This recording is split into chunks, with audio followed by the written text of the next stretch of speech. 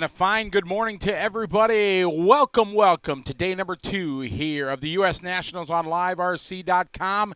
We are here in the Nitro Pro Broadcast Center. My name is Scotty Ernst. I'm here with my tag team partner, Tyler Hooks. And we had a thrilling day yesterday of qualifying. We saw all the fast guys running fast, some having a little bit of problems.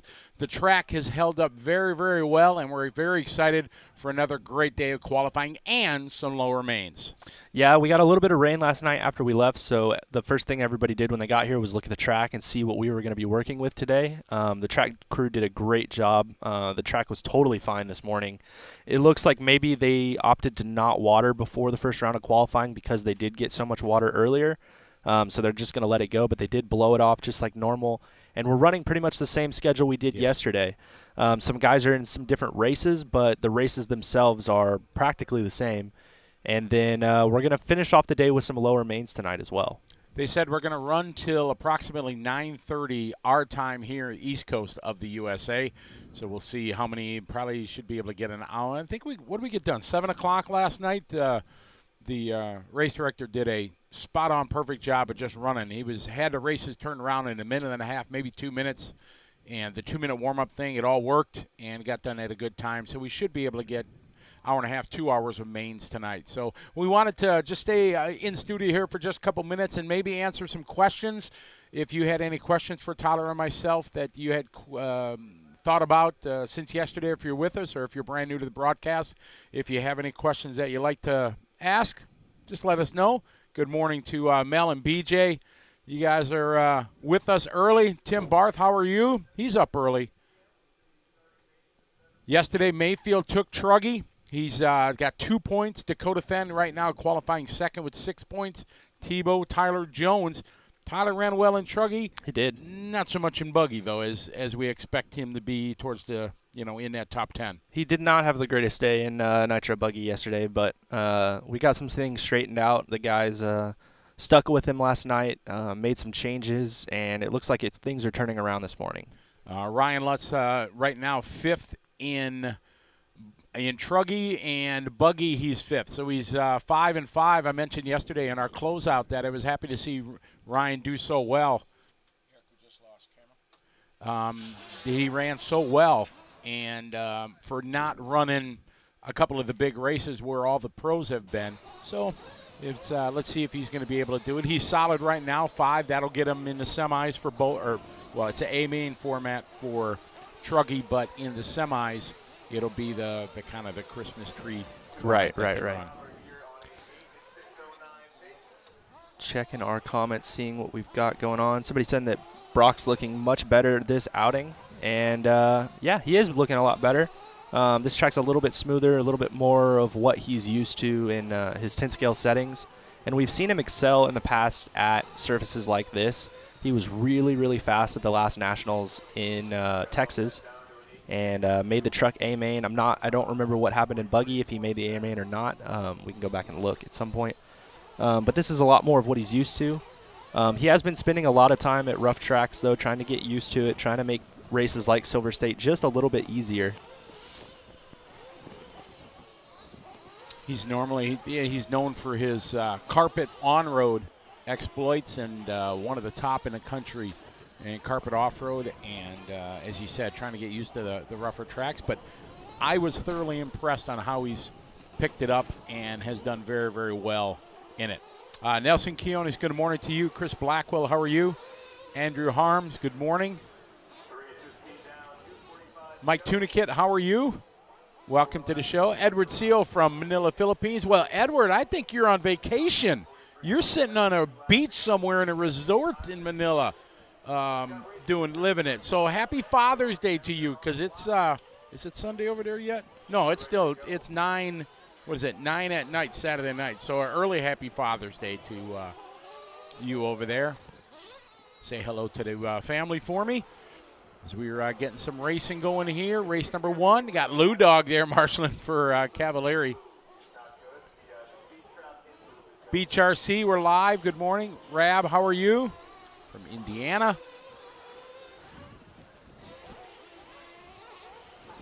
Drew Singer, good morning to you.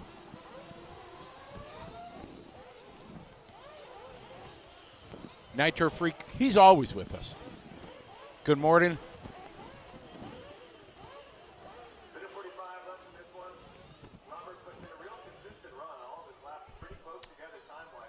So, Andrew, we appreciate your support. Saw us here in our Nitro Pro broadcast studio here just a few minutes ago. We'll be doing a bunch more like we did yesterday of broadcasts from here, chatting with everybody.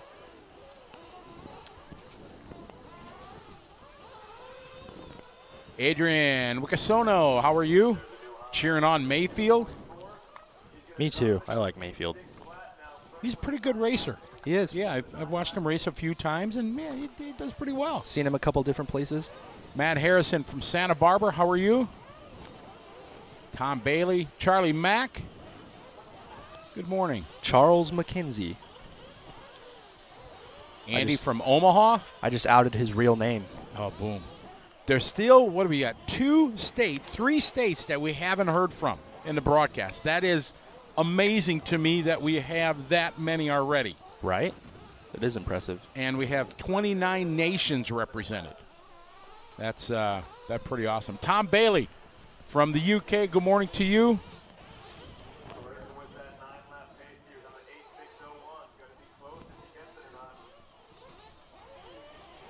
Voltaire Mabuhay Pare from the Philippines online. Oh, Charlie says, damn it, Tyler. Morning from Malta. Ooh, that's a new one. That's our 30th. I'm pretty good with my geography. I've said that, but I can't remember where Malta's from. Really poor with mine. So that was my favorite class in school, in high school. So was it like the only one you went to? No, I never skipped a class. Really? I never skipped. The fear of my father finding out. The wrath. Exactly. I'm trying to remember if I skipped on senior skip day. I don't remember if I did. I always went to class like when I wasn't racing. When I was racing, I did not. I used to get so mad because the way that they fund these school systems is so dumb. You only get all of the funding if the kid's actually in class. And I'm like, why is it my fault that I can pass your class and not be here? Why am I being punished? Oh, there's Mark Calandra. He got the best shirt on, the Run CRC shirt. I was going to tell you I saw it this morning. That's right after awesome. you talked about it. Hey, Mark, he can't hear me, but hi. Somebody must have told him. Yeah, maybe. That was awesome. I saw it this morning. I was like, I'm going to tell Scotty, and then I forgot. Oh, that's cool. We got it on camera. So, yeah, that was pretty cool. So did you know that Kevin's wife, Kevin the track owner, Kevin Muma, his wife used to be a professional ATV racer? Hey, there, look, scroll down. There we go. Look at him. Run CRC. Yeah, there you it go, is. Mark. Perfect. I'm sorry, I cut you off. Go ahead. Kevin's wife used to be a professional ATV racer. She rode Really? ATV nationals. Yeah. She No rode. kidding. Yep. Is that why they started the business here? That was part of it. Well, yeah, that's why they started Lost Creek Cycle. So Kevin was team manager for the Suzuki factory ATV effort. Whoa. And his wife was a professional racer, and then she became a correspondent. She became she did all the interviews and stuff during the ATV Nationals. I'll be darned. So she was like a Kristen Beat or the equivalent of that. We had a long conversation last night. It was really cool. You have a fan in line. Says the Nitro Pro banner brings out your eyes, Tyler. Aw, thank you. That was from Drew Singer. Oh, okay. Thanks, Drew. What about me, Drew? The Nitro Pro banner, is it slimming for me? It's my beautiful blue eyes, Scotty. They That's just kill everyone. Oh, my. Coach Nigel Townsend from St. Louis Dirt Burners Club. Hey, I've been there. I have not. Alan Horn, good morning. Big Al. Big Al's going to Loretta's. Is he? He's going to the Amateur Motocross Nationals as a vet rider. Okay, good Killing for you. the Good game. luck. It is really hard Crush to the qualify. hopes and dreams. Crush all the children. Yeah. Get them all, Al. Paul Parks, good morning to you. Guru RC, he's back with us. JP Sweek from South Africa. You know, we got a lot of people this show from South Africa. It's great. Here's Vincent. Demanche, he's from Cape Town, South Africa, joining us. Wonderful. David R.C.'s with us. Good morning. Francisco Alves de Silva, good morning. Chris Hamilton checking in from Pagosa Springs, Colorado. Do not know where that is. I'm hoping to go. It's in Pagosa Springs. Boom. Yeah, thank Nailed you very it. much. Good, nailed it. Chris Lee Master, Freddie Russell, good morning to you guys. Fred Costa is with us again from Brazil. Good morning. Good morning. Nick Van Galen from the Netherlands. Good afternoon to you. Guten Tag. That's hello, right? In German. Yeah.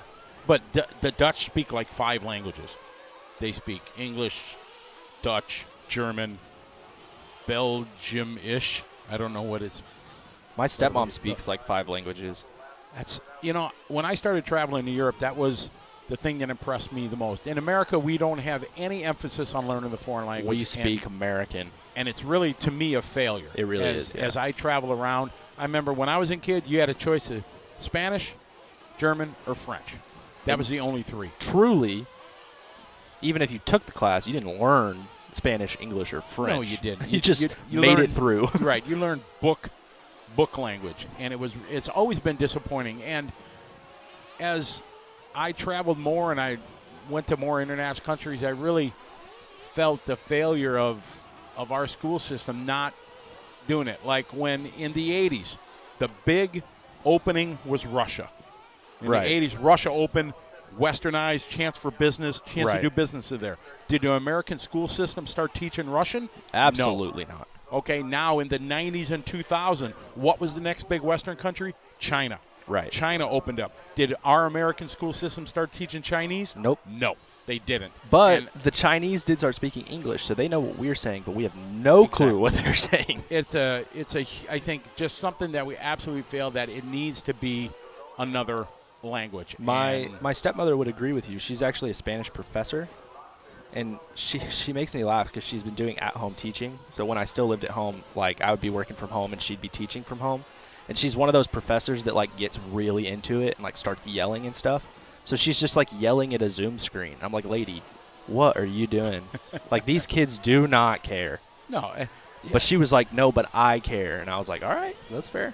Go for it. Yeah, absolutely. You yell at that Zoom screen. So it's disappointing. I wish I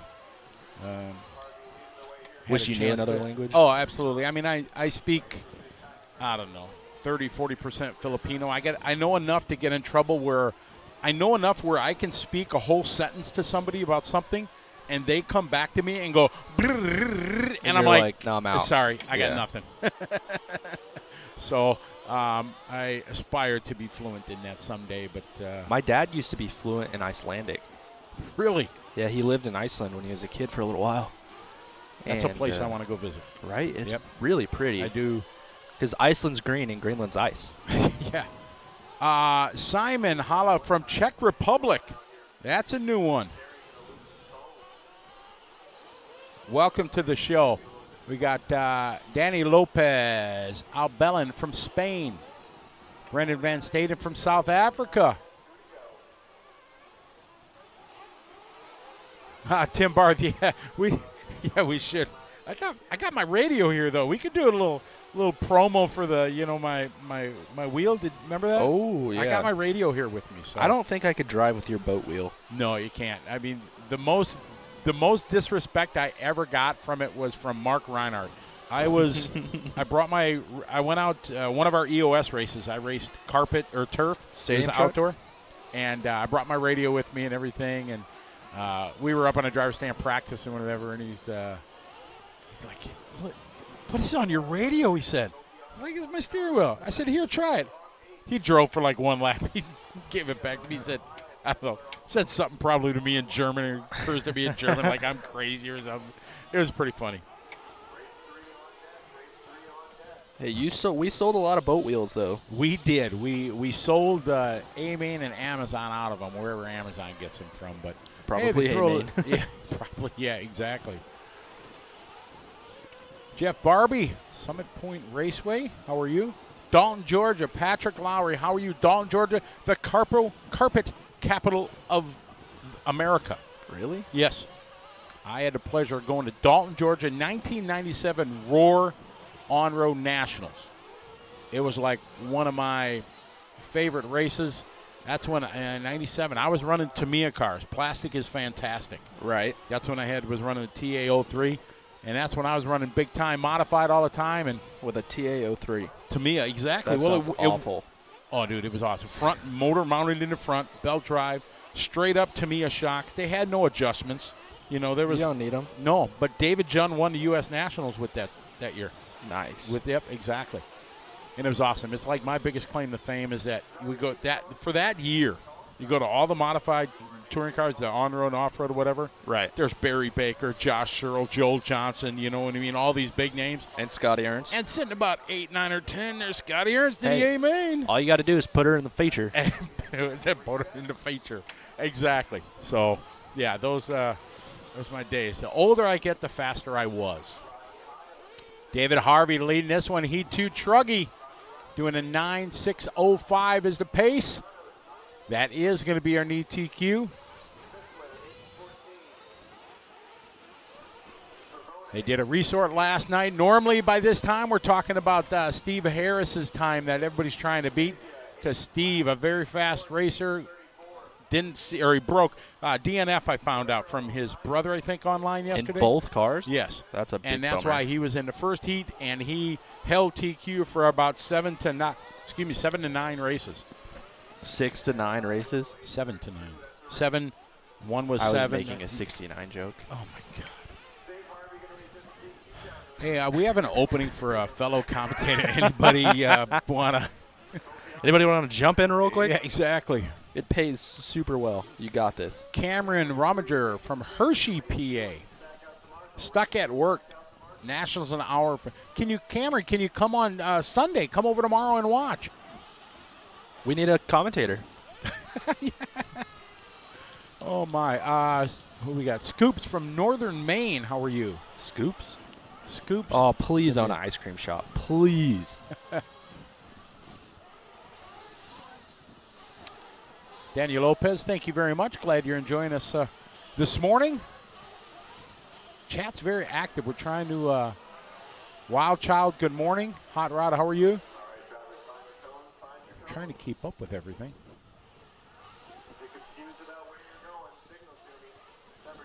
I think you're doing a great job. David C. says, I'm back. I had an emergency. My wife still had my credit card, and she's currently at Saks. Oh, no. So much for your RC budget. It's gone. I've been to a Saks. That place is crazy. Otterville RC Raceway, Otterville, Ontario. Morning, Mike. Tennessee in the house. Michael Purcell. Andy S. Hey, hey, boys.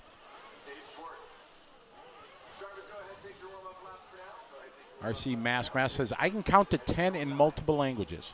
When I was in the Navy, I spent a lot of time in Japan. Dose. And Trace. I knew how to speak some conversational Japanese, where I could walk down the road and ask where the restaurants are, or how do I get back to the Navy base. And then when they started telling you, you had no idea what they were saying? Well, yeah, well, you can tell. If you're a foreigner and you're trying to speak the language, you can, the diction and the sound of your voice, how you say the words, they can tell you really not. Yeah, they just Not start hip with pointing, and then, yeah. Yeah, exactly. Japan, one of my favorite places to go to. There's no spiders there, Tyler. There's I don't no believe you. strange animals. That is a country you could visit. Absolutely do not believe you. It is a wonderful, wonderful place. Everything's so organized, and everything is respected.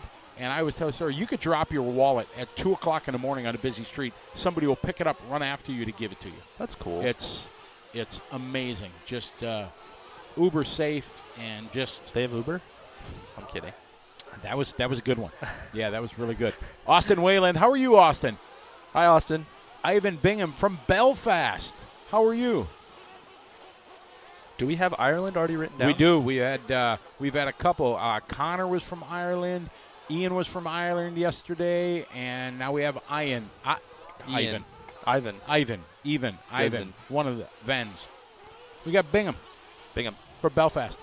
One of my best friends from high school, her last name was Bingham. Ed Woodard, you're going to make the trek from New York. Well, make sure you stop by the Nitro Pro Broadcast Center and knock on the door, stick your head in, and say hi. Seattle, Washington in the house. How you doing, Will?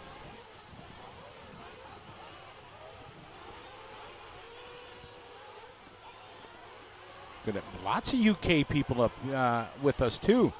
Ronald Cotrill from the UK. Ronald, do you race 8-scale buggies? Big welding. I bet you he likes to weld. There's a good trade, being a welder. I'd like to learn how to weld. You know who Mike Rowe is? Yes. I'm a big follower of him. Dirty Jobs? Dirty Jobs and his whole trade school program and everything like that. It's, I'm a big fan of his. College is not for everyone. No. It's for people like me who really don't want to do manual labor, like really bad. What's going to happen here in 10, 15 years when all these kids who don't want to sweat and work hard, we're going to need electricians and welders and, all that kind of stuff, the trades that are going to be. I thought that was really lame in my high school. Like, they pushed, for students like me that were, like, pretty good at school, they pushed college really hard. But they basically told all these kids that weren't really ready to go to college or really didn't want to, they were like, this is your only option or you're screwed. But they never pushed trade school. And I told the counselors that when I got done, I was like, look, like, the option you gave me works for me. Like, that's what I wanted. That's fine. Right. But you're not giving these kids that have a lot of potential to do something, any sort of option. And you're not telling them that they can make a whole bunch of money as an electrician or a plumber or correct, a welder, any sort of different things that they could do. It's like, help them. Like, do something. Like, they just think they're screwed. It's very, very, very true. And it's such a sad state that the schools have got rid of all their shop classes and all their auto tech classes and, drafting classes. All that stuff is pretty much gone from the schools. And, right. The skills I learned in my woodshop classes from Mr. Bullard, my woodshop, every woodshop teacher is missing a finger. Everyone. Any you people in the throbbing brain, all you guys out there around the world, if you had a tech school classes when you were in high school, if you had woodshop, he was missing a digit. There was one finger or half a finger or something No chance missing. he had all Eric, 10. exactly. Mine was Mr. Bullard, and he was missing a digit off his hand. That's just the way it is. Hey, it happens. Glenn Matthias is a tech teacher. Tip of the hat to you, sir. I wish all the trades would be back into the high schools where I know our junior high school and our freshman year, we had to take in junior high, 7th grade, I had to take a metal shop, 1 hour metal shop and 1 hour wood shop. And I still have the items that I made. I made a dustpan. I made a toolbox. I gave them to my mom. Yeah. As Christmas presents or whatever. And when my folks had passed away and we were cleaning out the house, I found the stuff I made. That's cool. It's awesome. I still have the magazine rack I made in woodshop, the paper towel holder I made. I made a huge chair in woodshop. Nice. Like nice curved arm chair and everything. I sat in it the other night down in my basement. Just like finished it up real quick. No, it's there. I've had it for all this No, years. I'm just saying, like, refinished it, basically. Oh, Like, no, it's still mint.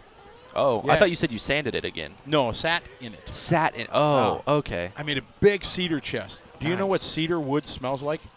I know that Nice wood smells good. Oh, man, it's beautiful. And I still have the cedar chest I made my later years in high school, and that was, a long time ago. not to alarm anybody, but I just started a fire in the Nitro Pro broadcast booth, but it's fine. Fire, fire, fire.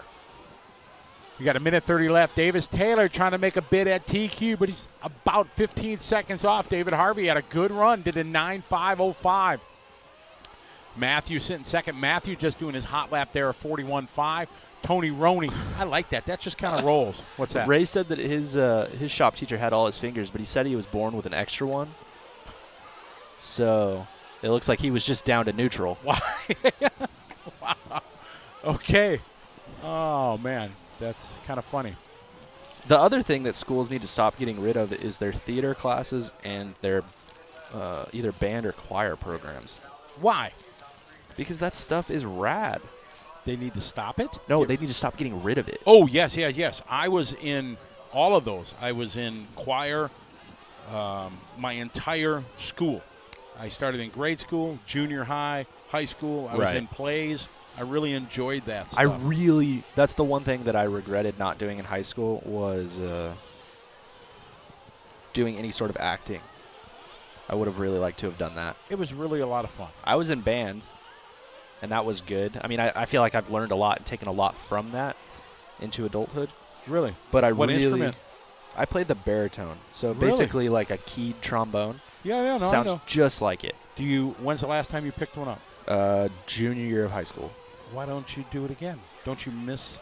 It's way too far gone now. No, it's not. No, I can read music still, but the all the muscles in your lips and everything, they just go away. They do, but you pick it up. My biggest regret is I did not learn an instrument proficiently. Right. My folks were divorced, and my dad kind of raised us. He was a truck driver, so he was always gone. So Boomer and I, we kind of lived by ourselves for a long time. Right. You know, in our 13, 14, back when, you know, it was okay to be alone at home when you were like 13 years old. Yeah. You could take care of yourself. So my brother Boomer and I, that's kind of the way it was. And I took trumpet. I was at my junior high school. I took trumpet. I took it for a couple months, but I didn't have that parent pounding on me, practice. You know, you got to practice. You got to practice. Right. And then I got behind in class, and then I just stopped. Yeah. Same with guitar. I took guitar, and I didn't have that parent to the diligence to like exactly. keep going. You got to practice. No, I don't want to practice. I said practice, and I didn't. And I picked up a guitar here during this COVID thing and started playing a little bit again, but I can't get the damn C chord, man. It's just like my wrists don't go there anymore. So I'm trying to pick that up and do that. I would have to learn more to try to play guitar or piano. Like, I can read bass clef, but I can't read treble. Really? So I would have to learn how to do it. And it's hard. It's all about the bass. It's the bass. really hard to, like, learn the other clef when you don't know it. So, like, to learn to read music is difficult. I was trying to be funny there. I got you. Oh, okay. Nicki Minaj right there. No. All about the bass. That's where they came from. No, that's what No, that was Megan something. Either Megan Thee Stallion or Lizzo. Megan Trainor. Thank you, Eric. He had our back there. Yeah, I don't know nothing. Oh, Travis was on it. Thank you, Our Travis. cameraman was on it. Yeah, good one, Travis. So Dave Harvey's time still holding with a 9.605. Great shot there from the TNR pit lane cam. There's Jeff Dagger down there. Jeff, a long-time on-road guy.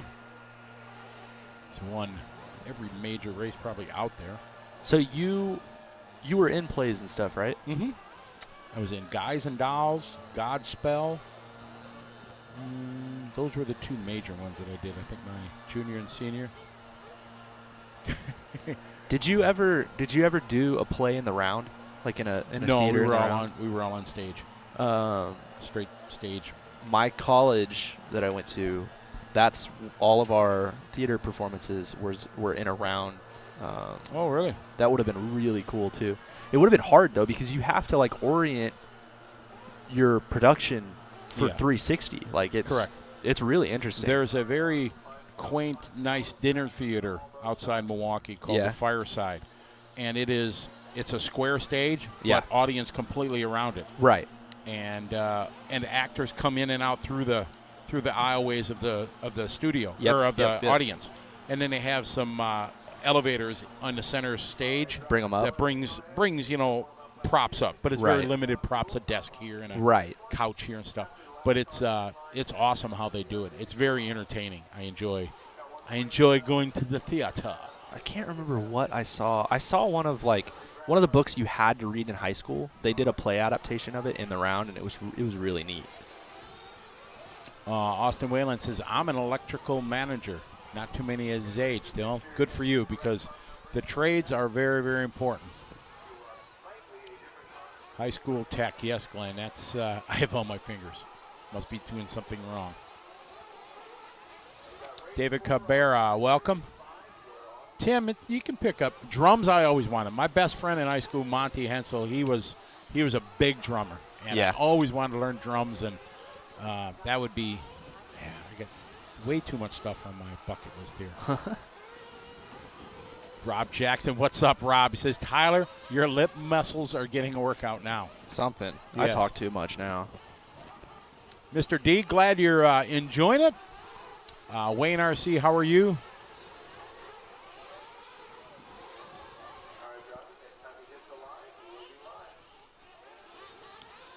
Jeremy Hall, yes, woodshop was awesome. Awesome.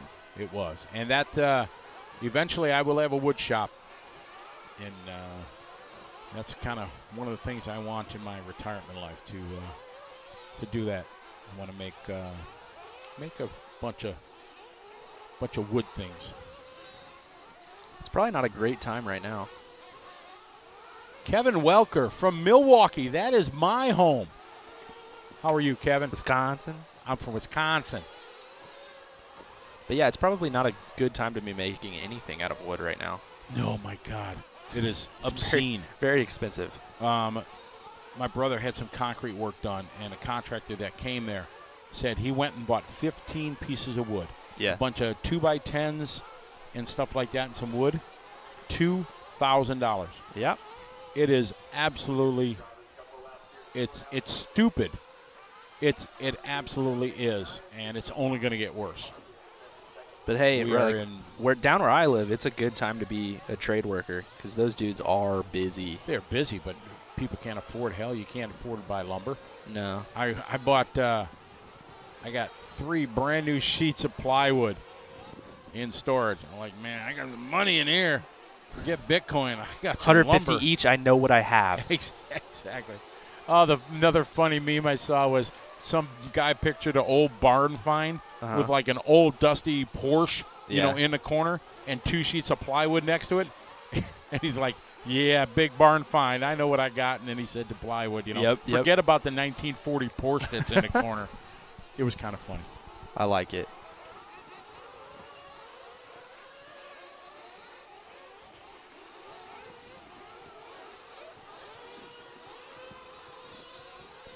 Drew Singer hanging out with us. How are you? Checking in from San Antonio, Texas. Aaron Nicewanger. Hi, Aaron. We'll be down there in a little bit for the Pro Series. Track looking good this morning here as we are on our opening lap of race number 4, heat 4 of 12 in our Truggy division.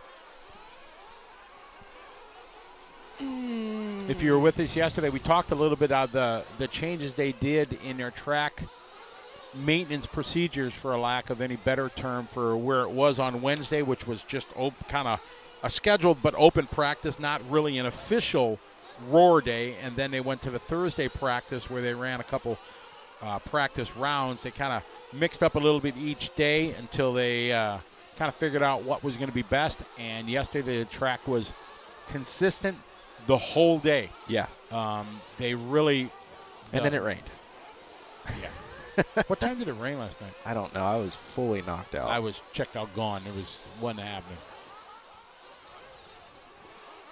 There could have been thunder and lightning, and they could have knocked the whole hotel down. I would have had no idea.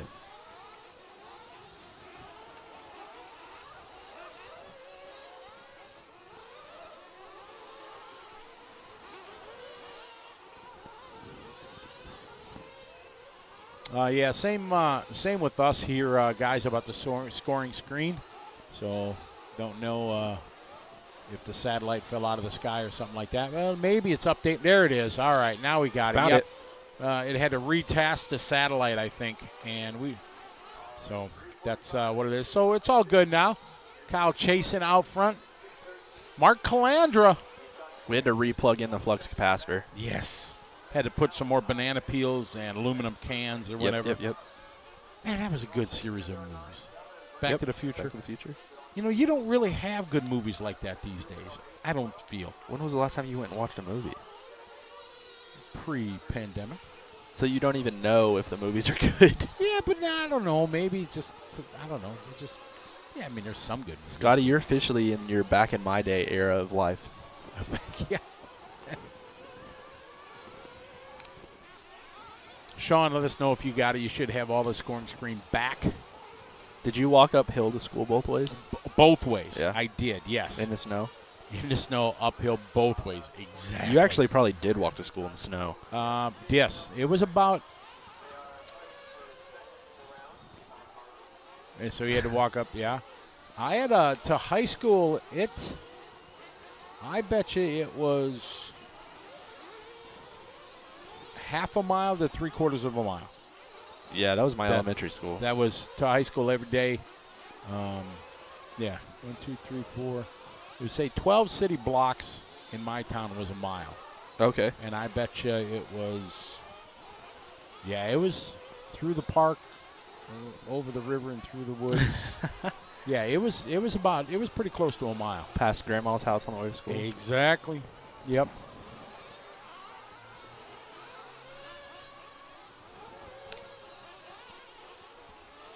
Out front, leading away. Kyle just doing his hot lap there, 40.6.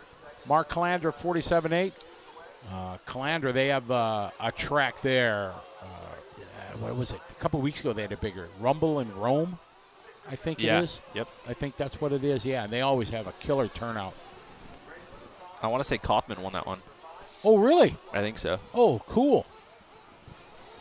Could be wrong, but I That's believe a so. cool family, the Kaufman family. Yeah, I talked to them yesterday. Very, very nice. They had some really good runs and some not so good runs. So cleaning it up today. I got some vitamin C gummies and an alcoholic beverage. Again? Yeah. Oh, man, she's like hooking you up. Yep. I was like, can I get whatever you gave me last time I walked over here? Because it was very good. She said, yes, but you have to listen to me rant. And I was like, okay. Listen to Mom rant. Yep. We are here in the closing laps of this one, looking to go 9 and a 6:13. Still off that time. David Harvey, a couple races ago, had a very, very good run, going 6:05. I must have messed that up a dozen times, if not more. The pace. I'm so used to 5-minute races. Also, by the way, never leave your alcoholic beverage in front of a racer's girlfriend because they will take it and drink it, and you come back and it's not there anymore. Somebody drank your White Claw? Yeah. Maddie Ostad, Seth's girlfriend, drank my other one the other night.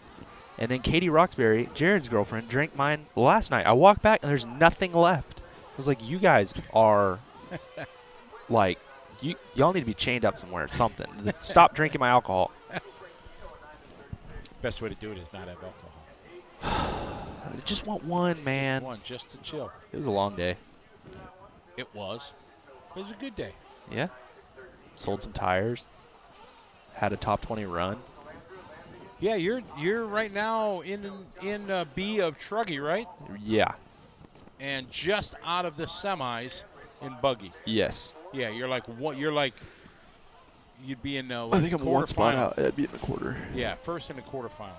Yep. So it's pretty easy. All you got to do is just step it up just a little bit. Just put her in the feature. Put it in the feature.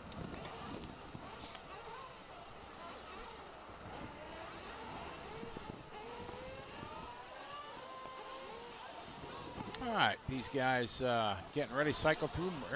Look at that. Mark Calandra setting an example. Kabam! First guy out there. I like it. Come on. He used to be a big-time on road racer. Yeah. Yeah, now he's kind of... They used to make their own cars, didn't they? They still do. 12 scale? Oh, yeah. Paint cars? They're like the 12 scale company. The. Yeah, that's Calandra Racing Concepts. They're, yeah, he usually comes to the Cleveland Indoor Champs, so hopefully we'll see him.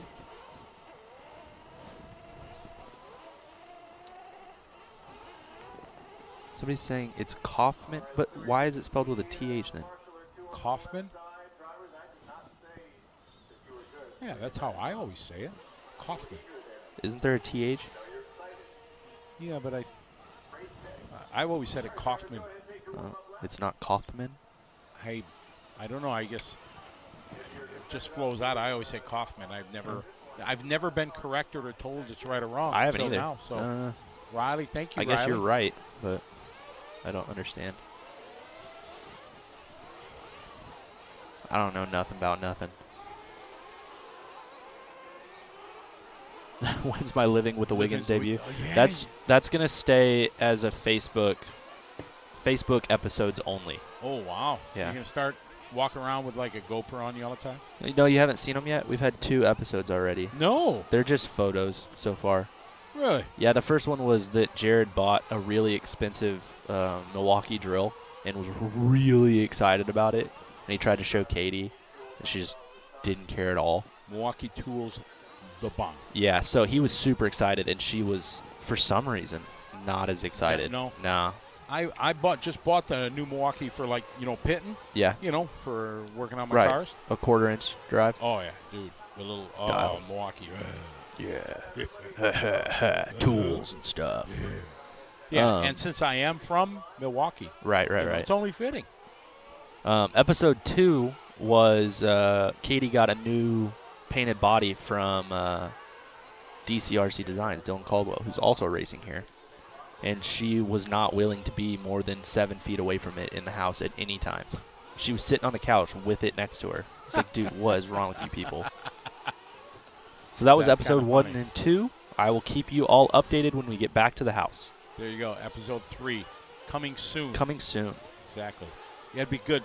The return from the Nationals episode where everything just gets thrown in and they're like, I was going to say not touch for a while, but Jared's going to want to practice, on Monday.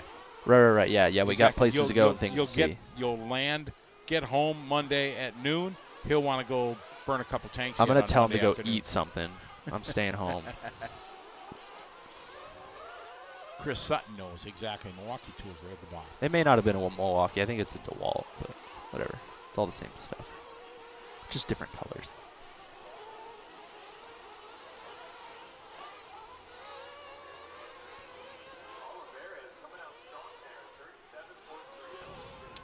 Sean Gramick, how are you? I love when guys get in the chat room. They're like, yeah, but we just drink hard liquor. I'm just like, yeah, but I just want like one White Claw and to not feel it the next morning. That'd be Oh, great. you really do drink White Claw? I don't like White Claw, but I like seltzer. Oh, really? I've only read about everybody that picks on everybody that drinks White Claw. I don't care, man. I don't know. You drink what you want. Yeah, just whatever tastes good. I don't want it to taste like crap because I need hair on my chest. Like, it's already there. I'm good. My manhood is fine. I put my pinky out. It was all good. Put my pinky out. Julian Oliveras, 38.3. That's a pretty good lap there for lap 2. I tuned Julian's buggy motor this morning. Really? Couple hours on the top? A couple hours on the bottom and the mid. Rob. Top is fine. No, actually, a couple hours on top. Damien. Hi, Damien. How are you? He's Wild Turkey 101. That sounds rough. It's like, take a swig of that. Smooth. See, stuff like that just seems so dumb to me. I'm out. Yeah. Just like, yes, it tastes awful, but I love it. Like, what? Who are you? You know I don't drink. I've never drank in my life. The only drink I had a flute of champagne in a limo for a wedding. Nice. That was the only alcohol I've really. Were you toasted? No, Not really, No, yeah. not really. But so I've never been drunk in my life, and all the guys are teasing me for my 60th birthday. Whenever that comes, it's a long way away. Yeah, no, 3 years. Hey. Oh, got him. They said I should get drunk for the first time. Yeah. And they said they want to do it in Vegas. No. Just keep it. Like, you've had this run. Just keep it forever. Run for my whole life of never drinking. I've never been drunk. Yeah, you drink a White Claw, probably not. Probably not. That's the whole point. Like, I'm not trying to get drunk. Well, the amount of people I've seen ruin their days, their weeks, their vacations, or whatever Yeah. because of alcohol, it just, no thank you. And I'm worried that I be an angry drunk. Why? I don't know. That's my fear, though. Just because you're a happy person? Because I'm a pretty happy person in life. My glass in life is always half full. Right. I'm very blessed. I appreciate the blessings I have, and I don't know. I'm just worried I'd be You like would probably this. just tell everybody how much you love them, which is equally annoying. The hanging on. Oh, I love you, man. Oh, you're the best. 2 minutes to go in this one. Julian, Cooper, and Caitlin, the top 3. Katie. Just call her Katie. I like Caitlin better, no? She goes by Katie. Katie? Okay. Yeah. For some reason, Roar likes the old government name. 1:45 to go. We got our first 10-lap run. Julian Oliveras trying to make it happen. Cooper just a tick off the previous TQ. A smidge. Katie about 6 seconds off that time.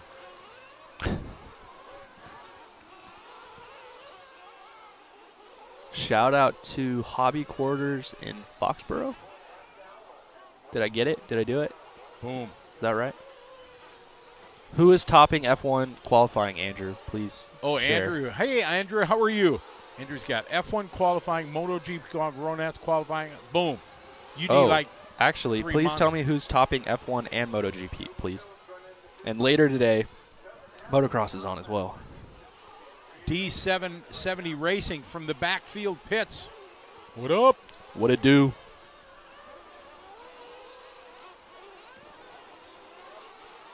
Nitro Freak, yeah. There would be a video of me getting Yeah, that getting would loaded. be a disaster. Yeah, that would be worth videoing. Yes.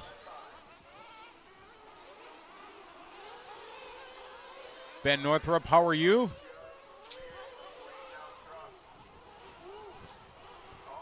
.30 seconds left in this one. Race 5 of 12 here in our Truggy division. Q3 here at the U.S. Nationals on LiveRC.com, presented by Lifetime Drag Race Systems, along with BeachRC.com, A-Main Hobbies, ProTech, Leadfinger Racing, and Lifetime Scoring. Also shout-outs to Nitro Pro J Concepts, VP Racing Fuels, TNR Fuels, a.k.a. Absolute Hobbies, all making it possible for us to bring you the Nationals.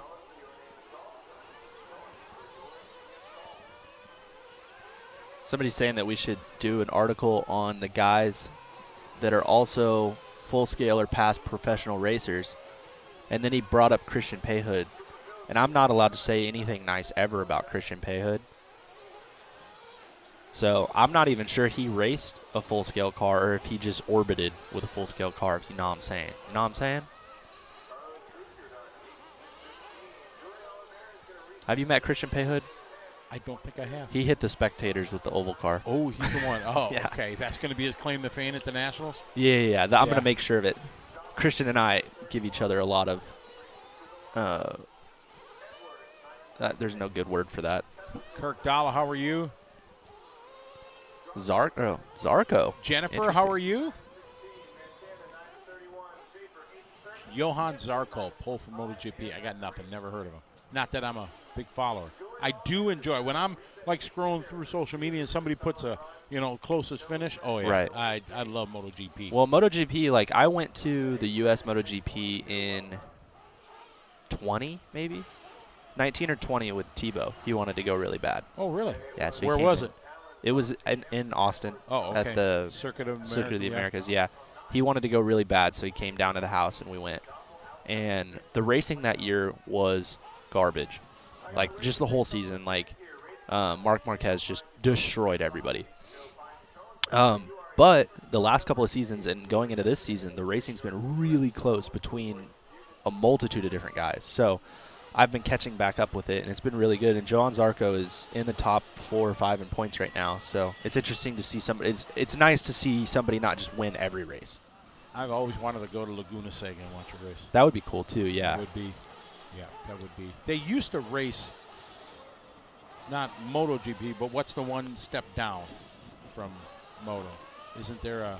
Like Moto America? I don't know. They used It to. was probably Moto They America. used to have, and I always remember when I was younger, which was a long time ago. Right. But, I remember seeing that through that corkscrew and everything. Yeah, because you've got your AMA sanctioning, not your FIA. Your FIA is your International Federation, but your AMA is your American Motorcycle Association. So it would have been probably AMA.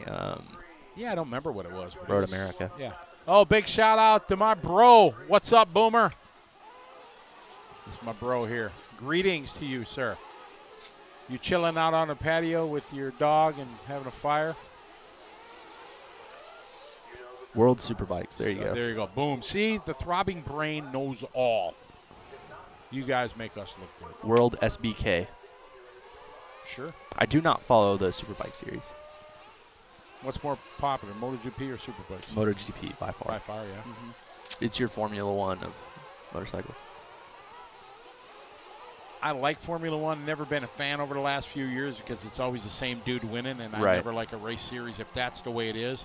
But this year, it's kind of mixed up a little bit. getting interesting, With yeah. Hamilton overshooting the corner there last week. That was That wild. That was awesome. Yeah. Because it was cool. Yeah, if the same guy's winning all the time, it's like boring. I'll turn the channel. I've liked it because, I mean, Drive to Survive did a lot for it because I really like watching. Even if a racing series like that is boring, it becomes a lot more interesting when you know the storylines. And like such and such team got 5th this weekend instead of 7th, even though they have less money than such and such Yeah, team. exactly. Then it gets a lot more interesting. So I've been pretty stoked. I always like listening to the announcers and hearing them and like the dude who does Formula One. I don't know his name. The guy. There's the one guy who's the lead announcer. Takes him off the grid. Right. And he announces for the first 25 seconds or first half lap, and then the next guy comes in. Your color guy. Yeah, exactly. So I always enjoy listening to them. Thinking, wow, I wonder if I could do that. I probably could. Wes Cowick said that Logan Cowick plays guitar really well, and he's got it with him. They're in the pits out there. Oh man, that would be awesome. He's a young guy. My brother used to play guitar when he was younger. Kirk Dow running some oval racing this weekend. Heck yeah. And Hope Cali, you make the feature. the feature. The feature. In Cali, would that be at Chico? There or Bakersfield. There's a dirt oval out in Bakersfield. That's right. I don't remember what track it was in Bakersfield, the name of it. But Jimmy Johnson is from out in that way, and he comes out. Not that Jimmy Johnson, another Jimmy Johnson. Oh.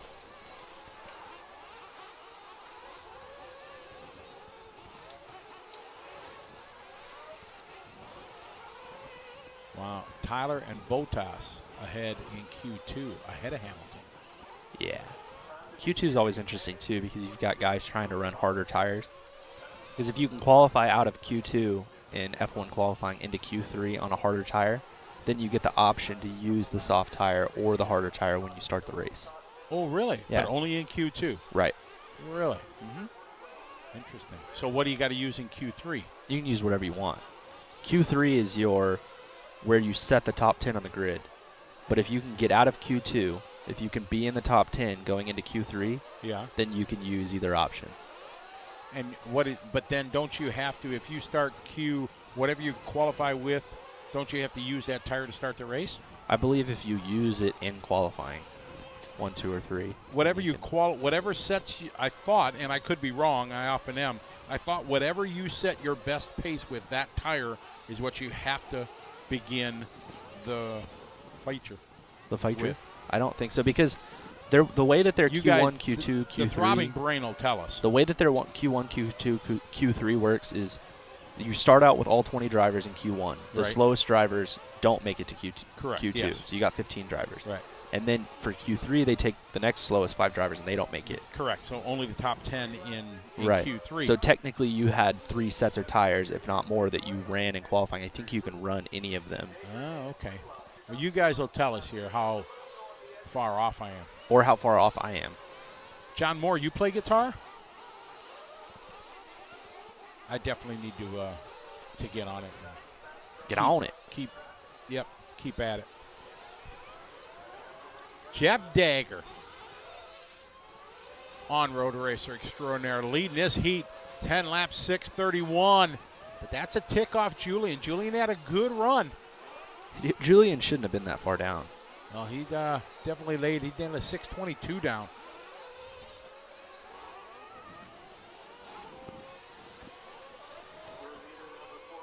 Andrew's here we go. Andrew, boom, he's got it. He's getting a set. No, only those who make it through Q2 into the top 10 have to start the race on the tires they use in Q2 to start the race. Right. So if you run the hard tire or harder tire and you get to Q3, then you can run that harder tire. Okay. Got it. It's an interesting strategy choice. Thanks, Andrew. In Bakerfield, ran Jimmy's last night. Carpet oval at TQRC, only carpet oval on the West Coast. I thought there was still a dirt oval out there. No, he's saying that it's the only carpet oval on the West Coast. Not that they only have a Got carpet it. oval, I think. Okay.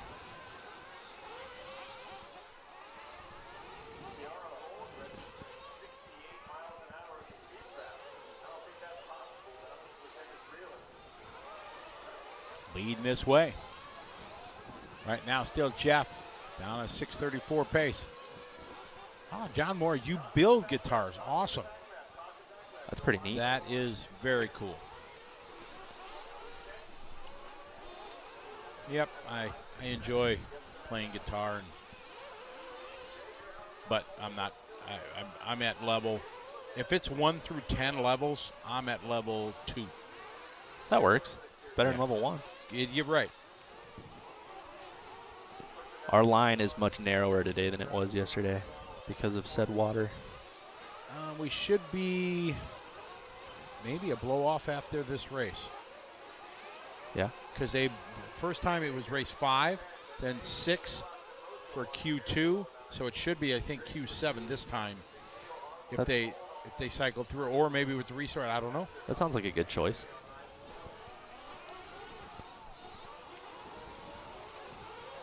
Tire choice, David, this weekend. Whoa. I don't know if anybody is set yet. No. I mean, everybody's still, I think, trying to find that sweet special hookup. Especially not today. Like with the temperature keeps changing, and right now it's cloudy. It hasn't been cloudy at all until yesterday afternoon. Yeah, this is the first morning they've had with this kind of cloud cover and cooler temperatures. We can go to our LiveRC.com meteorologist, Travis, to find out what our temperature is, and he will inform us of. I thought you were going to say to tell us what it's like outside, and I was going to say he's going to say it gonna rain. 79 degrees here at Oakland Mills. See, Travis, he multitasks. Cameraman, trivia guru, yeah, giving us trivia. And we're not going to talk about what this afternoon looks like. It might gonna rain. Shh, you're not supposed to say that. What? Ooh, it's like 30% at 5 o'clock, 40%, and then forget about it. Forget about it. I don't think we're getting lower mains in tonight. Bummer. Yeah, so it's going to be very. So tomorrow, ooh, it's going to be a long day. We gonna get to the features. It's the simplest things entertain me. I don't know why that is. Shane 107, how are you? Hey guys, Team Camel, morning to you. Is it 107 or 187? That too. I need glasses, man. I told you that for years. You have them on. Dude, with these glasses, I should be able to see into the future. I can see sound. Dagger going to take that one. 10 laps, 6:34. Just a bit off that time from Julian. Just a smidge.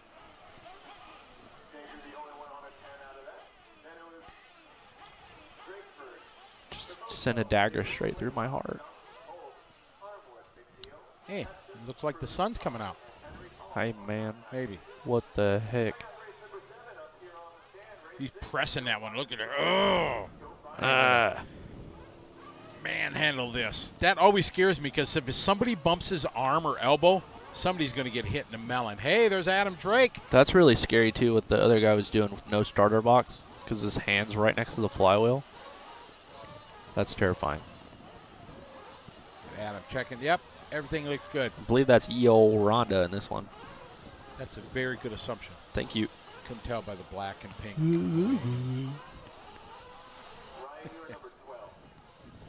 I went over and talked to Adam. Remember when Marshall was slacking and didn't marshal Rhonda's car at the last heat? Remember? I was not paying attention. Oh, yeah, you I were. may not have been here. You were. Oh. Yeah, when Rhonda on her last qualifier jumped after in the middle and the Marshall was just standing there, she was trying to get out, hits the pipe, spun back around. The Marshall did not even move. Finally, Adam came running out of the pit lane, maybe 15 feet out of the pit lane to go, and I thought he was yelling at the Marshall like, hey, Dumas, pick up the car because she's still racing.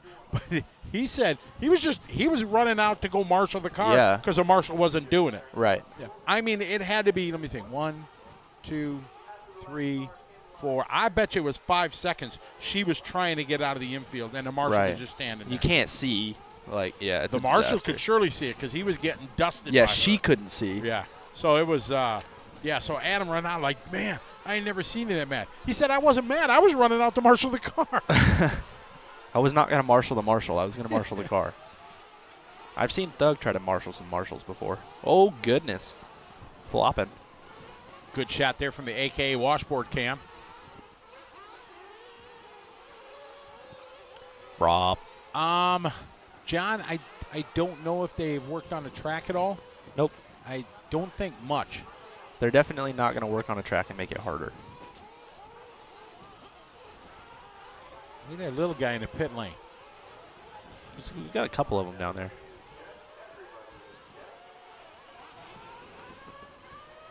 I always feel sad when you see guys who flame out whatever and their mechanic is not prepared. Is confused? Well, if you're going to pit somebody, you have one job: to pay attention and help your buddy. Yeah. And can't find I don't know where my glow starter is, all that stuff. Da-da-da-da-da-da. And stuff. J-Man from Australia. Good day. Good eye, mate. Throw another shimp on the bobby. Mate. You think they hate that? Oh, yeah, I'm sure. Yeah, exactly. They absolutely do. He just went They click. yeah. He's out of They here. also hate any reference to Crocodile Dundee. That's not a knife. That's a knife. Oh, my goodness. Crikey. I Yeah. hate that. What? Just whatever that was. Did you remember Crocodile Dundee? That You was never before- watched that? That probably came out before I was born. Probably, yeah, but you never watched it? No. Okay, you got to put it on your to-do list. My to-do Your, list. your research for our next broadcast. Let me watch something Australian that Australians hate. Come on, he was trivia like, questions. What do he Australians was like hate? the ambassador back in the 90s for, Foster's beer. Foster's? Do you know Foster's? No. Big blue can. Foster's, Australian for beer. They don't even sell it down there. It's marketed just for America to think. You go down there into a bar and ask for Foster's. They will set you on fire. Pretty much so, yeah, exactly. Put you out back with the big deathly spiders and Yeah. everything like that. Yeah, keep those things too. Yeah, big kangaroos that'll kill you. Yeah, Might. punch you in the face. You ever seen Kangaroo Jack? Yeah. Yes, I know shrimp are called prawns down there, yes, because they're huge. Yeah, those animals can all eat it. I'm going to get you to Australia, dude. No. Come on. Why? We'll go down there for a race. I want to organize an 8-scale buggy race. It's like America, but with big spiders. I don't understand. Yeah, but it's Australia, man.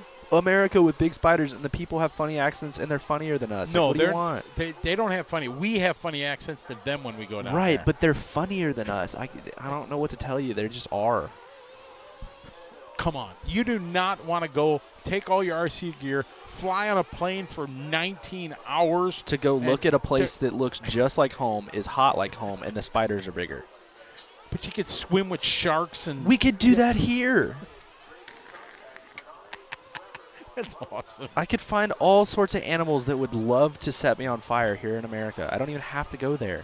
You save money. It'd be cheaper, right, not to? Yes. But the experience. The experience of what? Do you America even- on the other end of the world? Do you even have a passport?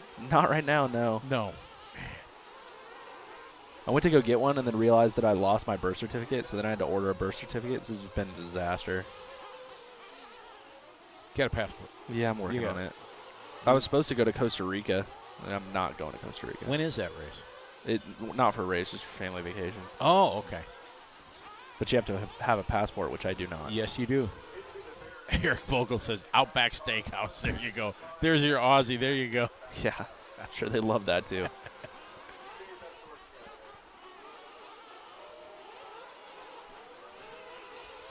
All right, Ashton Abdullah. What are we? No, it's not showing.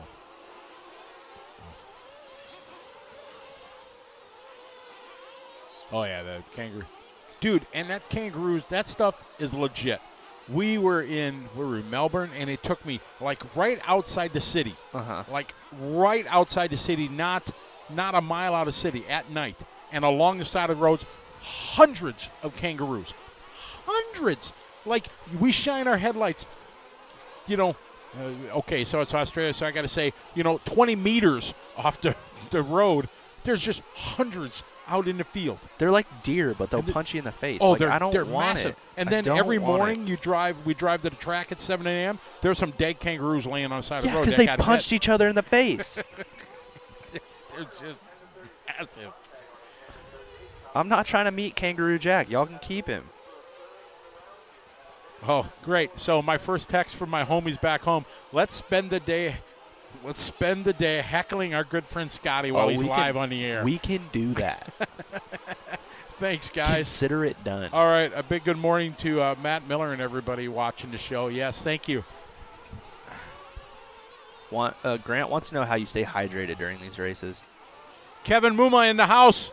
Hell of a job, buddy. We have a Muma. Well done, sir. Outstanding. Kevin is the owner. Him and his wife and his family own this amazing track and property and fun-filled festivity place because they got everything. And Playscape. Yeah, exactly. Dude, I went on a swing. You did? At the end of the day, yeah. Yeah. Thankfully, we're off camera and everything. Right. Yeah, it's Were we? yeah, were we? We'll find out. Yeah, exactly. It's fat guy friendly, so it's all right. Oh, that's good. Yeah, it was good. It creaked a little bit, but FGF, we're good. I only had to kick one kid off the swing. Yeah, beat it. Beat it, toddler. They have given that setup a workout out there. Yeah. I've got swinging to do. Get out of here, kid. Grant, I don't drink a lot of water. That's it. Probably we go through a few liters of water. More so now than when I was doing this every week. When I would announce a gig every week, I was more. I'm starting to feel it today, but we'll Are get you? through it. Yeah. Oh, no. I don't know if it's like allergies or not. Robbie from Belize. Belize? Belize? Where is it? That's No idea. He'll tell us. Little Island, is it off of? Our camera guy is being attacked by cicadas. Oh, my. And that's right. It's the 17-year infestation cicada year. Yeah, those things can also eat it.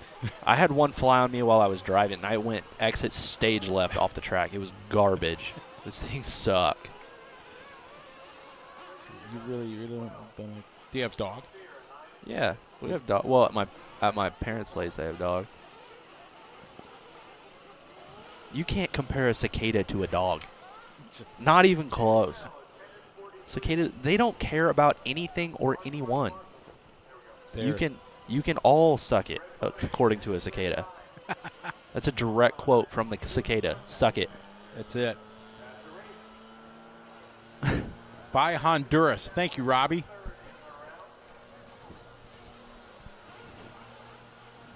Only place I haven't been to South America or Central America. I've been and the Arctic and Antarctica. Not like you, but Shane Smith, he's from Antarctica. At least he posts. Right. Yeah, exactly. me too. So I didn't know they had internet down there. Yeah. Got plenty. And his highlight of his day is watching LiveRC instead of going out in a minus 100 degrees. From his igloo? Would you, if you had a chance to go to Antarctica? Absolutely not. Come on, dude. That is an ultimate. To go to a place that, 0.001% of the population has ever been on the planet. Dude, how awesome would that be? Not that awesome when it's come that on. cold. Yeah, cold. You can bundle up. You can But to see penguins and walrus, you can see those at the zoo. You can, but it's not the same. Looking through them, glad you can be up close and personal with them. Well, depending depending on how soon you want to get arrested, you can get up close and personal with them at the zoo. You're right. You can. Yeah, I would love to. A friend of mine, Rick Wong, lives in China. He went to Antarctica with his family. They went on one of the expeditions. You can, if you fly to South Argentina, then you get on a ship, and then they'll take you to Antarctica, and then you get on little Zodiac boats and go ashore. You want to know what I just heard in all of that? Your buddy Rick paid money to fly somewhere and then get on a boat and then get on another boat to freeze his balls off in Antarctica and then leave. Yes, he did. You can't stay there for very long because you'll die. Well, yes, I'm sure, but during the time, it was probably the warmer time of the year when it's there. So instead of being minus 100, it's probably only Right, so you can be minus- there for 15 minutes instead of 7. I guess. Great. Yeah. So that is on my ultimate. When I win the lottery, I would love to do that. You're on your own. You're not going to go with me. No, So absolutely so when not. I win the lottery and I say, Tyler, all buddy, expenses pal, paid. Exactly. First class And I'll say, can to you Australia. all expenses paid me to stay on my couch. Yeah. Scotty, we'll save you half of what it'll cost you. Yeah. Just give it to me and I'll stay home. We'll Give it to save me. you some money. Yep. Oh, my goodness. You can send me some. We can FaceTime. It'll be cute and fun. Steve, yes, we know Shane does not live Yeah, in we're Antarctica. pretty down well aware. Yeah, exactly. Shane and I live on the same street in Antarctica, wherever the hell he lives. Every broadcast that we do, no matter where we are, when we shout out from where you're from, Shane's from Antarctica. He's probably going to change it up, say from the Arctic, on our next show. Yeah. Or maybe he's there now. He's just, What are you talking about? He lives on the moon. Oh, my. Ron from Temple City, California. How are you? There aren't any cicadas in the Antarctica. All right, I'm on my way. Yeah, See there you later. go, Dan. Dan Cuglietta. What's up, buddy? Long time no see. Hope you're doing well. Oh my Kevin Klein, you'd go with me. goodness. All right, let's do that. That would be awesome. Yeah, y'all have fun. I bought a lottery ticket a You couple did? weeks ago. How'd it go? I did. Yeah, not so much. And now. Yeah, no. All right, I gotta go. I will see you later. What sir. race are you in? I am in 11. Okay. Gotta go balance my tires. All right, do that. Remember, don't suck. Don't suck. Thank you. All right, on. Oh, Shane says you can stay at his house in Antarctica. He has a house. I didn't know. I thought there were only tents there or igloos. But, yeah, well, thank you.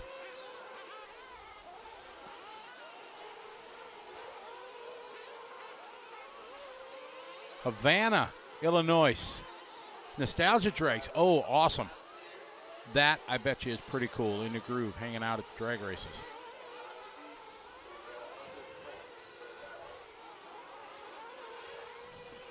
All right, leading the way. Brandon Rose. He had some good and some bad yesterday. Hopefully today's all good.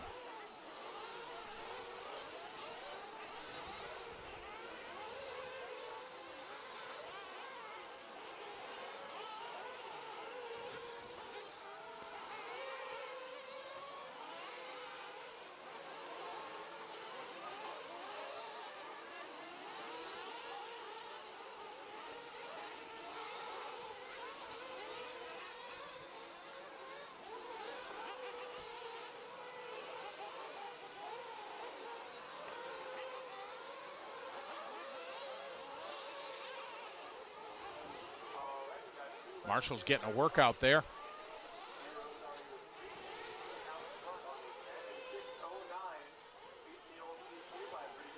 Yeah, we got to get Tyler out traveling. We got to get him. Got to get him to do some travel. Let's see. All right, Brandon Rose leading the way. Brandon on a 10 lap, 6:09. All right, so this is the first time Julian's time has been challenged.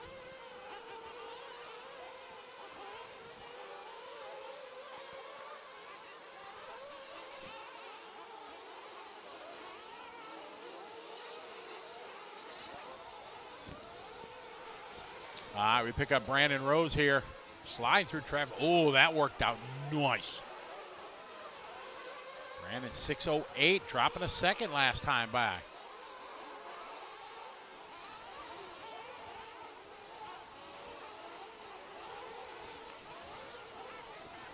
Nice shot there from the AK washboard cam. Pick up our leader right there. Oh, sliding around. That's a sketchy corner there. Hard on him. Oh, a nice pitch and roll there from Brandon. Just keeps it punched, a little bit of traffic. Brandon trying to be a team player in Marshall. Doesn't really lose much time, and he gets through all the traffic. So now he can stay in front of these guys. He's going to be, oh, there it is, absolute six-pack cam. I like it. All right, so Brandon now clean track. Let's see if he can just lay it down proper. Downhill, uphill, coming up to step up. On that little off-camber. Bunch of off-camber sections here at LCRC Raceway. 2021 U.S. Nationals here on LiveRC.com, presented by Lifetime Drag Race Systems. Oh, that was nice. Almost a 4 he went through. There's T. Roy Weber, one of our marshals. Good friend of mine.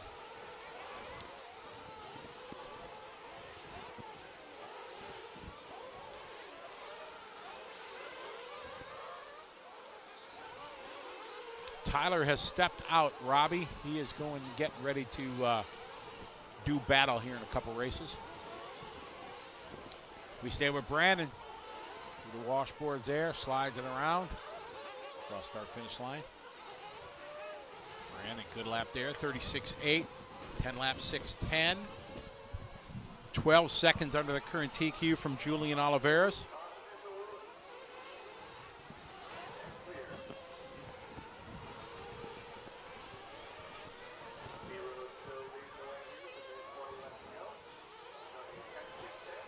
Morning, Bob. Bob RC in the house. Oh, ooh, nice save there. Last lap was a 36.8. This is going to be a 37, maybe 6. 37.4. That's close.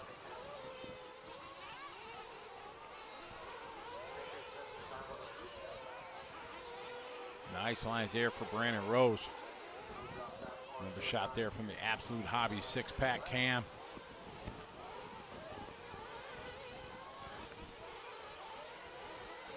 Good lap here from Rose. Maybe going to knock that back down to a 6:10 pace. Let's see how he finishes this lap here with 30 seconds left on the clock. Wow, good setup. This is going to be a good lap. 37.2 keeps him at a 6:11.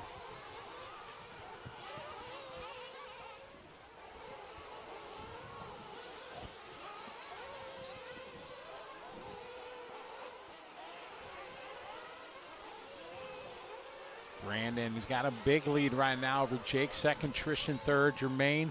Jermaine's finally having some better luck. Yesterday, not so much. So Brandon on his final lap. He's 6:11 last time out. Let's see if he drops the pace at all. Nope, maintains a 6:11, so a good run. That's going to set TQ. Oh, and he sends it.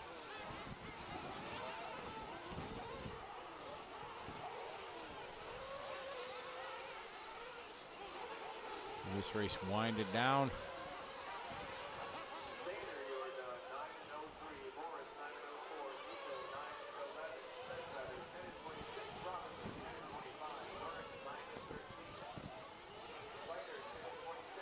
Here's Troy. Truck looking really good. A good run for Brandon.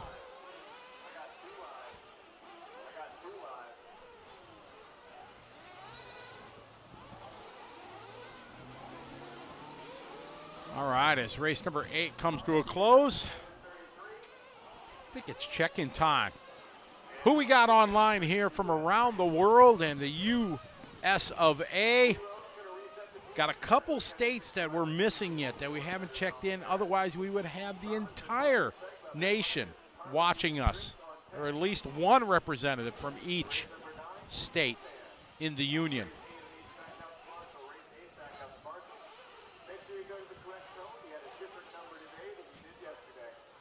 SXVIA, yeah, in Asia, it's pretty cool. You go to races, yeah, you don't have to marshal. It's pretty cool. We got Sweden in the house, Italy in the house. Wonderful. Boise, Idaho, how are you? Kevin, we got John from Charleston. Wayne from West Virginia. Johan Grant, how are you? Colorado Springs, hi, Justin. Hunas from the UK, Malaysia, still with us. Thanks for being with us. Singapore. Hey, Singapore. That's our first Singapore. One of my favorite places in the world to go to. Love it. Yakima, Washington. John's with us again. Alabama. D. Saw, how are you? Scott Foster from Australia. Fall Rivers, Massachusetts. Michigan, hello Slayer. Mel Marks from Colorado. Robbie from Phoenix, but on vacation from Belize. Nice. Adam, they're running so many different. Brisbane, Australia, Jason. Man, we were supposed, one of my best races I've ever had or organized was at Brisbane. I was just talking to the guys there from the England Park track by email last night. You ever been to that place, Jason? Yeah, but if you got to work and you can enjoy the broadcast here on LiveRC, that's kind of cool. All right, Ron's going to come by, check us out tomorrow. Nice. North Carolina. Jason Brawley.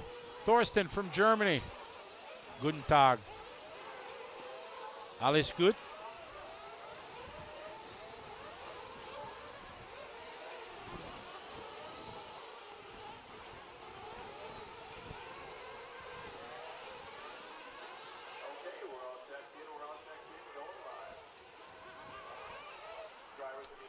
Soft, super soft is kind of the mix, some S3s.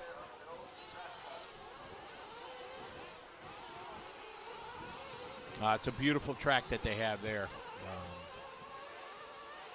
Oh, J-Man, that's awesome. That's just, I'll be back there.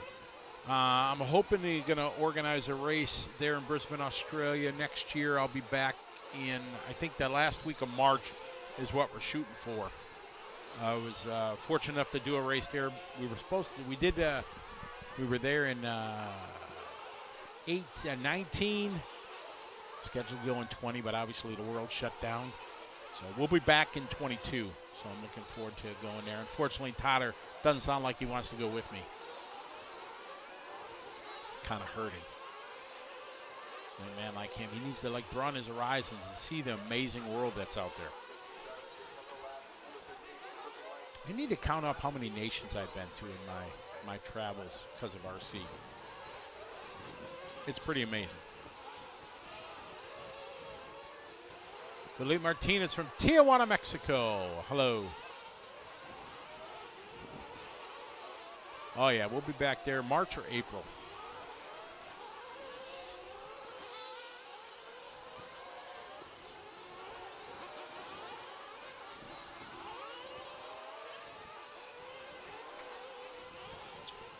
Right UK in the house. How you doing, David?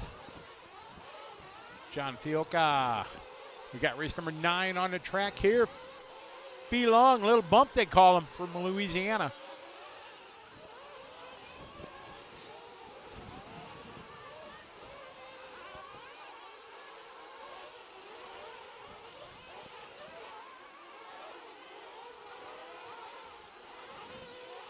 Sometimes the thing we hear off air, off microphone, you just wonder what you walk into sometimes. Yeah. All right, we got a little bump out front.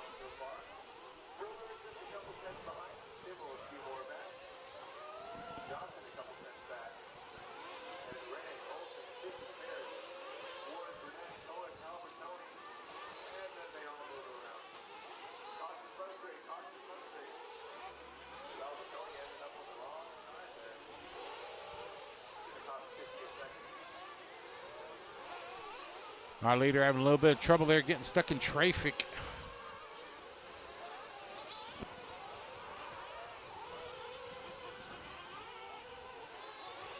Adam, some races, yes. Oh, delivered. And look at that sportsmanship. Well done. Contact made. He waited. Give that spot back to him. That was outstanding.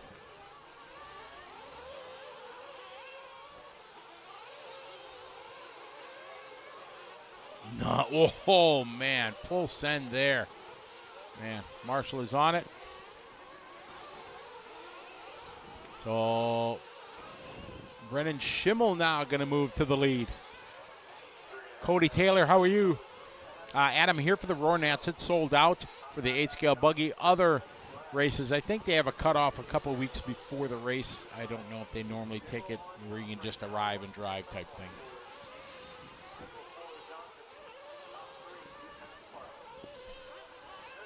I got 2:30 to go in this one. Brennan on a 10 lap, 6:17. Not a TQ road. Brandon time's going to hold. This is our, what do we got? D sort. They did a resort yesterday after 2 rounds of qualifying. Oh, there's a good shot. Absolute Hobbies, 6-pack cam.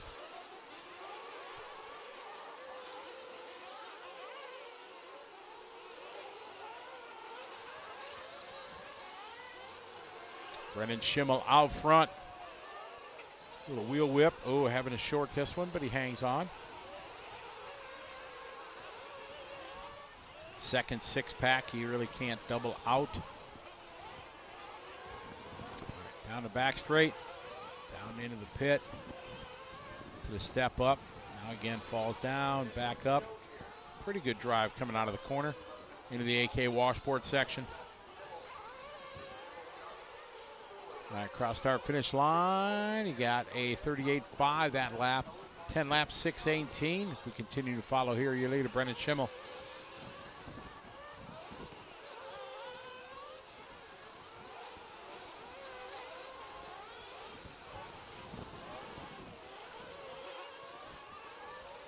Adam, last lap, 38.2. Caden Fuller, a tough lap there, 42.2. Gunner, 38.4. Donnie Ward, 38.3. Paul Chickarillo, 37.8. David Olson, 38.3. Steve Harris, 38.6. P. Long, another tough lap there, 40.9. Enzo Albertoni, 41.5. Cade, a 38.7. Logan, 38.6. And Chris doing a 38.9.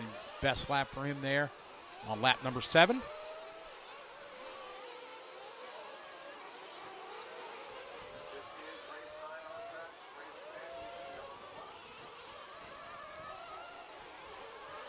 Adam, yeah, you can. Your roar number is still active. You just gotta resend it. I did the same thing when I had to renew mine this year.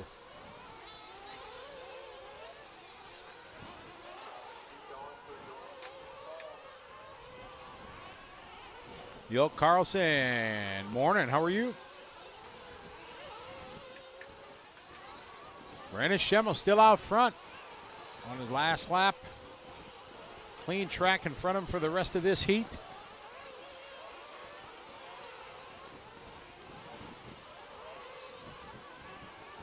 Nice line coming off that back straight.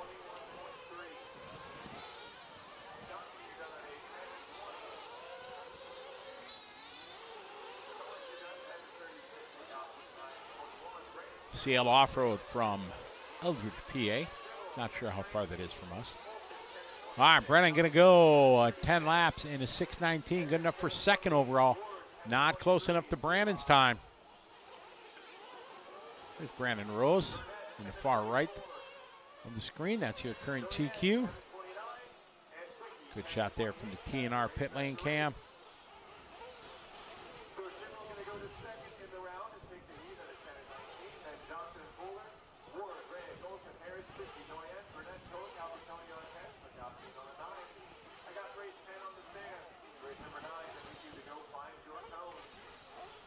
All right, Group 10 coming up.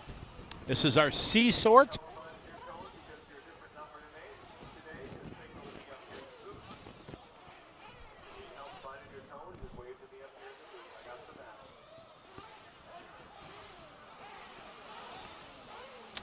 Robbie, I think it was Kevin Muma, the track owner, is him or his team or his team did it. They're the ones that did the track layout. Nitro Fig, yeah, that's a good reminder. Hey, everybody, make sure you like our page here. That's a big help to us to spread the love that we have of RC racing. So if everybody can hit the like button, hit the subscribe, all that good stuff, it all helps us share the hobby that we all love, because obviously you all love it just like we do. So by clicking the like, subscribing, all that good stuff, it's a big help. The David, 12:35 a.m. in Melbourne, Australia. Coffee's his friend. Nice. I've been to Melbourne. I just had a memory pop up of being there, and big football game I went to. Big round arena. I don't remember what the name of the venue is that was there, but I'm sure you remind me. And the team we were cheering for was yellow and brown was their colors of their jerseys. I don't know who that was.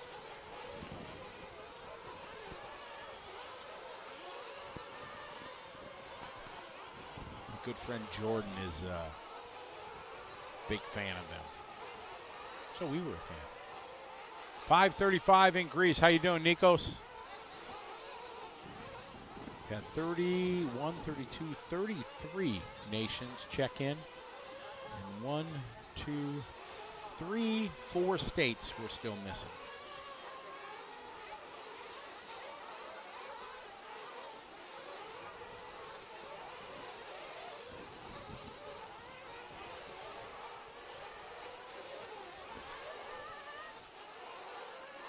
Who's MCG? What is that? 2 guys posted MCG. That doesn't do me no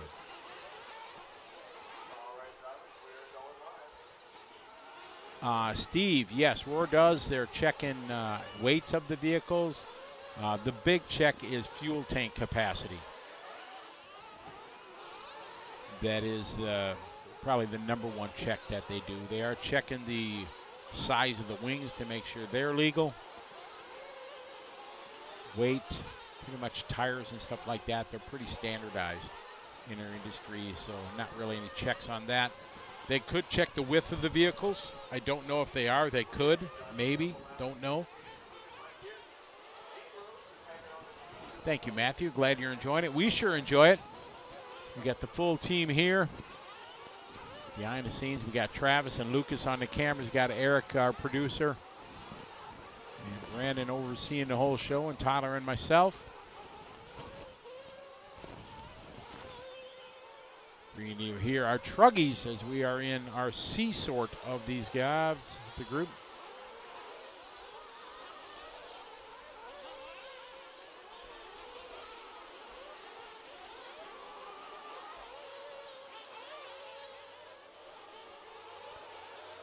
My new phrase is Danny Detloff is the best guy ever. That's my new phrase of the day. Oh, that was a nice pitch at the 180. Dylan Caldwell out front. 10 laps, 6:11. All right, now we're making a bid for that TQ. Brandon had a stellar run. Only like one kind of tough lap in Brandon's qualifying run, but he's doing very, very well right now. Holding on. Danny dialed to Detloff, maybe. Camden Lime. Rocking the S-Works 37-0. We follow Caldwell around.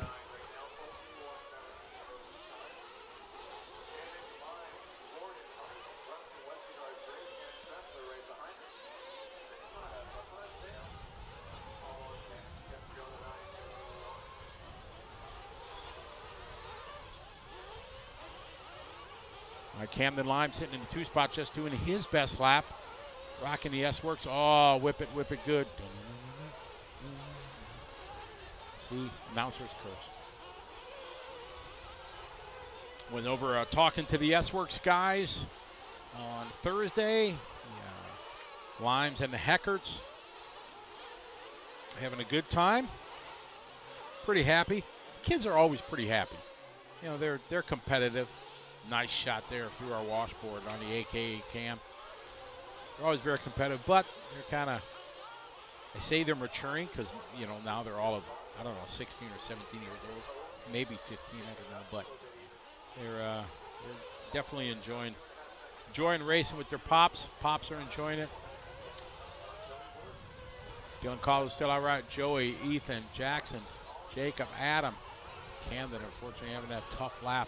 He lost 3 seconds, but he dropped 8 spots on the grid.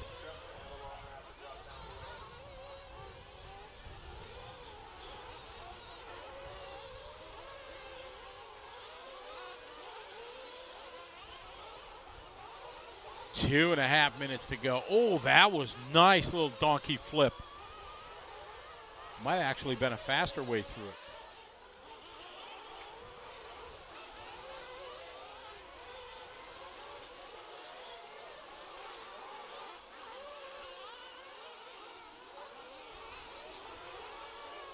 All right, Dylan having a little trouble through the six-pack.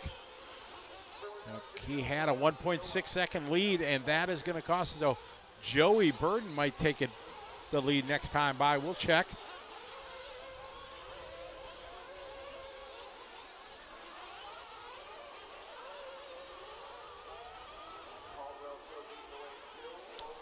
Caldwell last time by was your leader. 10 laps, 6:10 TQ time under Brandon. But I think that's going to be gone. We'll check it this time by. Dylan across the line falls all the way to fourth. Joey Burden going to take over the lead.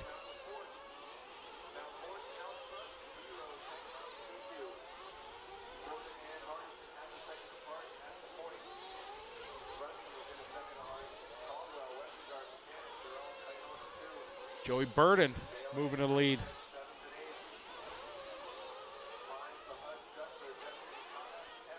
Joey on a 6:12, so Brandon Rowe's time is safe for now with 1 minute to go.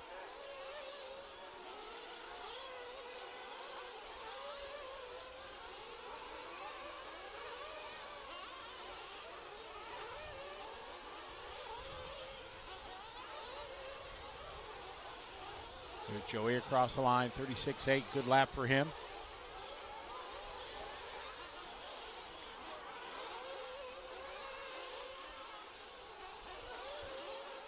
Through the second six-pack. Rolls out of that last one.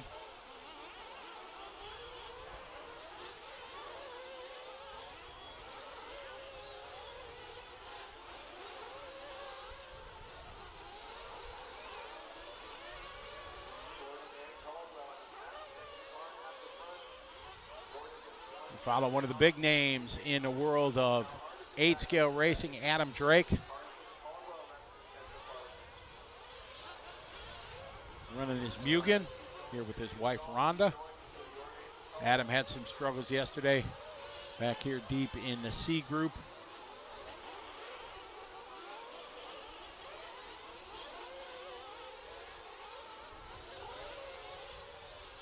Adam across the line. Adam with a 36.7. Going to give him a 10 lap 6:16. Adam woes it up, lets them guys go by.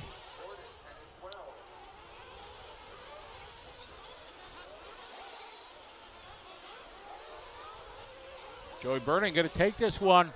6:12.4, so not enough to take that TQ from Brandon.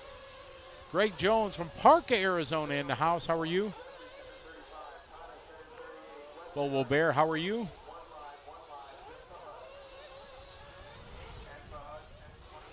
Guy coming in hot. We got the B-Sort coming up. There's Mr. Hooks, mechanic of our man Tyler.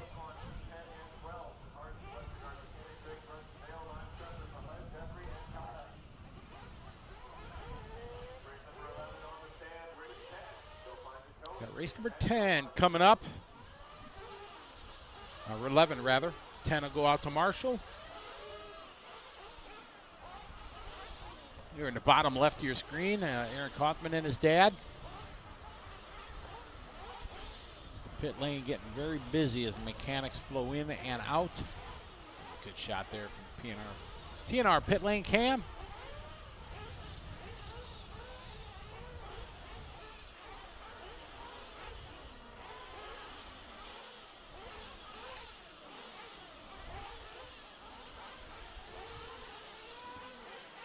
Race 11, this is our B group after our resort. Got some big names in this one. Jared Wiggins, Seth Van Dalen, Ryan Cavalieri, Jay Jellin, Cole Toller, Lee Setzer, Mason Fuller, Tanner Denny, Tom Renderneck, Austin Wick, Tyler Hooks, Brock Champlin, Ryan Pavitas.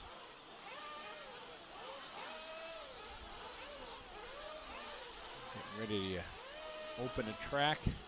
These guys get basically 2 warm-up laps is how it breaks out. Oh, that's a good shot.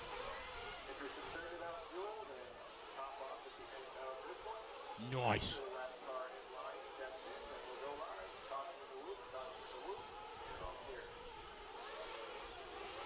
Send it saying Seth for the win. Who's going to take this heat, guys? Who's it going to be? It's going to be Jared. Rendernick ran pretty strong yesterday. Ryan Pavitas, too. Don't count him out. He might be last in this one, but he's been doing very, very well over the last few races. Making the A-main straight up at the Silver State.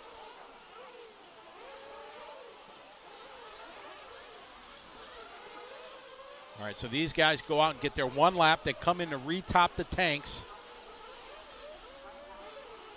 Yeah, it could be that one dude that does well in this one. M. Shadow cheering on Denny. I see Kevin says the GOAT, Mayfield. There's Adam Drake out there marshaling. I'm not allowed to say his name, John.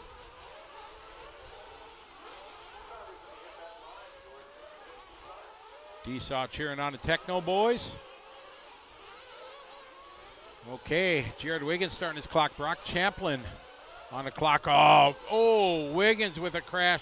Looks like Champlin right behind him. Yes. Ay. That is going to make for a long 6 minutes. Champlin just falling apart on this one. 2 crashes. Never count out the wisely veteran of Ryan Cavalieri. With the young gun of C.J. Jellin.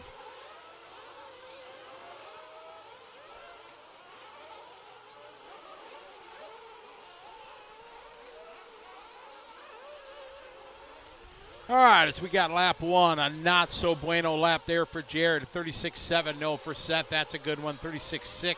Cavalieri 36.5.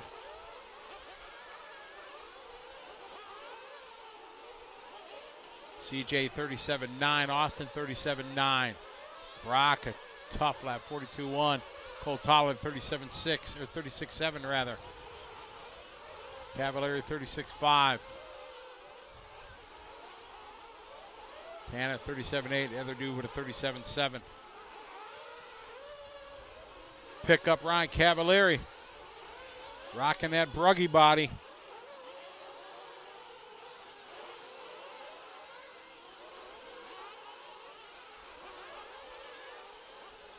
This is our B-Sort here in our Truggy after 2 rounds of qualifying.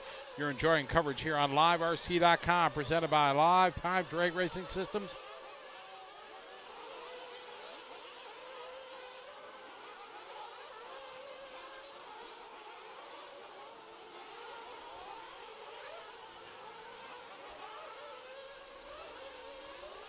TQ right now is a 6.11 from Brandon Rose.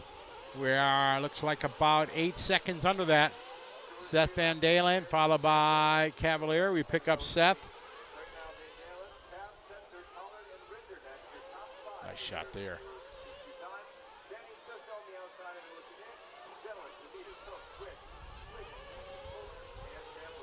Up the hill to the step up. Back down the hill he falls. Nice slide there from the AK washboard cam. All right. Nice. Teammates here giving each other room. I like it. I like it a lot.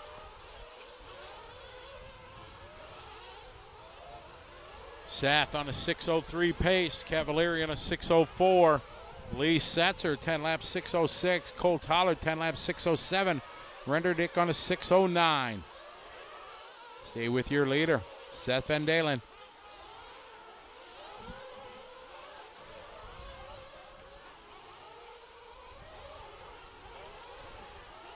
Just past the halfway mark of this one.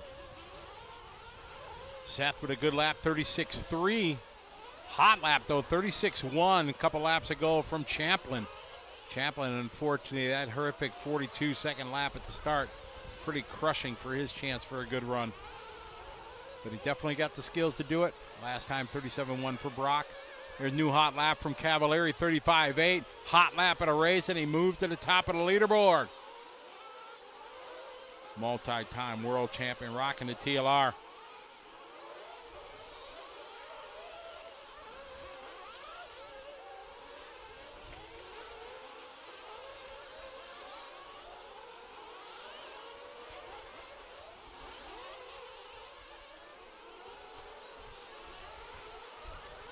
Down to 2 minutes left to go in this one. Got Cavalieri in your top view. Seth in the bottom. Seth now back to the top. Both on a TQ tie, separated by 4/100ths of a second. See what Seth's got this time by. Last lap, 36.3. This time by 35.8. New hot lap in a race from Seth. Here's Cavalieri, 36.1. Advantage by 0.3 to Seth. We got 1:20 to go. Got some traffic coming up here for Seth.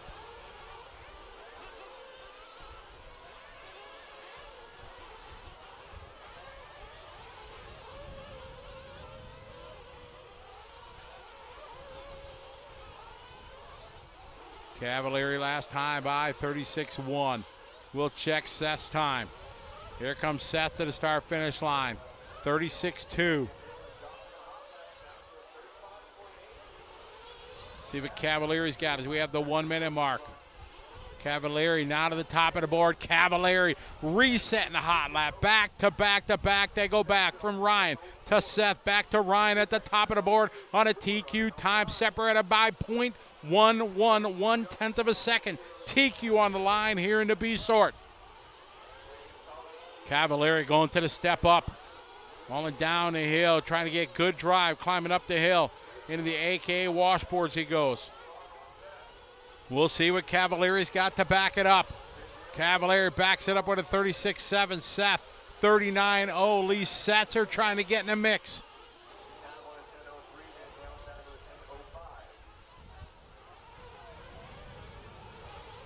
Cavalieri, Seth, Lee, Rendeneck, Mason Fuller, the other guy, then Cole Tollard, CJ, Ryan, Brock, Jared, Austin, and Tanner.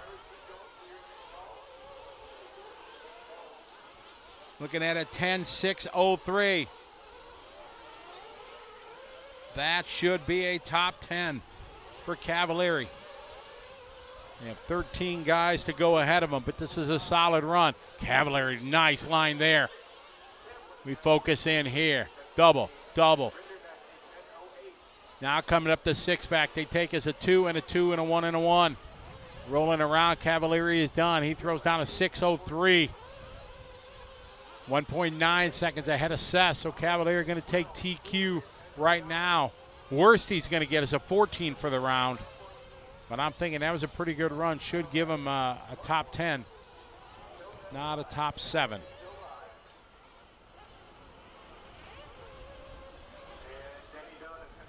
Cavalieri followed by Seth, then Lee Setzer, Tom Renner, Mason Fuller, Tyler Hook's going to get a 6 out of that one. Cole Tollard, 7, CJ, Ryan, Brock, Jared, Austin, and Tanner. So a good run there for Cavalieri. Now the big dogs coming up.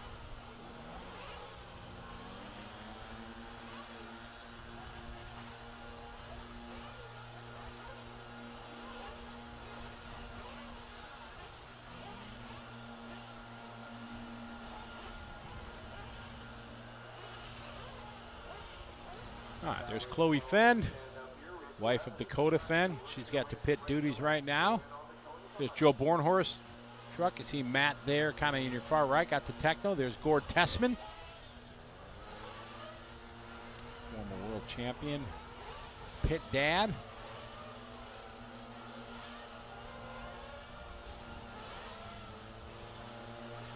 All right, who's going to be the top dog in this one, you guys? Who are you guessing? We got Ty Tessman, Ryan Mayfield, Dakota Fenn, Jared Tebow, Ryan Lutz, Spencer Rivkin, Joe Bornhorst, Aiden Horn, Spencer Heckert, Cole Ogden, Aaron Kaufman, and Tater Sontag.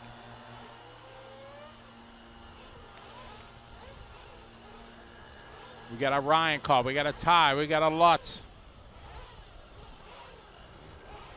We got a Mayfield. We got a Ogden, a Tebow.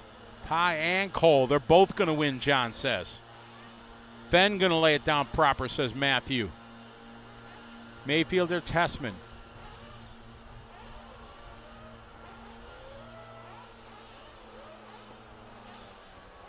David Black says Tessman. Mark Atkins says Ty. Ty's got a lot of fans in the chat room. Bob says all Tessman. Yeah, there's a Tebow. Justin says Tebow's got it. Ian's always cheering for Born Horse. How you doing, Ian? Richard, a Tebow fan. There you go, Trevor, going for Aiden. Yeah. Alan Horn, I want to know your pick. Who do you think is going to take this one? Alan Horn.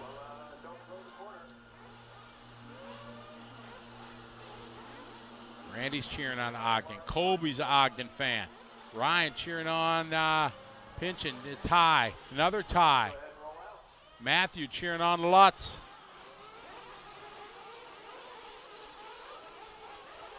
Vimla saying it's a Testman.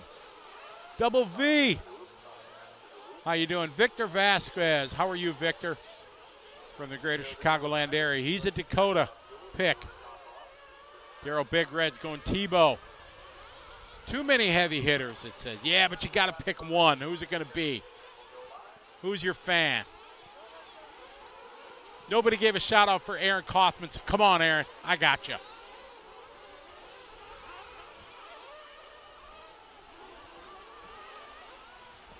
Jason Reedy's like, it's all right. It's Mayfield. All right, a lot of these guys coming in. Going to get a little splash of the tank. Ricky's a Charlie Sawanka fan. Yes, so am I. All righty, here we go. Hit the big dogs.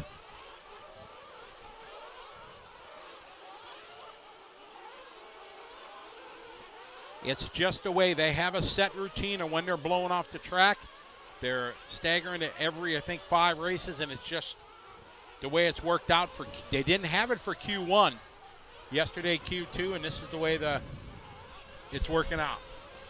That's all I got to say about that. I don't know how. Yeah, these guys in truck didn't get water until this round, or they didn't get it blown off until this round. In truck, in buggy, they got it in round 2. All right, here we go. Tyler's back. I'm back. Yes, no, maybe so. It was pretty good. Yeah.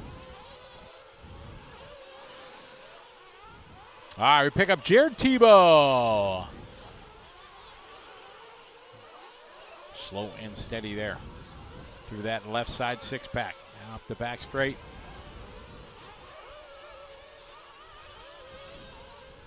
His car, or his truck rather, is so smooth it doesn't look fast. Right. It's just like steady.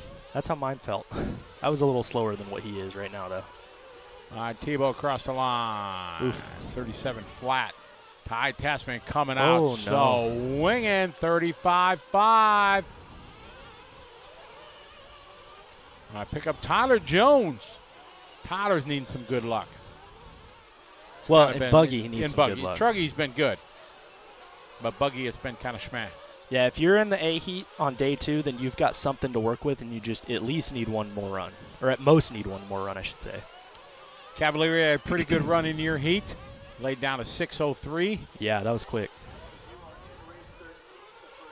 Oh, looked like Jones made a mistake. Woo, up on 2 wheels. Dakota Fenn back to the front. Mayfield, it's changing every time. Tyler Jones looking strong as we follow him. He's in 3rd spot. See what he's got coming across the start-finish line. This time by. Jones falls at a 5 spot. We're to 36-2. Truck is really close this weekend. These dudes are going fast. Pick up Cole Ogden. 3rd place driver right now. Working his way onto the front straightaway. Drops down to 5th. It's bad when a 36-2 drops you down the list 2 spots, because it did it to Jones, too. It was like very, very good laps. We could only dream of doing those. Us mere mortals. That was probably my hot lap.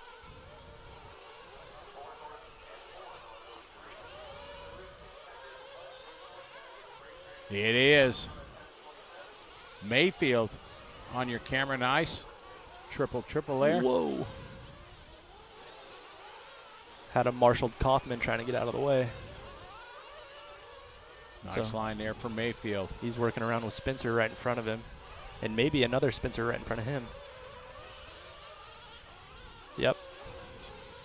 Heckert and Rivkin right in front of Mayfield. Mayfield with 0.6 over Dakota Fenn. Through the AK washboard section they go. It looks nice. Nice. Nice. Halfway there, just past the halfway mark, because we got Mayfield on point. 11 lap. Mayfield's got some stuff to worry about right in front of him. It looks like Rivkin's trying to find a way around Heckert. Rivkin gets hung up. So now traffic directly in front. Rivkin lets him go. That is very good sportsmanship there. Respect from the friends and world champs. Exactly. Heckert also really good friends with Mayfield. We pick up Dakota Fend. Dakota Fend, a tenth of a second out. 6/10 now behind Mayfield.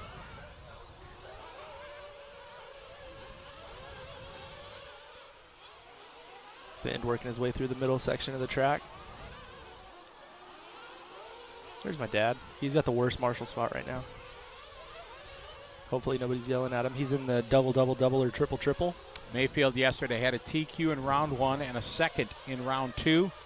It's looking solid then. He Dakota to the front now with a 35.2 on the last lap. Dakota Fend 6 points overall so far. He had a second and a fourth.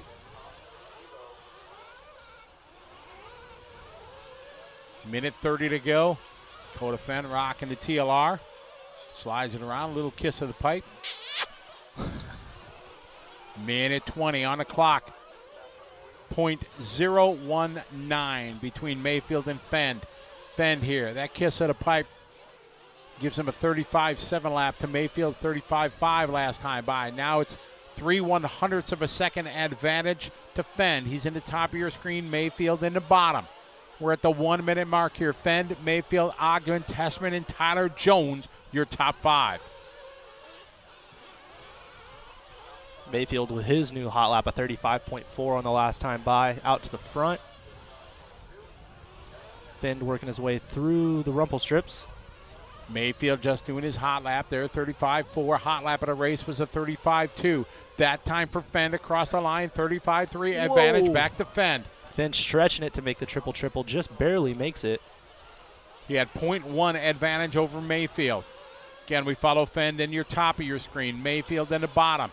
Mayfield now coming over the front side chicane, little roller across the start-finish line. Last time 35.4, this time 35.8. .2 to Fend the advantage as they complete lap number 9 for Mayfield. Fend, always the last one kind of out of the pit lane. He wants to be the last one to finish. He's going to come around, complete lap number 9, this time by. Still the advantage for Fend. 5/1000ths of a second. It's all going to be determined on the last lap. He's the last one out of the pits and doing an 11-lapper. He'll be basically the only one out there on the track with Mayfield to finish out their last lap. This one's coming down to the wire. We follow our top 2. Mayfield in your bottom of your screen. Dakota Fend in your top. A little bit of traffic there for Fend. Mayfield clean track. Mayfield just punching it, sliding it around. He, last time by for him, was a 35.7 lap. They got a lap and a half yet for Fend. Fend coming across the line, 35.7. Advantage still. Mayfield now this time by 1/100ths of a second. It's all coming down here to the final laps. Oh, trouble in front. Oh my man. God. Those dudes are all done. What are they doing? Man, oh man, that is going to jam these guys up. Mayfield coming across the line. What has Mayfield got? Mayfield 36.3. That gives 4/10ths to Fend. Fend is a little bit jammed up there in traffic as Dakota Fend, the last one to finish through the AK washboards. We're full screen coming to the start-finish line. Oh, he got it. Fend going to take it there by 0.8 of a second on the final lap. Wow. So it is Dakota Fend taking Q3, Mayfield to 2. Jones going to get a 3 for the round. Tessman a 4, Ogden a 5. I called Cavalieri was going to get a top 7. He got 6. Seth Van Dalen gets a 7. Joe Bornhorst an 8. And the screen is gone, so that's what you got. Man. That wow. was good. That was good. That was, yep. 35.4 on the last lap, running into 2 cars. That's kind of good. That is kind of good. So let's see if we got an update here. Not yet. They're still waiting for everything to tabulate, and we'll give you the current standings. That boy good. That boy is good. See, that's my stat that I always kill it at. John Moore pointed out. Tyler, 99.110. Consistency. That's not nice, but it's Noise. But you were talking about hot laps more impressive, so I just left it out.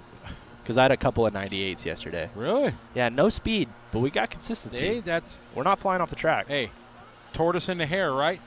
Yeah, I was rolling around with Tanner Denny. He was a little quicker than I was, and he had made a bobble and was nice enough to let me kind of get going. And then, unfortunately, he made another bobble, but I appreciated getting a little bit of track room. What do we got us?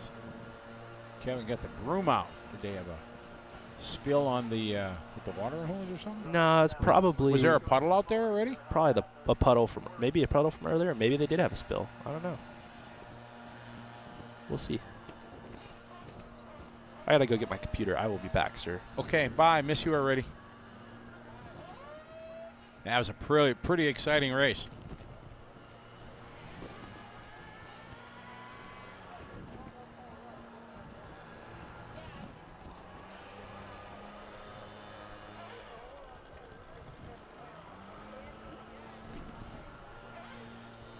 Tyler's happy. He got a 16 for the round, he said.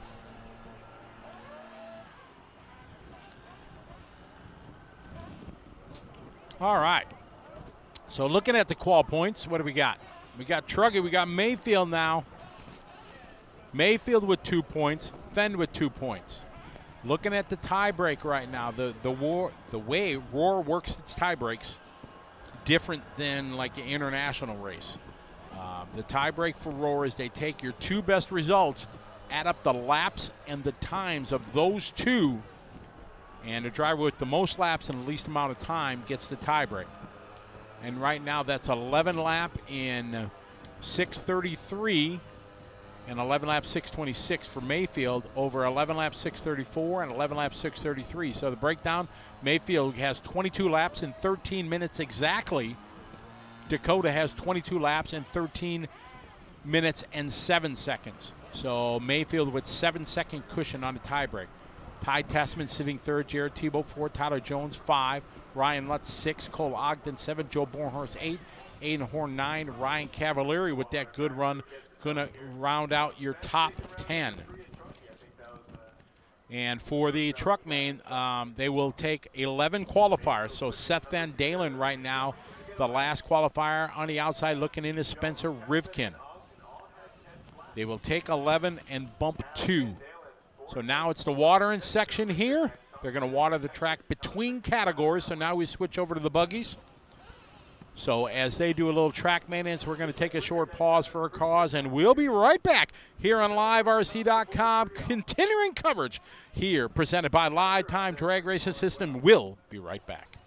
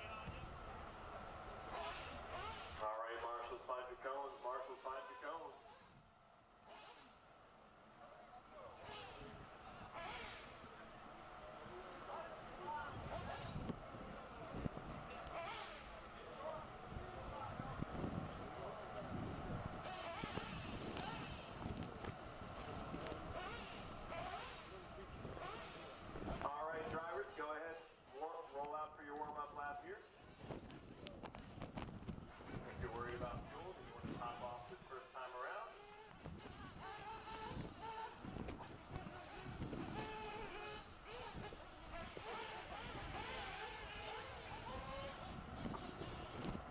After you are both checked in, then we'll go live.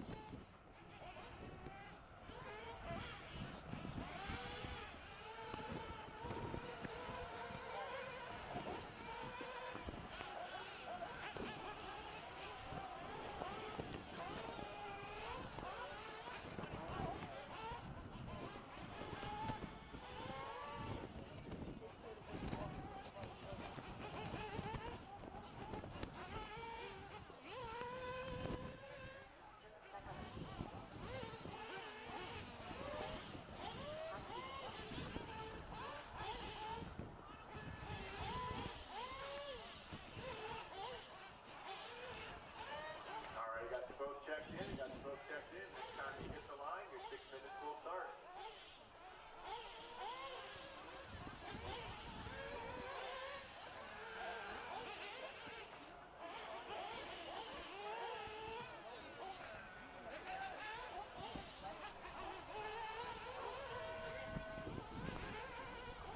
All right, Robert, your 6 minutes starts when you hit that line.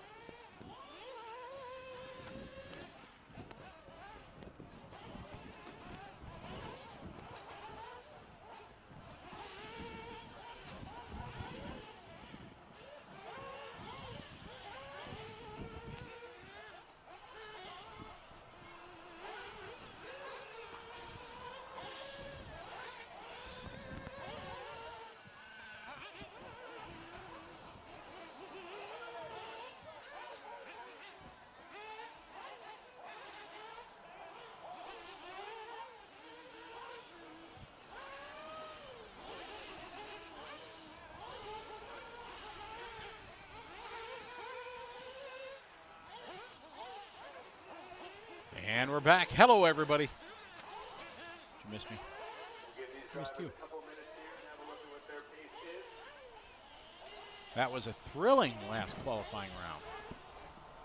If anybody knows a good exterminator, we could use one for the driver stand Well, because Hornet up there? the cicadas have invaded. Really? Yeah. No kidding. Dakota had one. Tanner Denny had one. Wiggins had two. They're just flying on them? Yeah. Crawling around. I had one in seating, and it was terrible. I've never had a interaction with a cicada. I It's don't know awful. if we have them in Wisconsin. Probably not. I don't know. That's a southern thing. They migrate up, right? I don't know. They suck. That's what they do. Dude, you're 22nd right now. Good Yeah. truck. Yep. I'm not trying a cicada. They taste like shrimp. I'm not eating a Are cicada. they big enough to like find? Our producer said they taste Yeah. like shrimp, but I'm not eating a cicada. No, because they. I reiterate my earlier terms, they can suck it.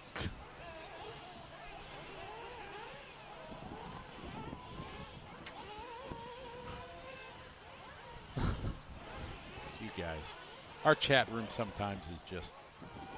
They need help. Only two guys in this one, Joseph and Mike. You're ahead of Tanner Denny. What are they taking? They're taking 11. Yeah, I'm Bump 2. bubble boy for the B. Bubble boy. I need me's a couple more spots. Be able to make the feature. Be able to make the B feature. I don't want to be in the C. God help me. Rather be last in the B. Oh, please. Please. Never made a B at Aurora Nats in truck. Really? Never. All right. Been in the semis and buggy. Never been in a B in truck. You have been in the semis. One time. That year I was 2 spots out of the main. That was 16 or 17 in Texas. I was 2 spots out of the main after the semi.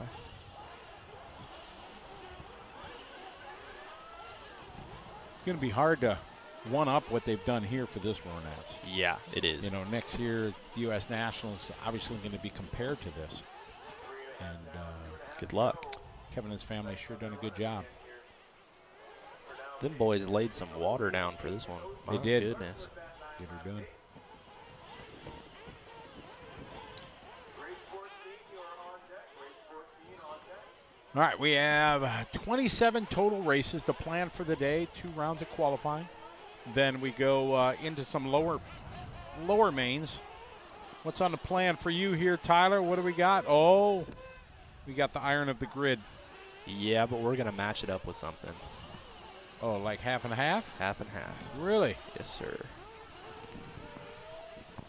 Got some grid irons. I'm standing, Soft sitting on compound. my bag. Can't get it. Ooh. Whoa, man down. All right. Check, please. All right, we'll be right back with you.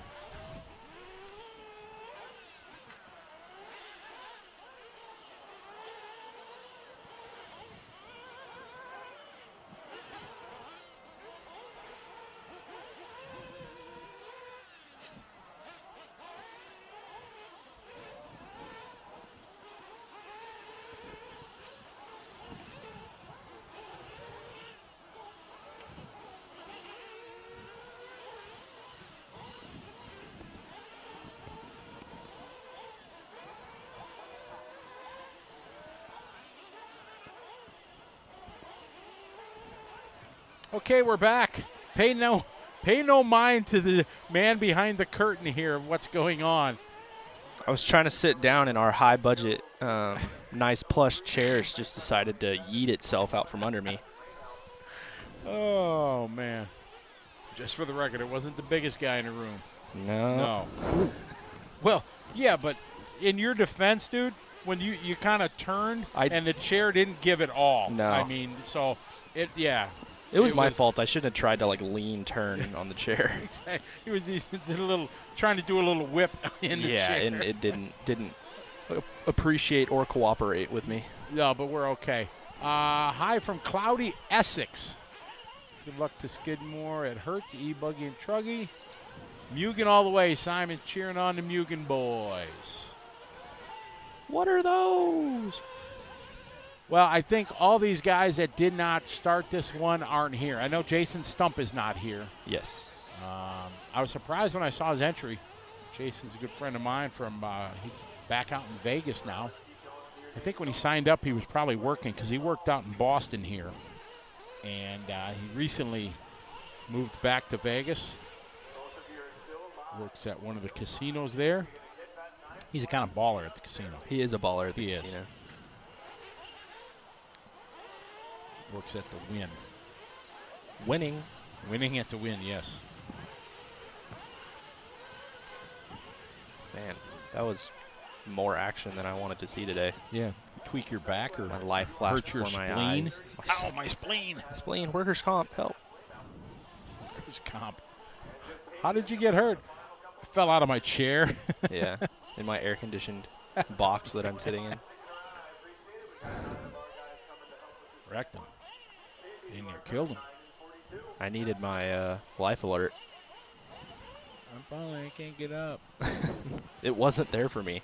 No. But I was right there. I appreciate that. Yeah.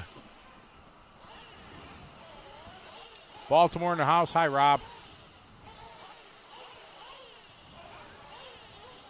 Ettore Licina. Hello. That's a hot take and a poor one.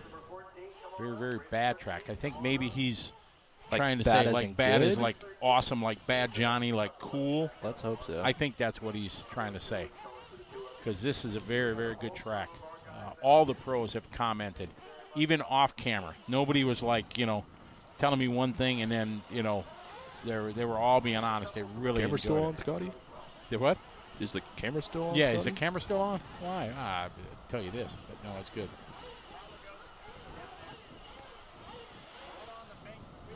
Billy, how you doing? From Manteca, California. No idea where that is. California. I'm going back to Cali.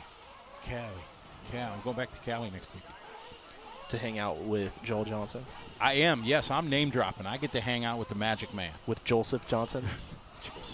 Joseph. He's going to be my mechanic, help me out. I'm gonna have him build my clutch again because he's like Clutch master. way better at building a clutch than me. He wants me to try to pinch an engine for him. Really? You have the tools to do that? Yes, Really? I do. Interesting.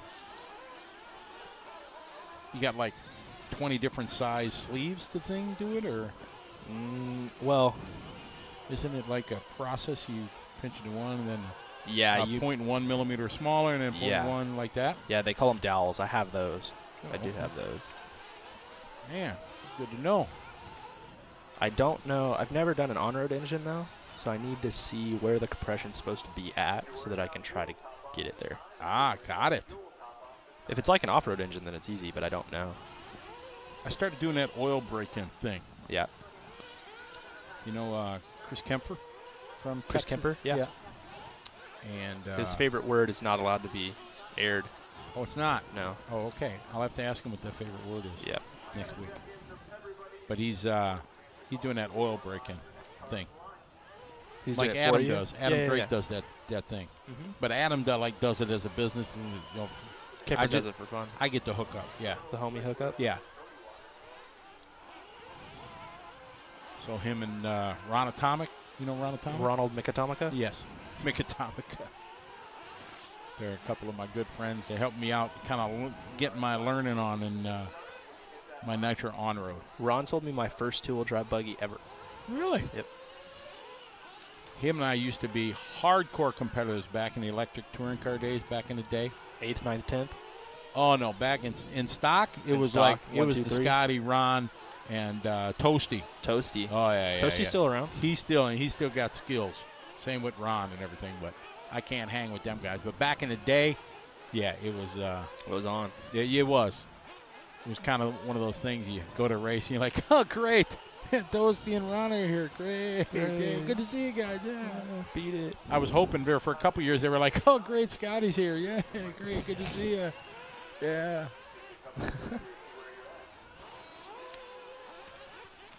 Harry Johnson asking where Brian Kinwald is. Unfortunately, sad news, Brian has passed away.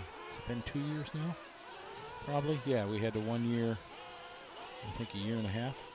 Something like Yeah, that. unfortunately, Brian, one of the, pick an adjective, greatest, best, most electrifying, whatever, fan favorite guy in our hobby, passed away, unfortunately, and he was an amazing driver, amazing guy, skills like crazy. Nobody to this day and maybe ever will be able to do what he did with a Dremel tool. Yeah. Unquestionable, unarguable. Matty Gonzo's trying. He's trying, Matty's, yes, he is. But, yeah, Kinwell, what he could do, yeah, it was pretty amazing. And with a glue bottle and any tire. Yeah. Didn't matter. Didn't matter. Hey, we got a live RC instant replay. Double. It worked. You'll have that. No problem, Harry. Yeah, it was disappointing to hear exactly.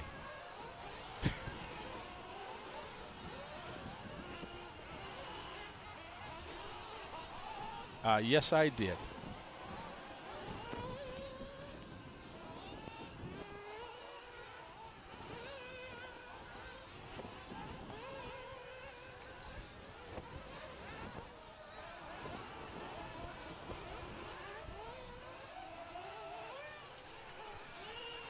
You know, Matt, I didn't even think of that when I said it, so we understand your thing. But Tyler thought the same thing. I did, yeah. We were just going to let it slide. Andrew leading away on a 9-lap 630.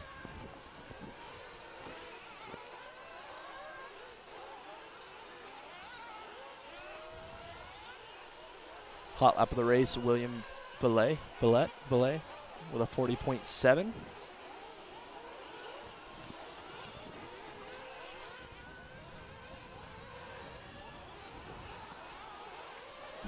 John Moore's asking you if you tried the new AKA tires yet. I did quite a bit, actually. That I believe that's what's going to go on the front of my buggy. My good friend Joey Bourdon has been putting in some heater runs so far, and he did it with grids on the rear and components on the front. Interesting. This is kind of a breakout weekend for Joey. Very, very young gentleman. He's probably 14. And driving really good. Rob Rickman, at this race, no, there is no different categories or classes like we have at the DNC and stuff like that. There's expert or pro and an intermediate and a sportsman. No, they're all, you sign up for 8-scale buggy, you're going to be, 8-scale buggy. you could be in a practice heat with Jared Tebow. It's Yep. just the way it is. Good luck. Oh, we may have a Jared Tebow sighting at the straight line showdown race. You drag might. race. Yeah, you might. Yes. Jared came up to me, Scotty, I might be coming up to your drag race in Wisconsin the end of August. Nice. That would be awesome. Awesome. It'd be awesome. That dude can go in a straight line.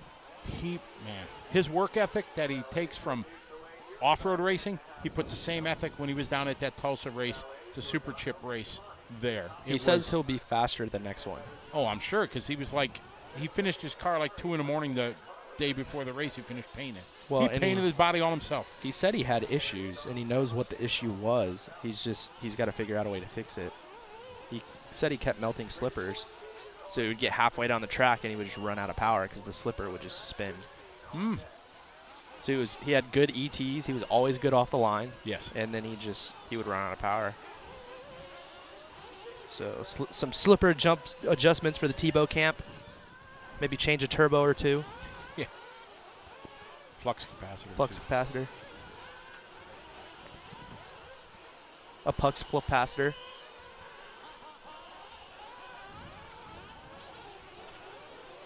All right, William out front, 9 laps, 6:33. I forgot something again. I'll be back. You did? Okay. Bye. What's the lap time difference between Buggy and Truggy? Not much at all. All right, William, your leader. Chase in second, Andrew third, Benny 4. Still your top 3 on 9-lappers here.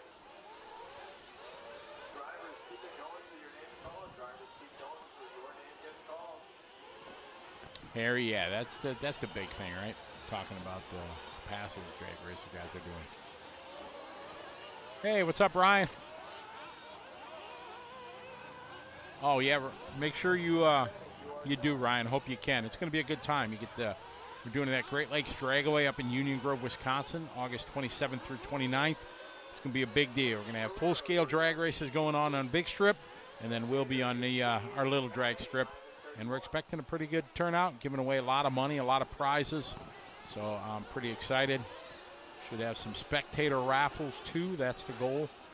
And we're going to have a lot of support from the manufacturers. So, Ryan, just get your old short course. You got an old short course. All you need is short course chassis. Get a DR10. Make it happen. Well, see, there you go. Yeah, a lot of guys from the Chicago and Milwaukee area. Oh, man, I grew up going to Great Lakes Dragway. So I'm pretty excited to go there and put on RC Racing. I think it's going to build to be something pretty special.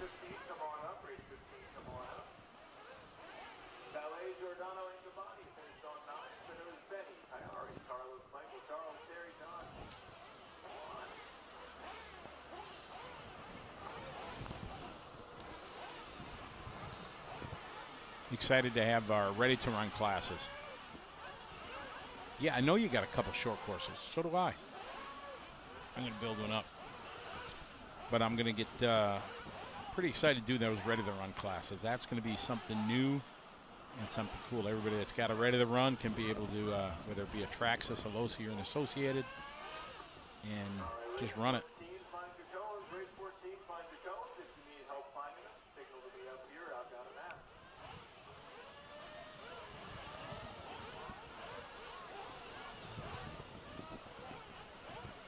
Always scares me. I see those straps from the starter box bag just laying in the pit lane. Just waiting for a car to come around and to rip it off. I've seen it happen scares me all the time. I'm scared.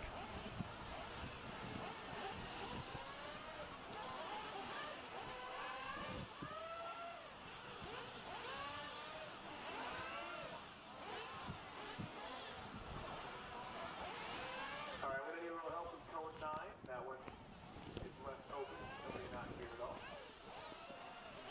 Benny should be at cone 10, and Okay, we got heat 15, or heat 3 rather, race 15. drivers go ahead and roll out. Drivers go ahead and roll out. Can we get one volunteer for cone 9 then? Driver 9 was not here, so tossing the whoop, and after the whoop as well.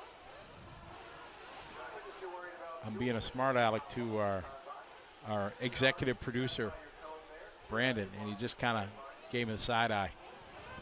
Really?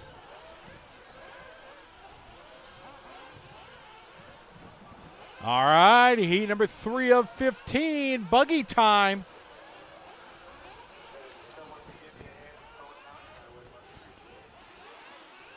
These guys on their first of their 2 reconnaissance laps. if you're worried about fuel, it's time to get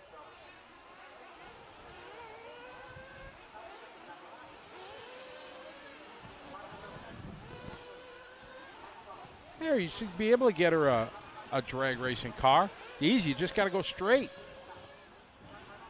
I'm being very sarcastic when I said easy. It's not easy. But it's only, it's easier than off-road racing. I'm not saying easy to go fast, easy to drive. You just have to get it to make sure it goes straight and put enough power in it for the ability of the driver. So that you can make the feature. There is no feature. No feature in drag racing. You don't have a quarter feature and a semi feature and No. a feature? Nope. Oh. This is a problem. Oh, man. I'm just trying to be there for you. Appreciate it. No problem. You know, you don't want to spend all that time.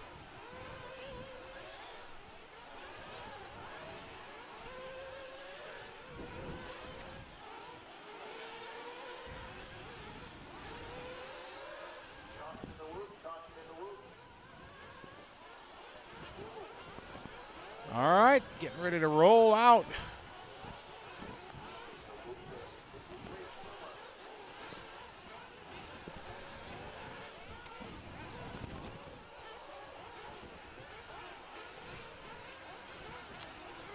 We have a lot of Harrys in the chat room. We do? There's a Harry Canary, Harry Leach, Harry Johnson. They're all in there. Weird. Yeah. Interesting. You think that's what their Maybe. that's what I their don't birth know. certificate says? Maybe. Maybe not.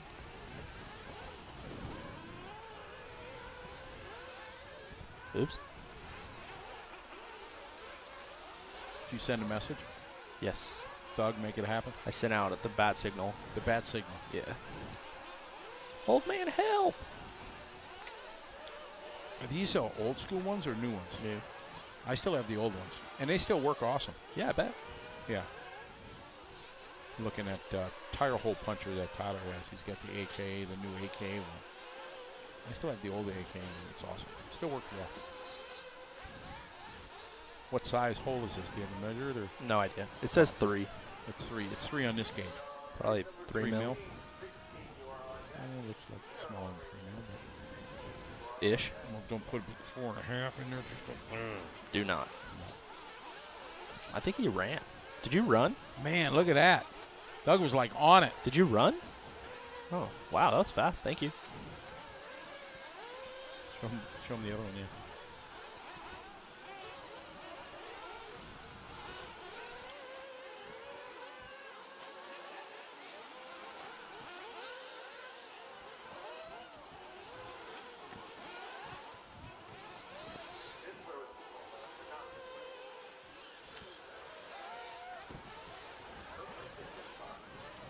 Got 320 in this one. Marco Drogo. Marco's one of the guys that helps me at Motorama. Really? Yes, he's one of my ACE team members. Ace. ACE. Hardware? Yeah. And then Steve Geis is like the leader of he's the leader of the pack. I was told he only lives about an hour from here. I'm wondering if he's going to stop by and say, hey, it'd be pretty awesome. Yellow. All right, Marco leading the way. 9 laps, 6:33, just to tick off that TQ time. A smidge, if you will. A smidge, yes.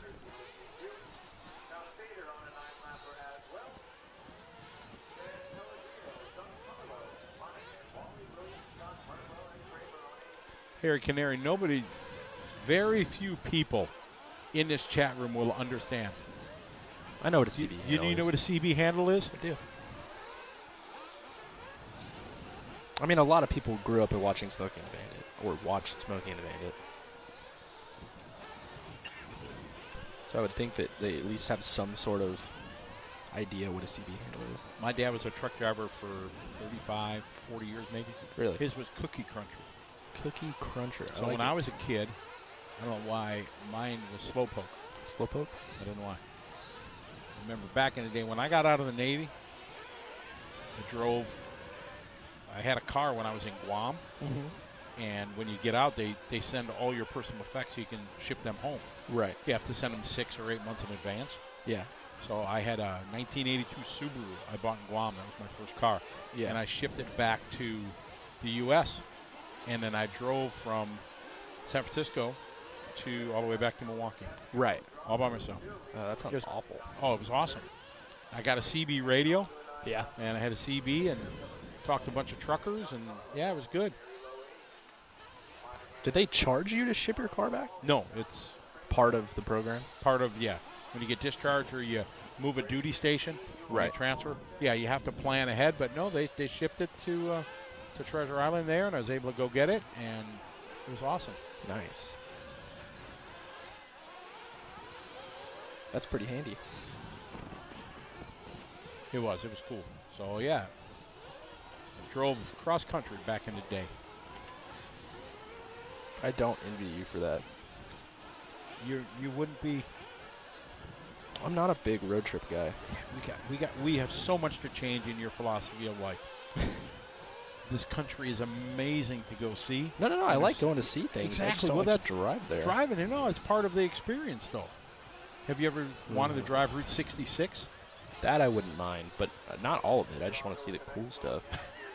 Well, to get to the cool stuff, you got to drive by some of the uncool stuff. I mean, you could fly. Well, yeah, but I don't know. Then you're always flying. You got to fly here, there. This coming from the guy who literally flies everywhere. Used to. Yeah. Yeah, 2018 or was it 19? It would have been. Yeah, 2019 was probably my busiest year of flying. How many flights? I don't know total number of flight segments, but I flew to the moon and about halfway back. Goodness gracious. Yeah, over 300,000 miles, but in a seat type miles. That's a lot. Not really something I brag about. It's just what it is. But You're kind of a big deal. although in the frequent flyer program world, I'm at the top of the food chain. And Yeah, that's guys, nice. they drive the car to get him on the tarmac. Once in a while that's happened. No, all the time. No, not every all the single time. time. No. Marco Droger going to do it. Yeah, Marco. You know those passenger planes, the ones with like 300 people on them?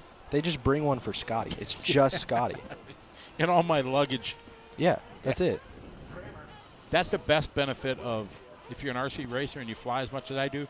I get a lot of luggage allowance. Right. I get 3 bags at 70 pounds.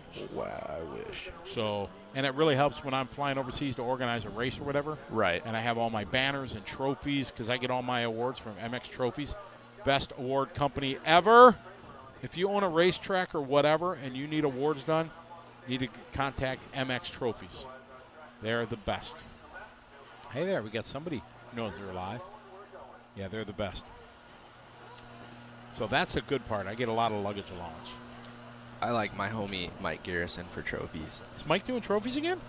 Oh, I didn't know that. Well, mostly plaques, but yeah. Okay, I didn't know he was doing awards. Yes, sir. Boom RC, back in full effect? Yes, sir. Oh, I thought that stopped when he got his other jar. No, it actually got bigger because That's what they do is graphic Oh, design. I did not. See, Mike never calls me anymore. That's messed He's up. like big time now, and you know what I'm talking. Because I used to fly him around with me covering my races. Right. You know, he's an awesome writer and a hell of an announcer. He's a wheelman too. A what? A wheelman? Oh yes, he can drive. I thought you said whale. He's a whale of a man. I didn't know.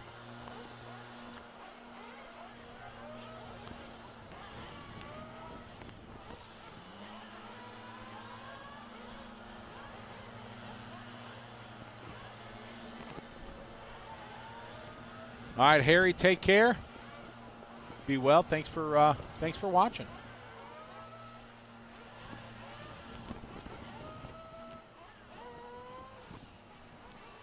I have a race today that I'm putting on, kind of. Oh, really? Yeah. Where? Houston, Houston, Texas. Gulf Coast Raceway. Dirt oval race. Yes, sir. Big hand feature. Oh, they'll have a feature. How many entries? I don't know. Was Was the race not. director? The local track director does it? Yeah. Or do you have, yeah? Probably Brian, Germany. Brian Germany? Last time it was actually Brandon Rhodes. Brandon? He spits the venom? Yeah. Oh, really? That'd be cool. Yep, he does it out there. They pay him a little money. All right, drivers, go ahead. Take your warm-up lap. You'll check in at the end of this one. If you're worried about fuel, hop off. All right, race 16 on a track of 27. This is heat 4 of 15 of our buggy division.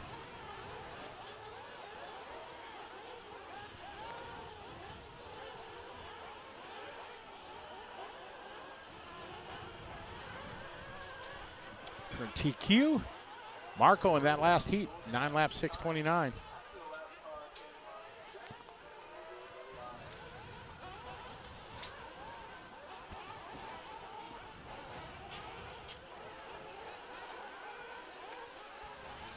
CJC Nitro says just getting set up. Is that one of your guys down there? I don't know.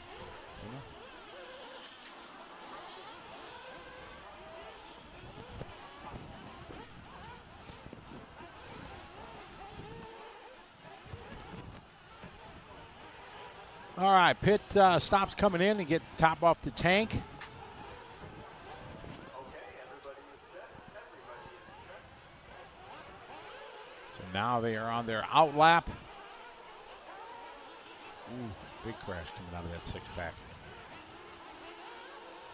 Big crash. Big crash. Huge crash. Huge.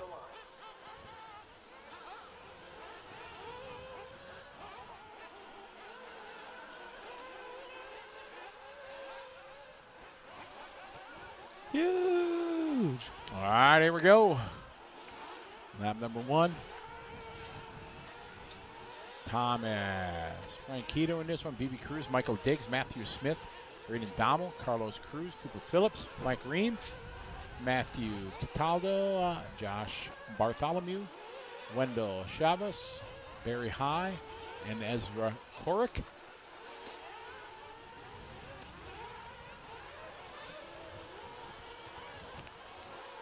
Cue number 3 here at the U.S. Nationals.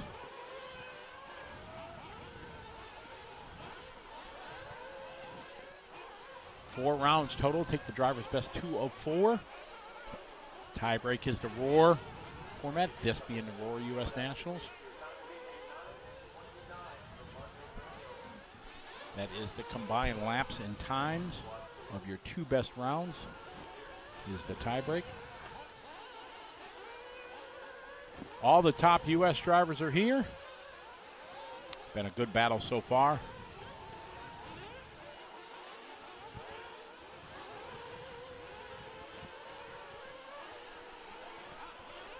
Four and a half to go. Cooper Phillips going to be the fast guy. Oh, a fast 39.5. Long second lap, though. 46 seconds.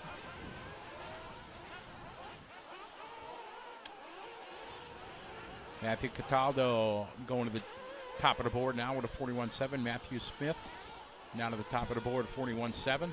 Cooper is the Cooper that often chimes in our chats saying that he's at the race. Really? So Chad he Phillips. watches this a lot. Yeah, It's Chad Phillips' son, Cooper. Oh, really? Is Chad Phillips here? Yeah. I'll be darned. Well, Absolute Hobbies, one of our fine sponsors. Yes, sir.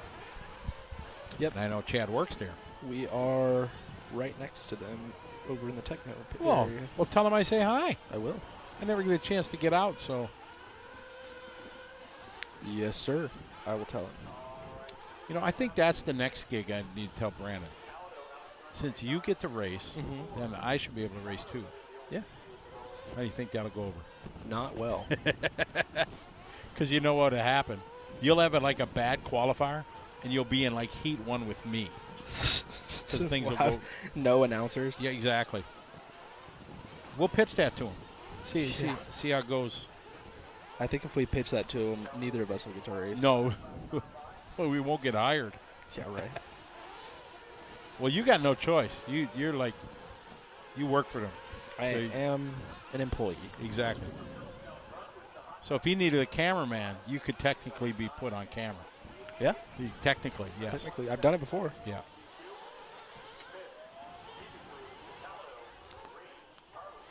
$240 to go.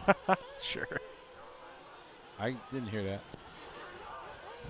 It's for the best. Probably okay. 2.5 to go in this one. Cooper, son of Chad Phillips. Son of Chad Phillips. Do you need this? No. Just okay. Matthew Smith second. There's Carlos Cruz doing his best lap, 42.2. Scotty's in here fondling one of my tires. He won't give it back. I'm just checking out these new component tires. Fondling. Which way is the aggressive turning? The One with the bigger pins? Yeah. Yeah. According to Father Gill, Father Gill. So you put these on the outside or the inside? outside. Outside.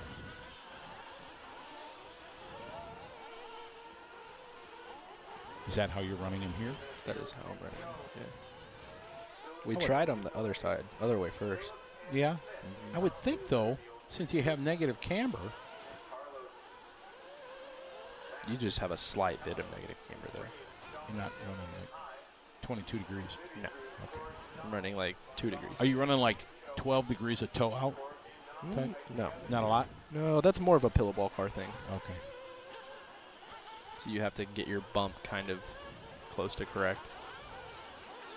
I do miss running 8-scale buggy. I ran it for many years. I participated in the class for many years. My brother reminds me that he beat me once At what? at 8-scale. Or Really? no, it was 10-scale gas truck. He beat me. Did you finish? No. Oh, But he still reminds me that he beat me. that's fine. It happens. Brandon's going to walk in 3, 2, 1. Wow, good pull. Huh? How was that? How was that? You guys didn't hear the door open, but it did. That was impressive. That It's was almost good. like you could see him in the camera in the background.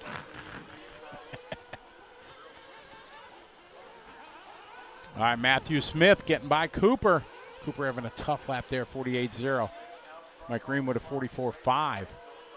BB has struggled, unfortunately, for BB Cruz there. Michael Diggs, a tough lap, 48.6. Somebody asking if we're running different tires front and rear. Probably just the AKA guys. Yeah, Harry, he's going to try it. We're generally the Gonna only run ones who some. do that. Oh, back in the day, Proline did it all the time. Yeah, there's not anymore. Yeah. They have something new here. I need to go around and get some photos. There's a lot of new stuff here. Interesting. Yeah, we want to know. People were asking what's new in the pits.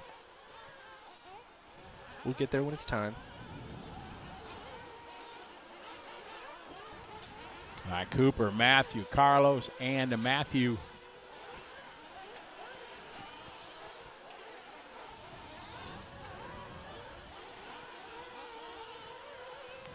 Oh, full send there, trying to make that double. Big oof. Marshall is on it. Race 16 on a track. Cooper Phillips looking like he's going to take this one. Yeah, Coop. Chad's not racing, though. I don't remember seeing his name. I don't think so. He's a wheel. Yeah. Yeah, Chad Phillips he's a good racer. We used to race together a lot. He can make the fight jump. We were in a lot of C mains together at nationals, though.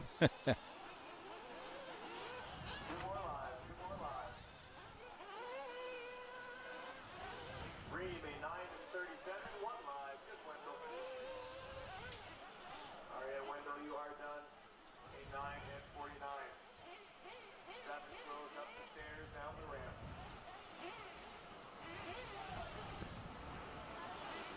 All right, race number 17, come on up. 16, get out there and find the cone. You're a different number today than you were yesterday. Need help finding the cone? Let me know. I got the map up here.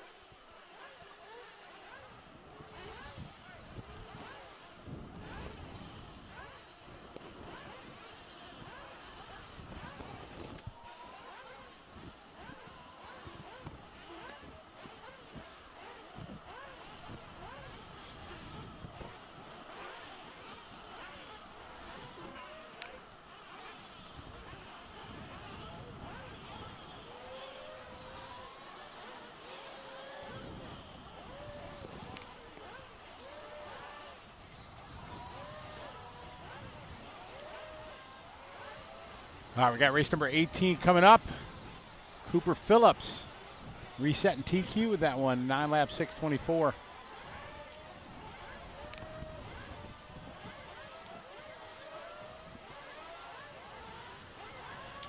Robert's asking you what tires you run on Buggy. I'm going to run component front, grid rear. And Sorry, I soft. was fondling your tire there. That's all right. Happens. It's nice. I like the candle atmosphere we have in here. Thanks. I was setting my metal glue tip on fire for Scotty there. Everybody always looks at me funny in here when I start setting things on fire. Fire, fire, fire.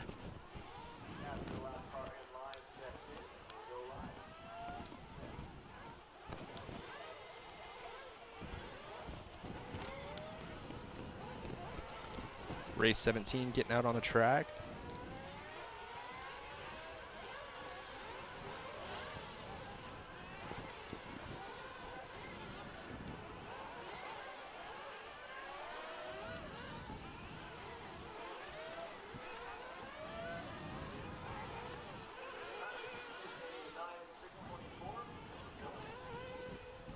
Scotty just ate a Twizzler, This just in, but it doesn't look very good. chocolate flavored Twizzlers. Yeah, no. Big oof. Just had to try one, but Never again? no. That's how I feel about Australia, but I don't want to try it. Oh, we're going to get you out of Australia. No. Yes.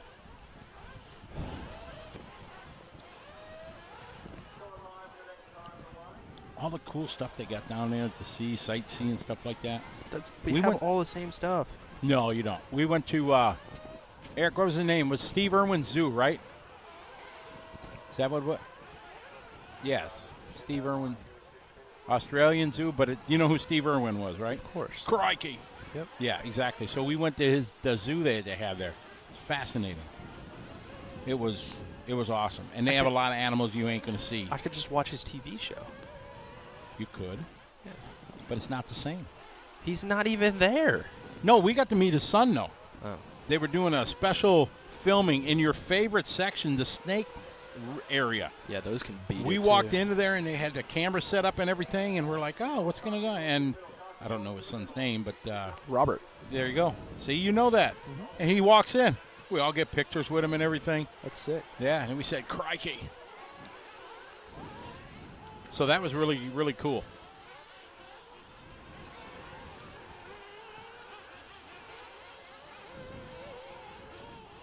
Look at that.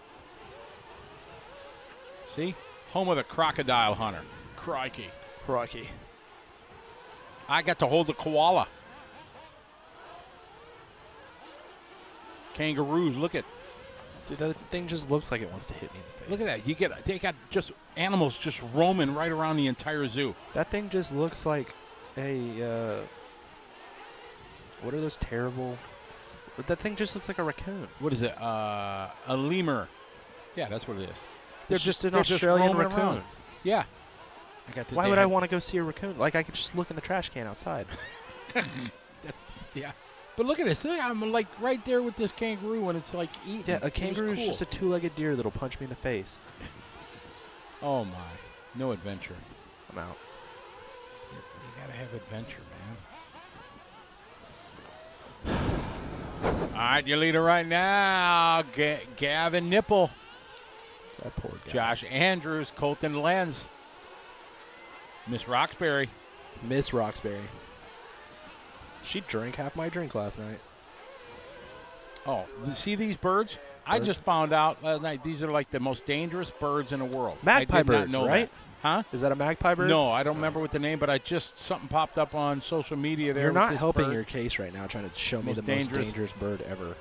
I'm out. Oh, look at that big crocodile, man. Crikey.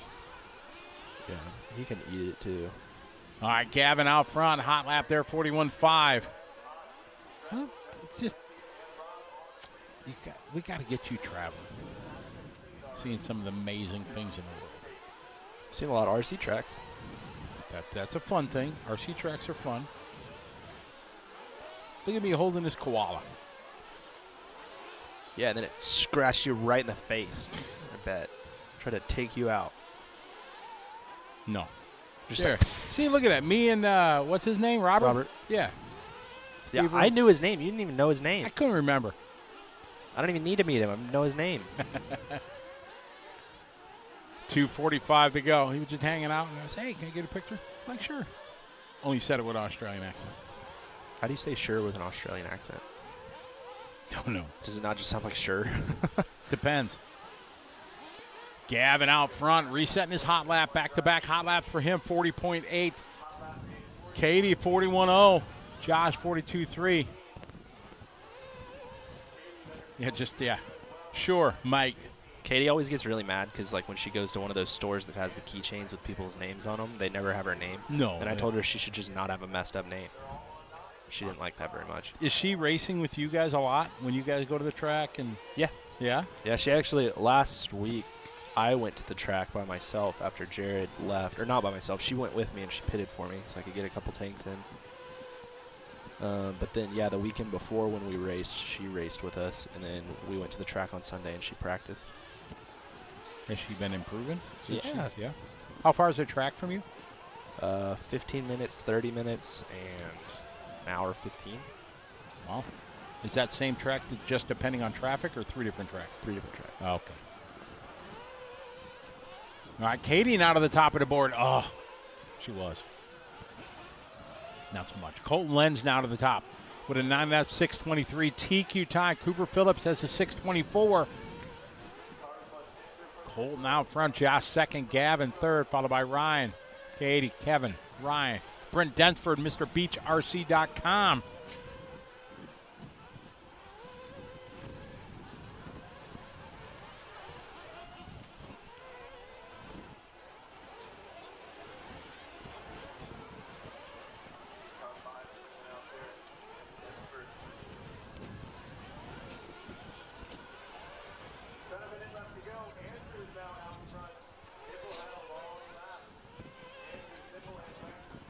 So Josh Andrews out front, Gavin Nipple in second, Colton Lenz in third. Then it's Schaefer, Winters, Roxbury, Densford, Ott, Lambed again, Rabe. Maybe. We're now falling off that TQ time. Cooper's time is 6:24. Looks like it's going to hold. Got 2 more laps to hang on. Colton last lap 43.2. And that place that's still getting a workout out there, Tyler. Oh, yeah.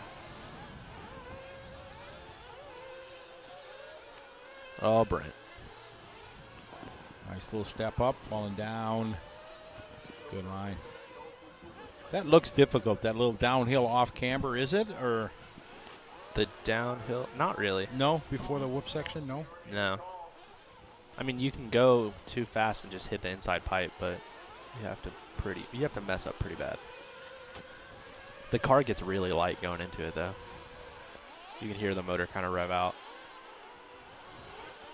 We are winding down. Colton on his final lap. Looking like he's going to go 9 in a 6:25. Gavin Nipple, though, not far back. 1 second back last time by. Let's see how the last laps pan out. Oh, man, fully punched down the line.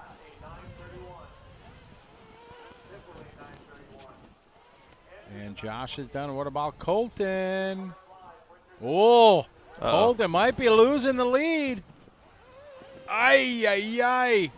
49-second lap from first to fifth. I hate when that happens. Josh Andrews going to take that one. 6:28, so Cooper Phillips. TQ time going to hold. Big man Coop. Shane says you're a hypochondriac. I don't think so. Hypochondriac. It's like medical. Yeah, that's not what he meant. He says I'm afraid of everything is what he's trying to say, but Don't stop bleeding from a womb. That's a hypochondriac? No. no, I think it's when you like look up all the things Yeah, you think that like all of your symptoms and everything is going to like make you sick or something? stuff. Yeah, I don't know. The something throbbing like that. brain will tell. Shane, what's a hypochondriac? Somebody's going to wick it up. Yeah, then maybe that's it, where you always think you're sick, right? Hey, Brandon, thanks for the Twizzlers. Yeah, no. Have you ever had these before? You're a fan of the chocolate Twizzlers? Okay, enjoy. Our boss man may or may not like the chocolate Twizzlers. We're not I really don't sure. think so. Okay, go ahead, take your warm-up lap here. If you're worried about fuel, top off after the first one. We're not sure. One upside down to the whoop. Ah, there you go. Hypochondriac, someone that thinks they have symptoms of all the diseases. B. Stern, yeah, chocolate Twizzlers, not a fan. I'm a fan of Twizzlers. Big fan of Red Vines also. The twist you can't resist. I guess, yeah. Is that their slogan? Think so? But if not, it should be. Pretty good.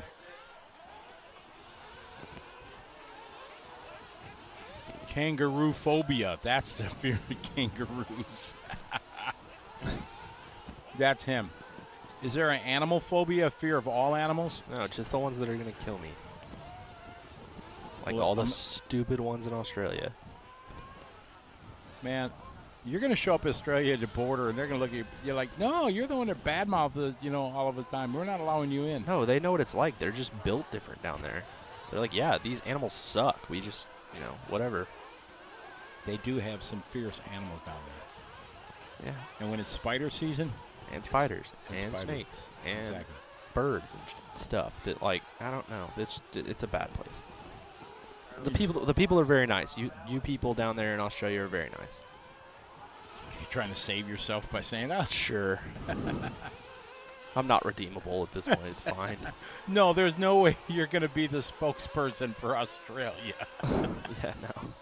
I don't think I'm on the board Come of down, directors. mate. Have a good time. Crikey. They're going to be like, beat it. Get out of here. Everything in Australia will kill you. No, not true. That's what I'm saying. Zoophobia, the fear of animals. Yeah, but I don't fear all animals, just the ones that are going to kill me. Dude, there was a mosquito flying around. You were like, ah. Well, it's a mosquito. It I could don't kill really you. want to. It's not going to kill me. It could. Get you to malaria or COVID-20 instead of COVID-19 or whatever, Good. I'll be resistant. I'll glow in the dark or something. Yeah. All right, off and running. Time to beat. 6:24 from Cooper Phillips. And Colton off through a good start on this one on a 9-lap 6:15.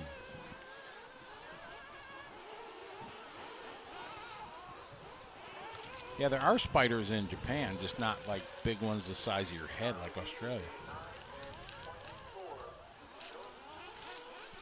It's good you Great. didn't go to the Worlds there in Perth 2 years ago.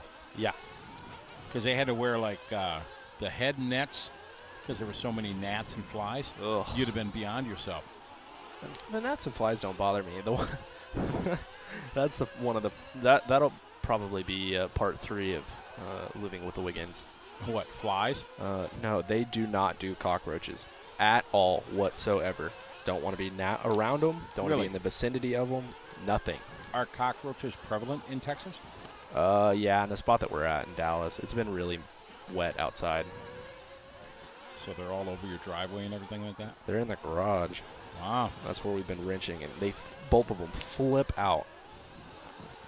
And they're not like big Madagascar-like cockroaches, No, they're pretty are they? big, Are they? yeah, We they're step pretty on them. big. When you step on them to squish them, they look up at you and say, really? Yeah, you bring your foot back up, and they're still running at you. And raid doesn't work. Pro tip: brake clean does work. Brake clean will kill cockroaches. We would like to give a big, huge shout-out on LiveRC.com to Jason Jr. Welcome to the show. First, he's new to the channel. Welcome, Jason. That's the crowd going crazy for you. Welcome. Hope you're enjoying the show. We got some RC racing here from Oakland Mills, Pennsylvania, the U.S. Nationals 8-scale buggy, presented here on Live RC by Live Time Drag Race System, along with BeachRC.com, A-Main Hobbies, ProTech, Leadfinger Racing, and Live Time. Hope you're enjoying the show here. These are the lower qualifying drivers right now. Uh-oh, you're in trouble. Doug is here. Thank you. He's like bringing you in gifts. Full It's service. awesome. Brought me a tire balancer and an X-Acto knife. This looks like an upgraded model of mine. Is it? I don't have this thing sticking out. I don't know what that's for. I think it's for this. Oh, maybe. Yeah, probably. Robert out front, leading the way.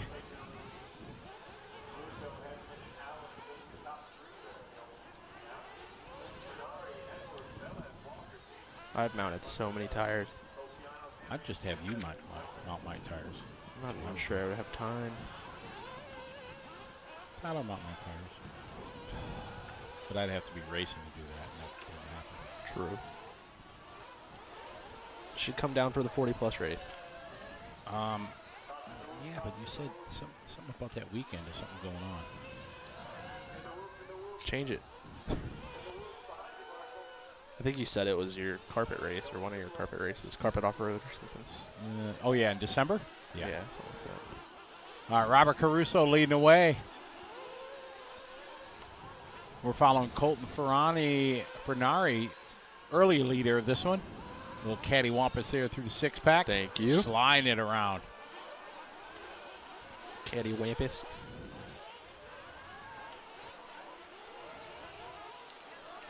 John Moore, yep. Trying to think who sang that. The name is right there. I don't like spiders and snakes. That was a That song? ain't what it takes to love me. The name of this artist is right there. Prince. It wasn't Prince. I don't know if I have that done right, so you might want to check. I haven't even glued it yet. Oh, okay. Yeah, no, I yeah, say backwards. the best Super Bowl performance ever. Ever? Prince. That's fair. Prince was In just- the rain. Do you remember that? Did he sing Purple Rain? In Yeah, the he rain? did. In the rain. And, oh, it was epic. Epic. It was. It was maybe the best Super Bowl performance. Yeah, He was definitely a showman. he was. Prince. Yeah, that was. Yeah, and he killed it. A lot of people have said that that was their favorite concert. Like a lot of older people that I know. I'm like, Why has yeah, it got to be they older were- people? Well, 'cause Young people younger went to that people- concert. No, they did not. They did. What year was that? What, the Super Bowl? The Prince? I don't know. The Throbbing Brain will know. Charlie Mack's all about it. Exactly. Well, Purple I'm Rain. saying older people now. They're old now. Would've- yeah. But they would have been young then, so they were Right. young when they went to the concert. Right, So but why always got to bring up old? Because I'm just saying nobody my age was like, yeah, that Prince concert was awesome. I don't- Like, we I didn't- don't know. There we could've- didn't go to them. There could have been. Throbbing Brain will tell us. What year did Prince do the Super Bowl? Because it was pretty epic. 2006? 06, Travis said. Yeah, I would have I been gotta like go with 10. Travis because he's been pretty good I would've- on knowledge. I was 9. You were 9, dude. Yeah. Yeah. I see. I got that before you. Thanks. So yeah, And you're the smart one of us two. that's debatable, heavily debatable.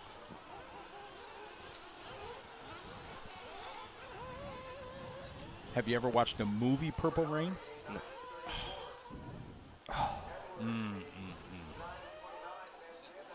It was 07. 07. Thank you. We got some chat room. Yeah, that was great. My dad said that was the best concert he ever went to was Prince. Boy, I'm not. Okay, I'll give you Aerosmith, but I ain't throwing Britney Spears into the same realm as Prince. Can't do it. Not going to do it. No, that Prince was, yeah, Outstanding. in the parking lot. In the parking lot? He did it in the parking lot? No. I knew that's not what you meant, but it just sounded like it should go there. Bob says Prince has so much unreleased music. Yeah, in fact, I just heard something that there's a new song and Prince. He's got a lot of stuff. I never knew in the early part of his career how talented he was. Right. Played many of his songs. He played all the instruments in his recordings. And then if you watch the guitar solo that he did, was at Eric Clapton's something. My guitar. When My Guitar Weeps or whatever, that guitar solo, he had Tom Petty on stage and a bunch of people. That was amazing. He was one of the best guitarists.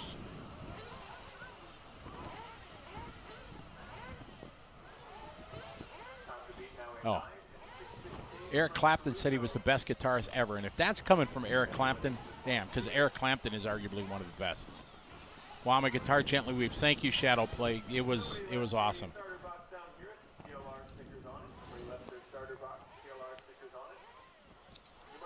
Yeah, I'm a big Prince fan. Oh, Von Holdenhausen said he saw Prince 3 times live. I've never seen him. That would be awesome. Thug saw him live. What's Thug saw him live. He said it was the best concert he ever went to. Really? Yeah, it was. Yeah. George Harrison induction. Thank you, Justin.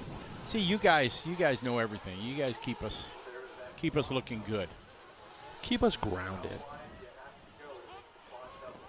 Alex Sturgeon in the house. What's up? What is up? He missed a 40-plus race talk. Yeah, there's a 40-plus race down in Dallas at Austin. Thornhill. Or at Austin? Yeah. At Thornhill? Mm-hmm. At Thornhill Raceway the first week of December. Yeah. There you go. Bring it. Just wow. Young people aren't even invited. No, old dudes only. So there you go, Alex. Think the boss will let you go down there, road trip? You and Emerson, road trip down to Texas? Emerson can be the young kid can be the pit guy for the old guy. Yeah, that's why I'm going. You going to pit for Thug? I'm going to pit for Reggie. Thug can't drive. He can't see. He's going to pit for Robbie Darby.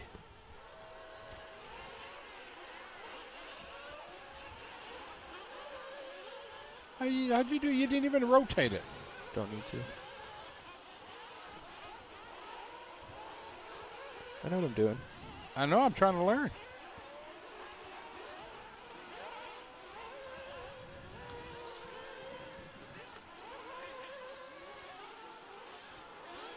No, he's not pitting for Thug. Thug doesn't race. No. Has he ever?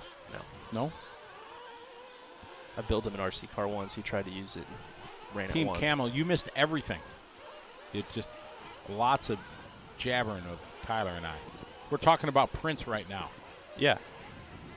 As Robbie Caruso set new TQ in that last heat, group 19 on the track of 27. I mentioned how awesome Prince was at the Super Bowl. I think the best Super Bowl performance since they started doing it. That's up for debate. Somebody threw out a Britney Spears was better. I said, yeah, no.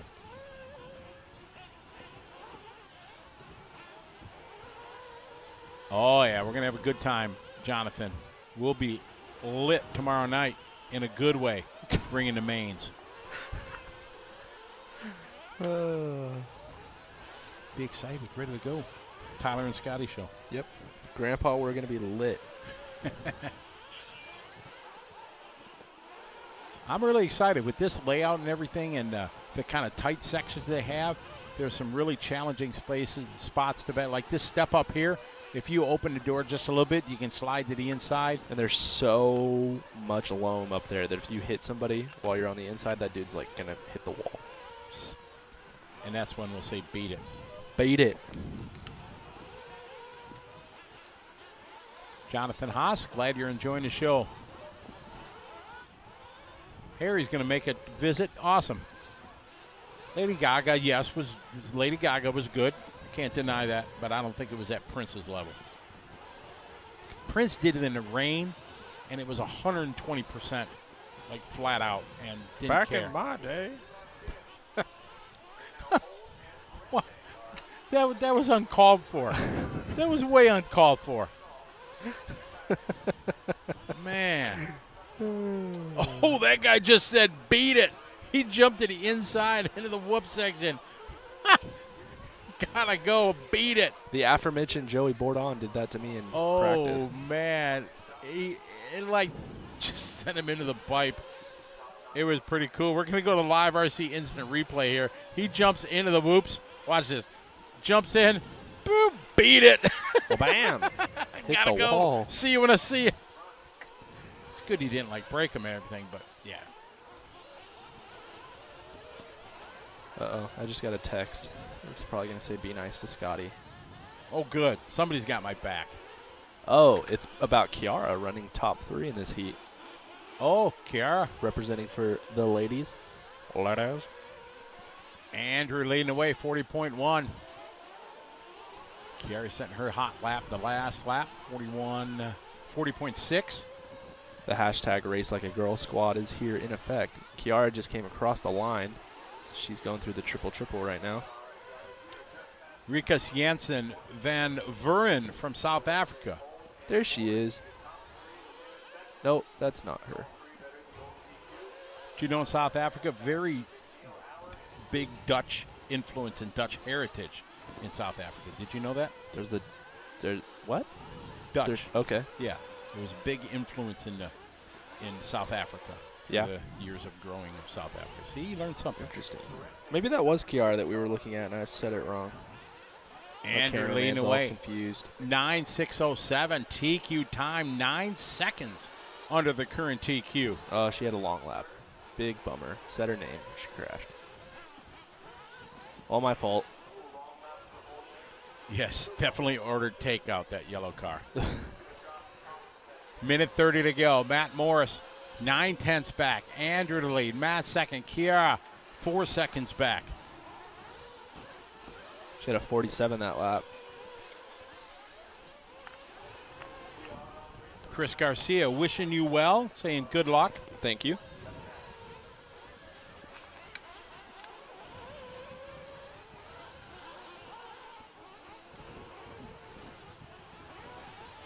I'm being required to see Purple Rain. I don't mind. I've heard it's a good movie. You should. Absolutely have to watch it. Back in my day. Sonny? 1 minute to go. 1 to go. Andrew, Matt, Van Schlutz, followed by Kiara. Kiara, tough lap there, 47.1. She had 2 47s in a row. Yeah, we started talking about her. Yeah, it's our fault. Yep. Giovanni Alexander from New York City. I've never been to New York City. Alexa, play Purple Rain. You didn't say it with forceful enough. You don't Hey, think so? Alexa, play Purple Rain. You have to say hey? I don't know. You might. Maybe. I don't know. We're Alex sorry. Sturgeon. First We're week sorry, of and you're welcome. First week of December is his birthday, so boom, there you go. You need Boom. to go. Team Camo, we went to the Clubhouse restaurant last night. That was good. Nice. Mm-hmm. It must have been good because Brandon liked his dinner. Does Brandon not often like his dinner? No, he always likes his dinner, but he just sometimes he doesn't like onions.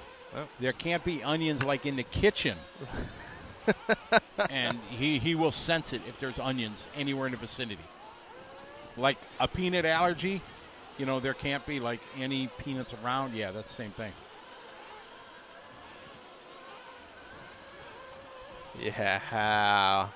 It's working. No, the in Canada you have to say, "Hey." Hey? Yeah. You have to Hey, say hey or Alexa. hey. Exactly. Hey. It's working. Oh yeah, we've done it before.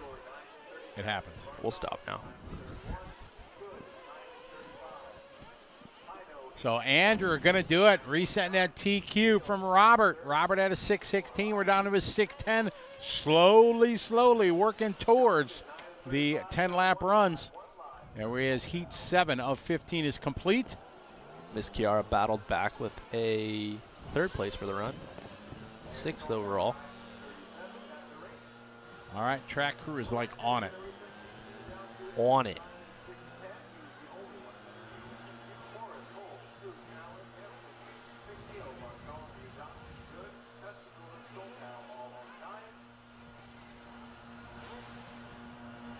All right, race 20 coming up after a little track work. See, Coop's back watching with us. Hey, Coop, he's back. He's back. He's in the top 10 still. Nice.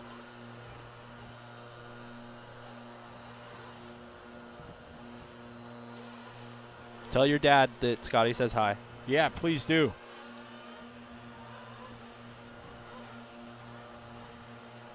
Tell your dad to, like, knock on the door and stick his head in so I can say hi. Throw Hey. something at Scotty.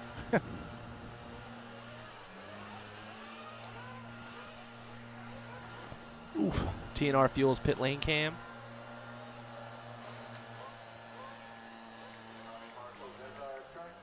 We had a very good question asked. As simple as the question is, there was a new person in the chat room yesterday. Okay. And they had all the A-mains were lined up, and a couple of the trucks were pointed backwards on the pit wall. Right. And the exhaust was going into the pit lane.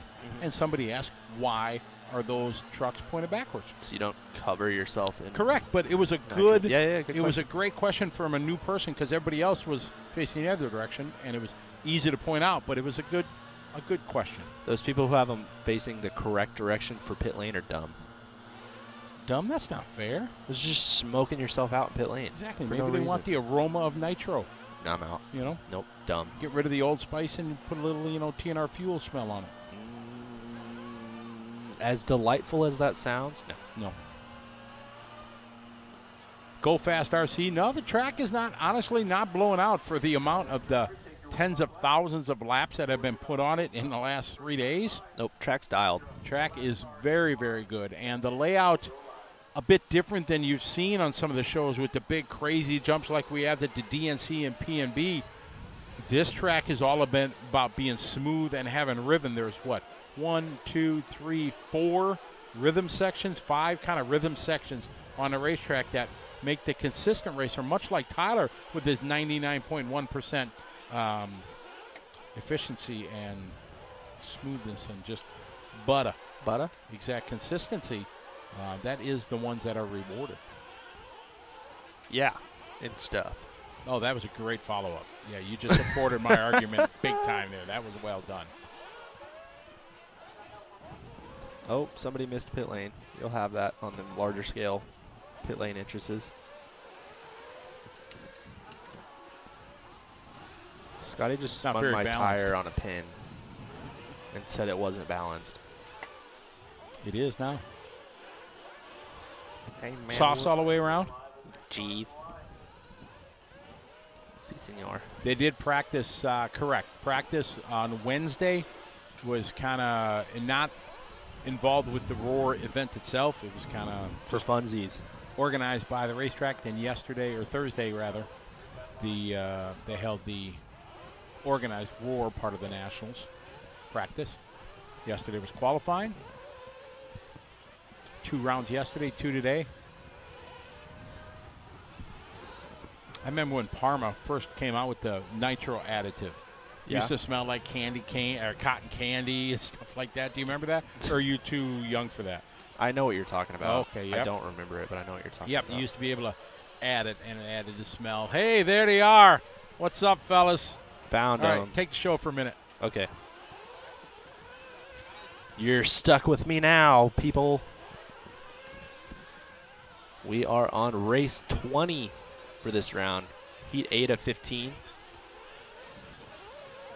Got Karlovsky and Novoso on the track. Drakeford on the track.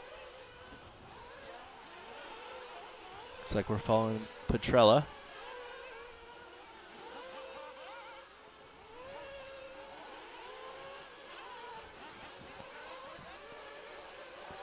So Petrella working his way through the single. Absolute Hobbies 6-pack cam.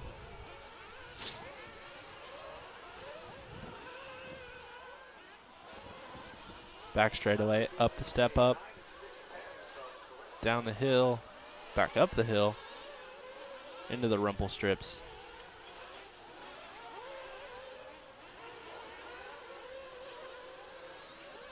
And Petrella around with a 40 flat.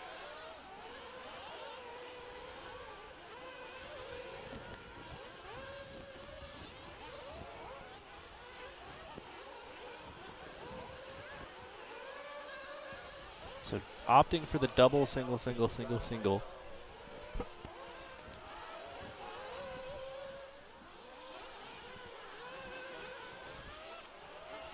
Karlovsky out front right now. Owen Karlovsky, 10.631. So we're starting to creep into those 10-lap paces. Kyle Loy now out front on a 10.634. Karlovsky on a 6.36. Then it's Harmer, Sainer, Novoso, Petrella, Winger, Taylor, Drakeford, Hester.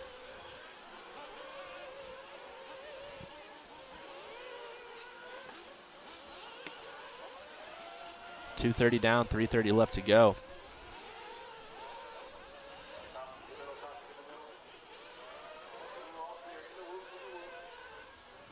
See who we're following around when we get to the line. This may be Drakeford.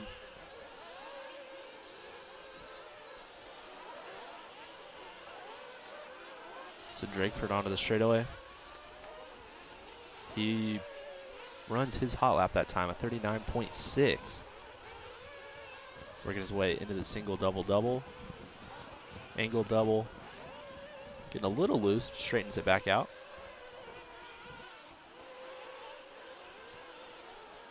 Trying to work onto the back straightaway. Down the hill. Step up. Chicane down the hill, back up the hill, into the rumple strips.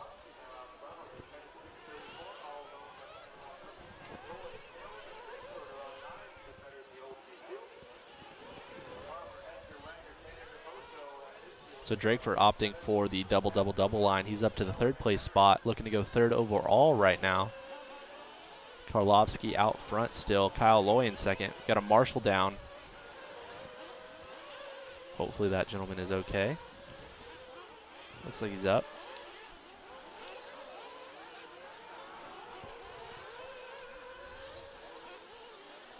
Got an instant replay. Oh no. Oh, he tried to miss the car, but he still got it. Looks like he's back up and all right though. So Karlovsky with a 45-second lap. He's going to move back down to second. Kyle Loy out to the lead now.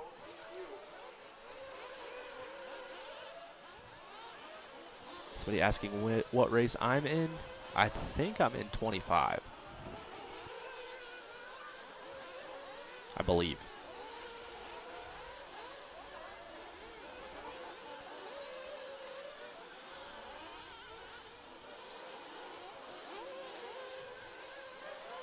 So they're onto the straightaway. This is Matthew Novoso. Triple.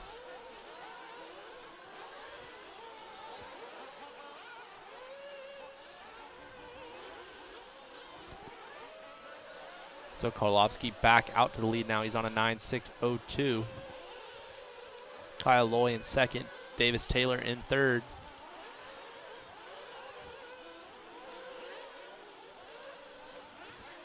Drakeford, Novoso, Wenger, Harmer, Hester, Sainer, Belcastro, Petrella, Carmody, and Henry.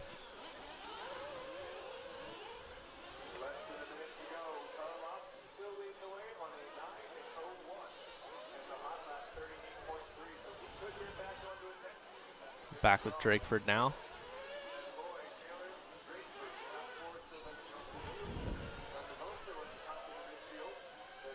So Karlovsky out front on a 9.601. He's also got the hot lap of the race with a 38.3. Where are we calling the races from? We are in a trailer on the left side of the track.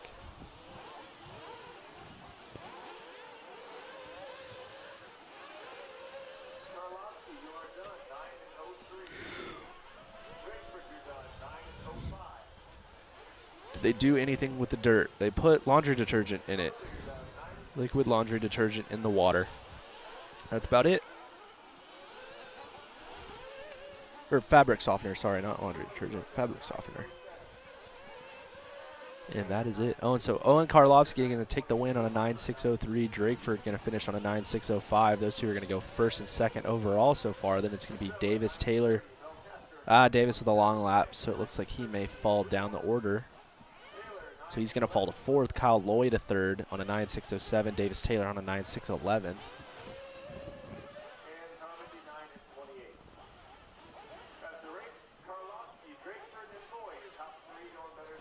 So next up is race 21.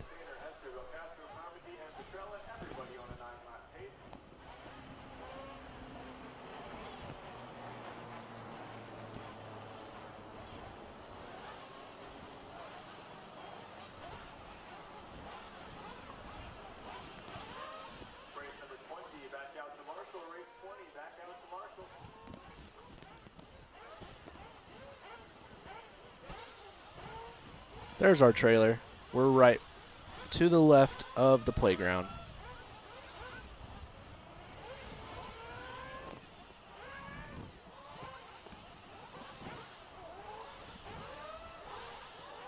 Got the TNR Fuels pit lane cam. Got a BT siding. Pitting for TJ Eller, engineer for Team Associated.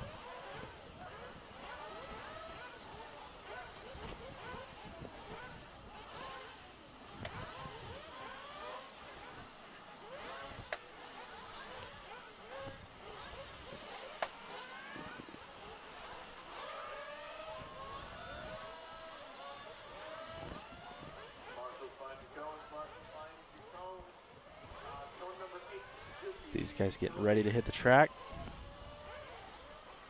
All the way on the right, front right. All right, we got enough. Drivers, go ahead and start the warm-up lap.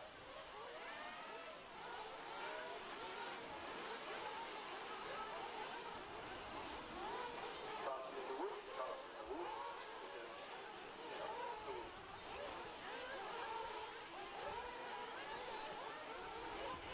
If you aren't worried about fuel, then get it this time by. Otherwise, after the last car inline checks in, we will go live. All right, so these guys getting out on the track. They can make the first lap, then they can opt to get fuel or not, and then come out again.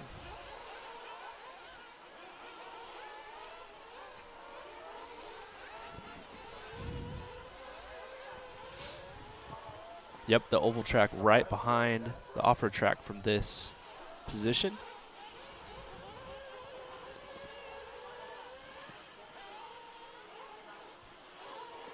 Yeah, so the fabric softener just holds the dirt together better, acts as a bonding agent.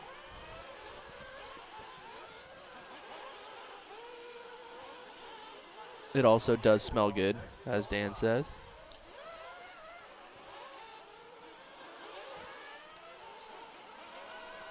All right, so the loop is live.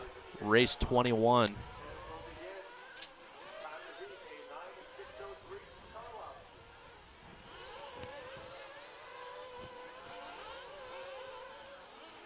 These guys getting going.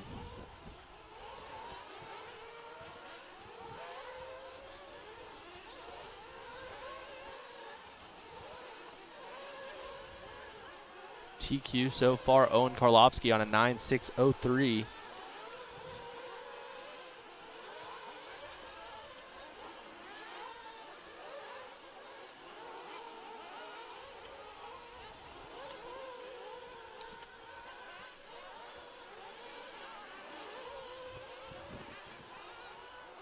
So Paul Dalton, the first one around on a 40.3. Logan Cowlick with a 39.8.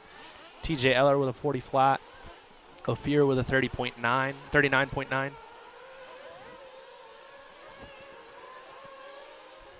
Got the rest of the field starting to come around. Chris Makhakian, quickest one around right now.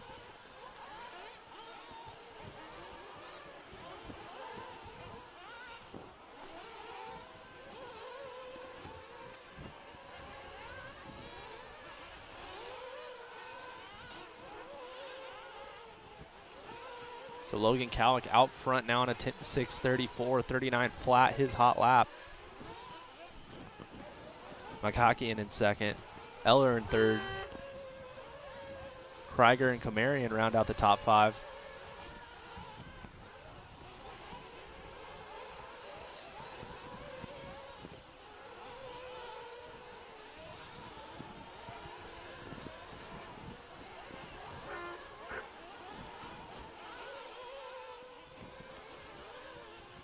Cowlick out front right now on a 10.634, 39 flat, hot lap of the race. TJ Eller running in second.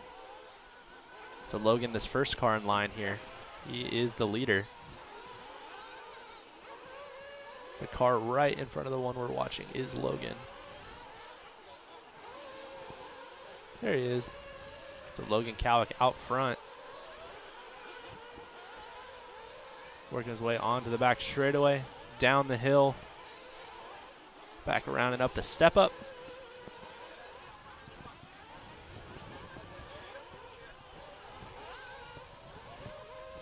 Through the rumple strips. And onto the front straightaway. So Logan Cowlick back around with another 39 flat. Hot lap of the race, though, is DJ Helper with a 38.1.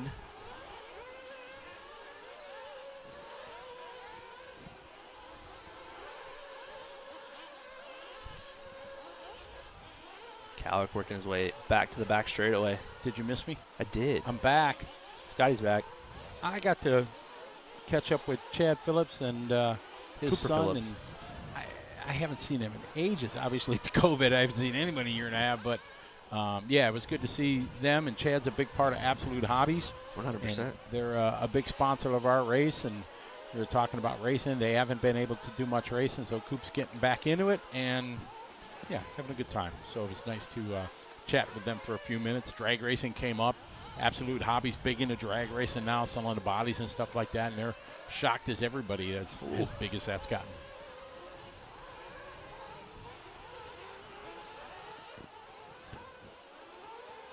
So Cowlick still out front, hanging on. Chris Makhakian in second. Blaylock up to third. 1 and 2 are on 10-lap paces.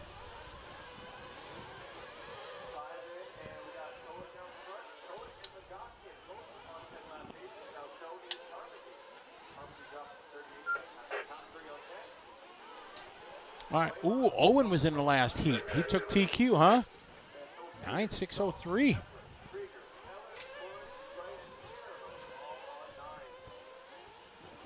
Minute 30 to go in this one. Hot lap so far, 38.1 for DJ Hepler.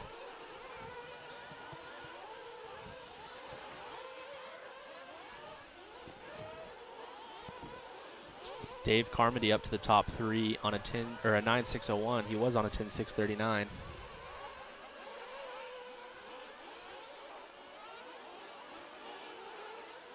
One minute to go. Logan, Chris, David, Daniel, and Paul. Paul having a long lap this time. Oh, Paul dropping all the way down to 8th spot there with a 46.6. Marlo Bright just doing his best lap, 39.3. And another guy I haven't seen for a while, Marlo. It's the bad part of our job. I don't get to go out and see all these people that I've met through the years and say, hey. Right. So TJ Eller. started off strong. He's had a rough second half to his run. TJ still working for Associated? Yes. He is? Engineer. Yep. They always come to Motorama and race. Yep. Yeah, that's close to his home. He's close to his home right now, actually. Yeah, this is within an hour distance. This is Eller country. Faxi, welcome to the show. Basically, right now we're qualifying. So these drivers are each started on their own 6-minute time clock, and they try to do as many laps as they can in 6 minutes. And as you can see on the race screen, you see under the word pace, that is what it's forecasted that they'll complete in their 6-minute run. Like Logan Kowick, it's estimated he will complete 10 laps in 6 minutes and 33 seconds. And he crashes. Marshall was doing good. Looked before he crossed the street. That was good. Always got to look before you cross the street. Yeah, but that doesn't always happen. No, it does not. And then tomorrow, Faxi, it's normal racing like you'd see any other kind of racing. Everybody starts in a line, and they hear a horn, and when the horn goes, you're racing, and you're trying to beat the person in front of you. That all starts tomorrow. That's the most exciting.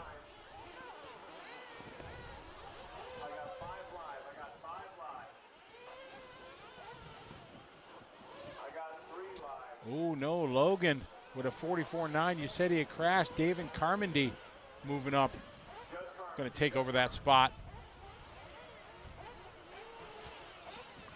Now, hopefully you come back, Faxi, tomorrow and watch.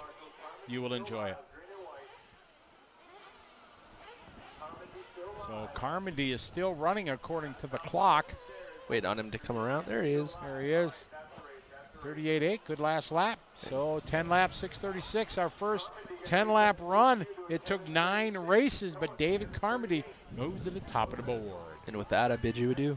You leaving? I am. Goodbye. Goodbye. What race are you in? 25, 25. All right. I think. Don't suck. Thank you. We won't be cheering you on. It's worked so far. Don't forget your tires. All right, drivers, find the cones, find the cones. If you need help, let me know. I've got a map. Code 3. Code 3, you're going back left.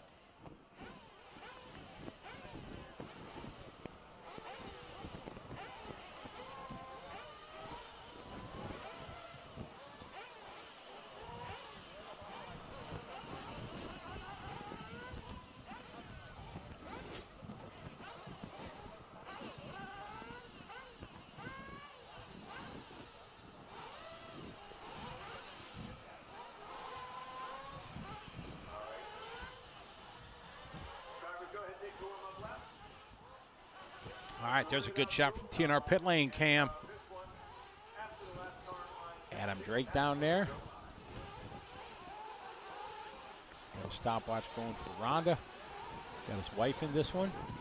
Kind of a first family, as I call it, of Nitro racing.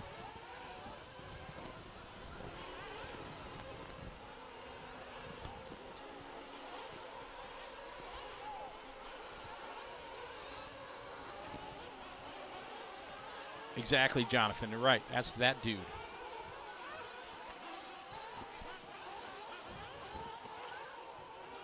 All right, we're out to the track here. So those just join us. They get 2 warm-up laps before the race actually starts here in qualifying. Some people are coming in on, oh, this is going to be trouble in the 6-pack. Oh, Andrew Kaufman having a problem because I saw Dad Kaufman running. There's no marshals. Watch it. Oh. All right, so Andrew having a problem. I saw Dad just running back to the pit lane with the car. Hopefully they get it going.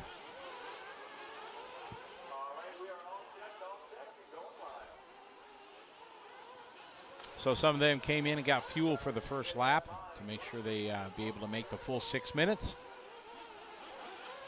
And now they're starting the clock. I think this pink car's got to get in front of him, and he did. Because you have to start. Oh, there's a good shot there. The absolute Hobbies. 6-packs.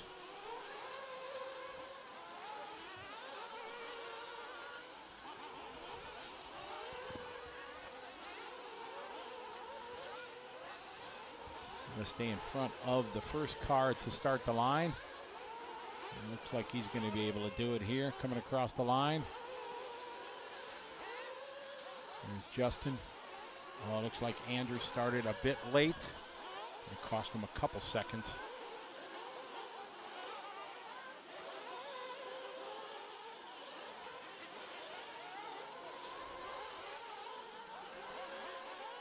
All right, we got race number 22 on the track. Gunnar, David, Cowboy, and Michael.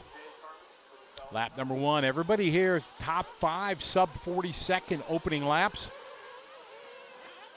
Bit overcast and cloudy compared to the heat and the sun.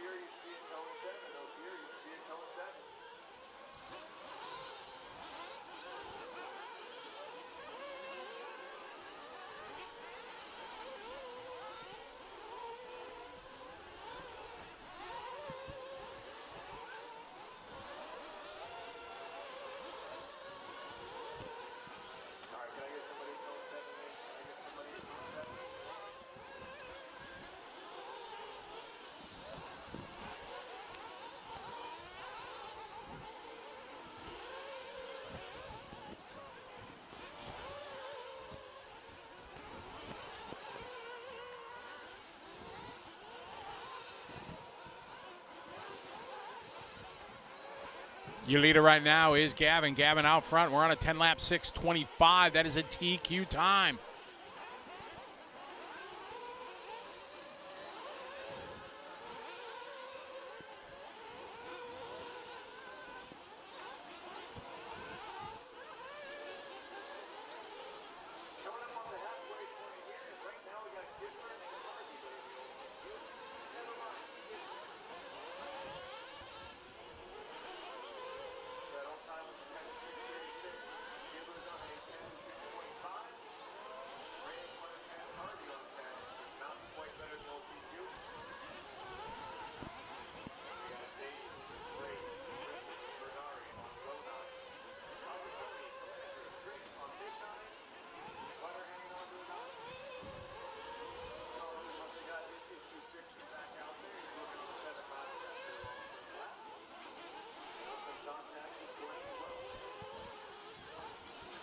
Just off mic there, talking to Kevin Muma, the owner, him and his family, the ones that put all this on, and I've talked about it through the broadcast, how great a facility they have. And there's some weather forecast in the future here, and I was just kind of asking him when it shows the weather forecast, you know, how much of is that true? And he said it's about 60% not true. So that's our hope, and I hope everything stays nice and clear, and we'll be able to get on a race. And they're hoping to run about 9 mains tonight, and that should take us to about 9:30. That'll make for a good program. We should be able to run our championship 1-hour final tomorrow somewhere around 5 o'clock local time, which would be outstanding. David Harvey leading away. We're on a 10-lap 6:37, just a tick off that TQ time that David laid down in the last heat.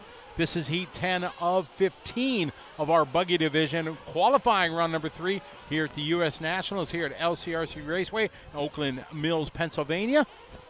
I finally learned exactly where we are. We're about 3 hours northwest of Philadelphia. As we follow Rhonda. Miss Drake out there, 39.8, good lap for her.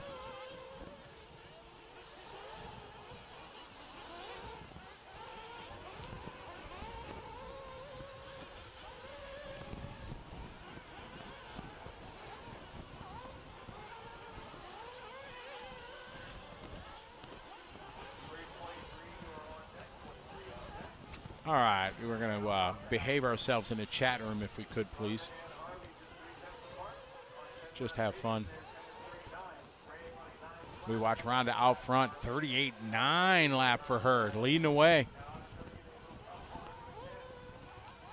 Good drive on that downside and then uphill. Rhonda 38.9 last lap, her best lap. This looks like a pretty smooth lap this time by. Back to the front with a 38.9 for her. On a 10-lap 6:37, just about, what do we got?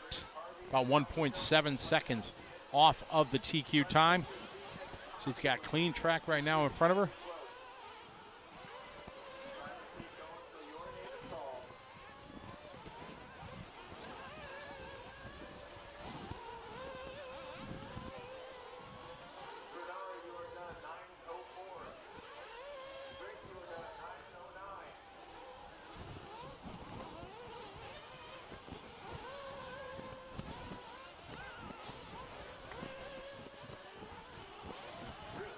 It's Rhonda out front, followed by Enzo, followed by David. Cowboy wrists are done already. Oh, Rhonda on her last lap, upside down. If you go back to watch this, Rhonda, and you're going to watch that, it wasn't my fault because I wasn't talking about you when it happened. So, I'm sorry. Not my fault. So, Enzo is going to take this one, and Rhonda is going to get a 3 out of it. And this one, if she can finish up, hopefully the marshals will pay attention. Yesterday, she had rough luck from a marshal that she crashed, and like that marshal there on his phone. So Rhonda going to finish there. Unfortunately, falls to 3rd. And losing there about 6 seconds on that one. Tough lap. Still a 10-lap run for Rhonda, but unfortunately not as fast as she was hoping for. Bye, guys. Enzo, David, and Rhonda wrap up race 22.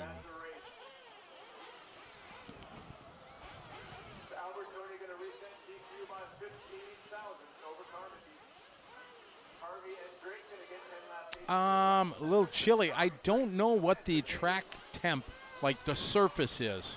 I haven't seen anybody talk about it or anything, so I can try to find out, though. I'll send it out to our people. Oh, is Mr. Heckert? Oh, he's just checking the pipe. He wasn't checking the track temps.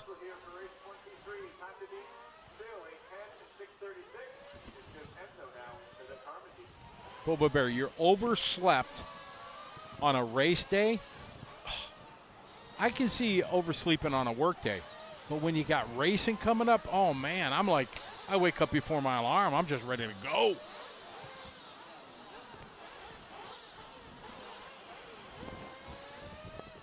Yeah, Spencer Rivkin lives in Arizona, Surprise, Arizona to be exact. And yeah, the EU foreign drivers are not allowed to run the nationals. There was a talk back in the early days. Sushi Hara lived in the U.S. for a long time, back in the Hot Bodies days. And he was residing in America for over 6 months. And they let him run the 10-scale Nitro touring car U.S. Nationals. There was some stipulation. I don't remember exactly how it all laid out, but that was one of the deals.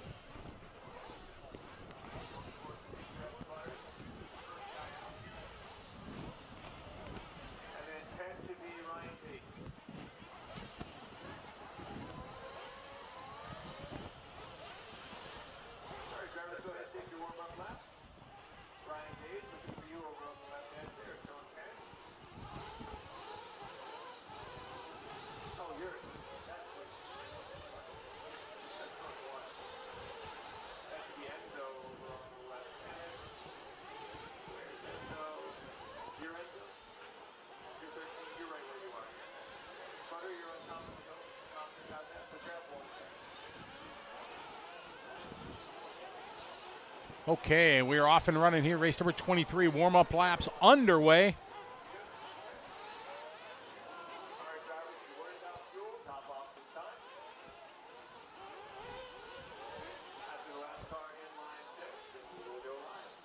So everybody coming in to get a little bit of fuel if they want. There's a great shot there.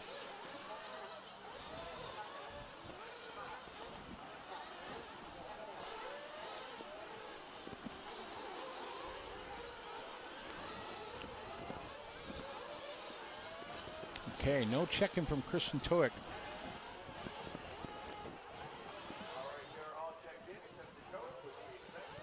This is race 23 of 27. Closing races of round number 3 of qualifying. Our first round of the day.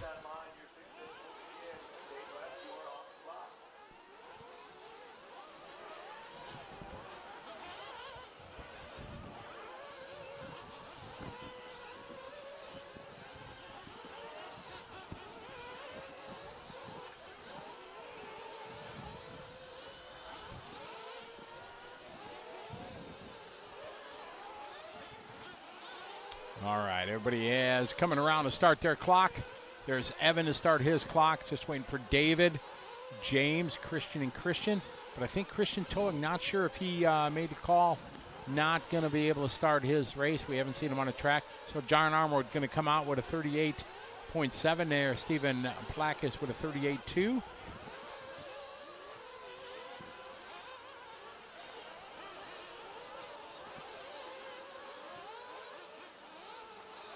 Day Turner Lucas cheering on Maryland drivers. We've done pretty good in our check-ins. What do we got? 1, 2, 3, 4 states have not checked in. That's pretty awesome.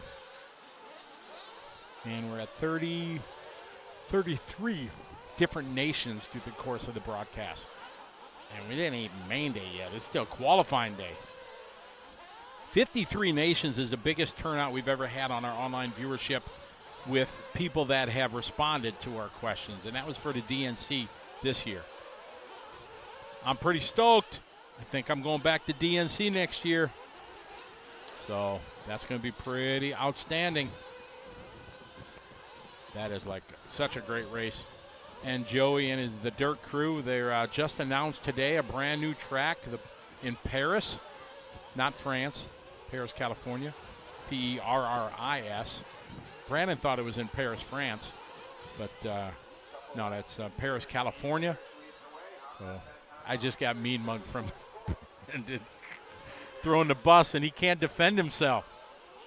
It had to be true because Scotty said it, so it's going to be like everything Scotty said. All right, Steve Harris. Now, if you followed along throughout the week, Steve Harris has been TQ for more rounds than anybody because he started in the bottom heat of both Truggy and Buggy and held TQ each round for 8 or 9 rounds. Now with the resort, he's back with drivers of the same ability. Oh, yeah, we're going to have a good time at the DNC next year. That's if I don't upset Brandon between now and then. I don't know. I just might have just cursed myself there. He gave me a mean mug look there. And the good news is there is a Shakey's Pizza near. Maybe in the hotel parking lot, I've been told. If that's going to happen, oh, yeah. It'd be Shakey's aplenty. I don't know if I might be burned out of Shakey's for next year's DNC. No, can't happen.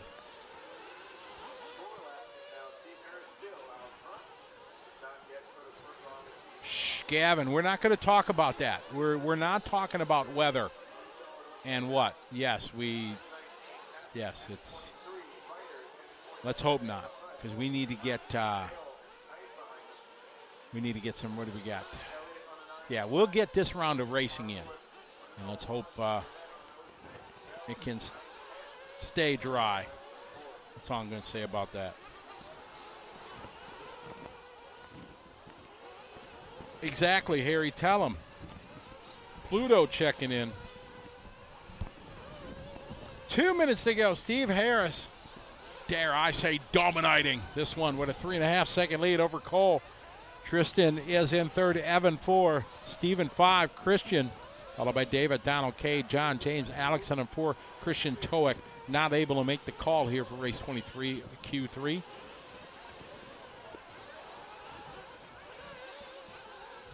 Minute 30 to go in this one. Copy that, Gavin.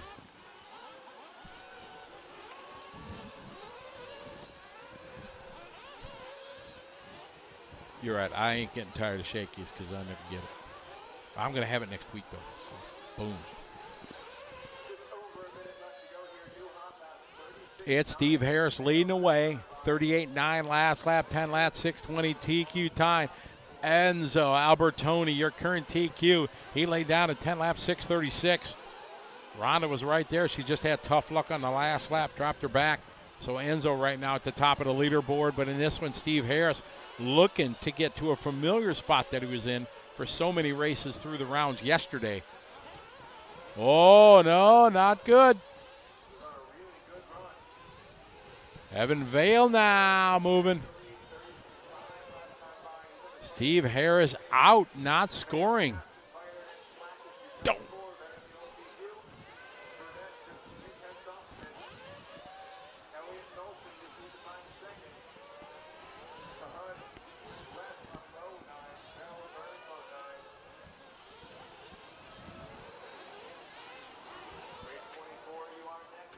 John Moore, I'd love to be out there. I've been up to Tacoma, to Scott Brown's track numerous times. Just want a great place up there. No 8-scale buggies racing in my future up there. Well, if you got shakies, that's worth the trip, right? Okay, race 24 up next. Saw the track crew getting ready to do their thing. Edwin Vale looking to go to the top of the board, but he's got a long lap. Cole Caston now moving to the top of the board with a 36.8 hot lap right there for him. Moves him in a 10.622 TQ time from Cole on his final lap.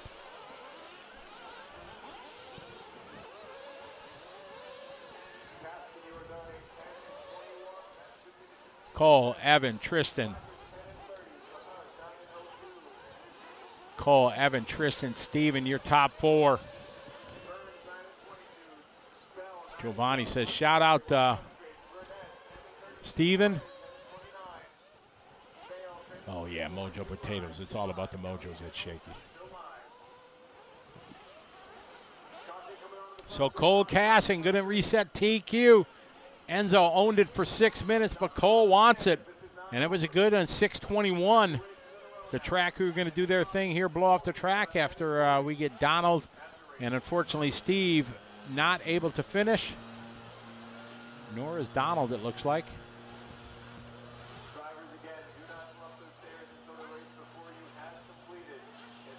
I think Mark Calandra knows where to stand with that CRC t-shirt. He's getting a lot of face time. Or back time, depending how you look at it.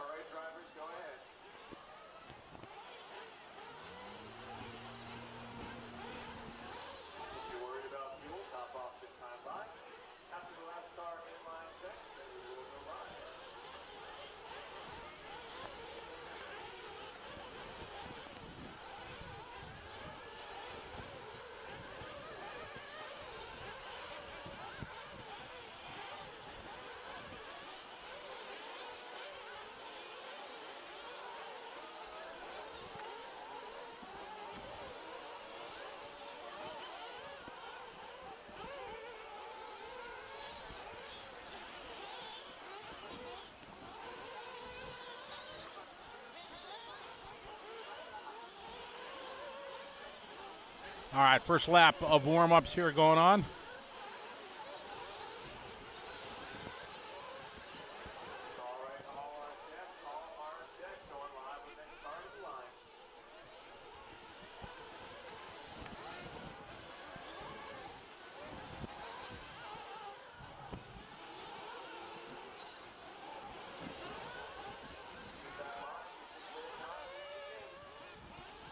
All right, here we go.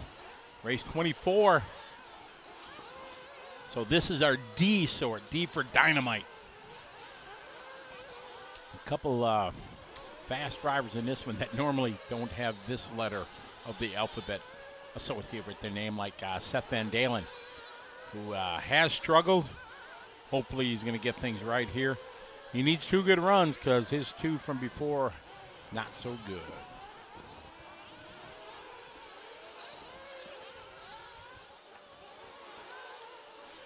All right, so Chad Smith, if you're listening, let's just drop it. All right, enjoy the broadcast, enjoy the chat, and let's just have fun.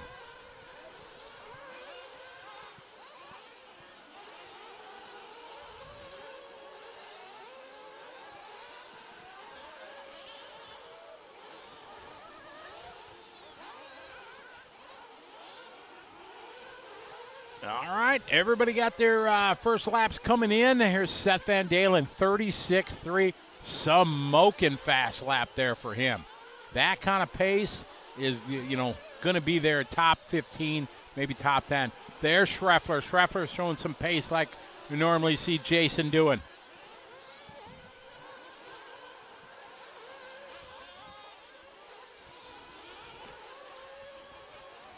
Oh, that was a good 6-pack there for Seth.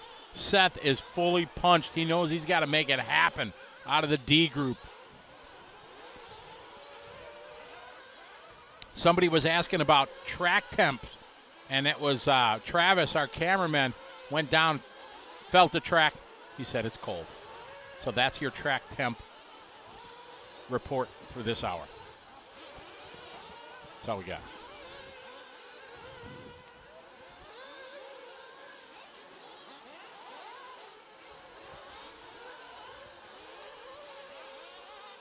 All right, Seth, off to a good start here. 10 laps, 6:09. I think it's going to take sub 6:10 to have a top 15 run. Oh, Marshall's on it. I like it. Good marshalling. Oh, maybe broken.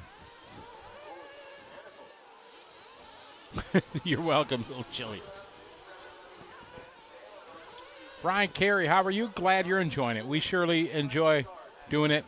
I'm blessed to be asked to be doing this again. I truly love it. And you guys and girls from around the world, you're the one that make it so much fun. Interacting with everyone, talking about racing, talking about silly things, talking about Shakey's Pizza and Mojo's, all that important things in life.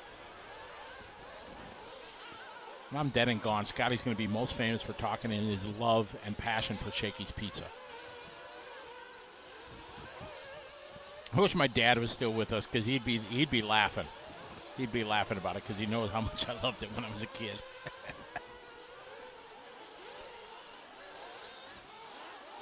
All right, Seth trying to stay in front of traffic. His car looking very, very good. A little wing high, a little whip there. All right, last lap, 36.5. He's picking it up. He was on a 6:09 down to a 6:07. Nice.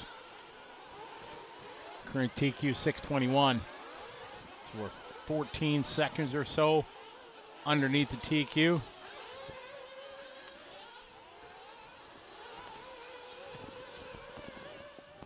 Oh yeah, Ryan, come on. Toppers have got no chance against Shakey's. Seth, Caden Fuller now starting to look good, throwing down a 37.8 lap. Hot lap though, 35.9 on lap 3 from Seth. We stay with Seth here as he working through the traffic. Still on a 6:07 pace.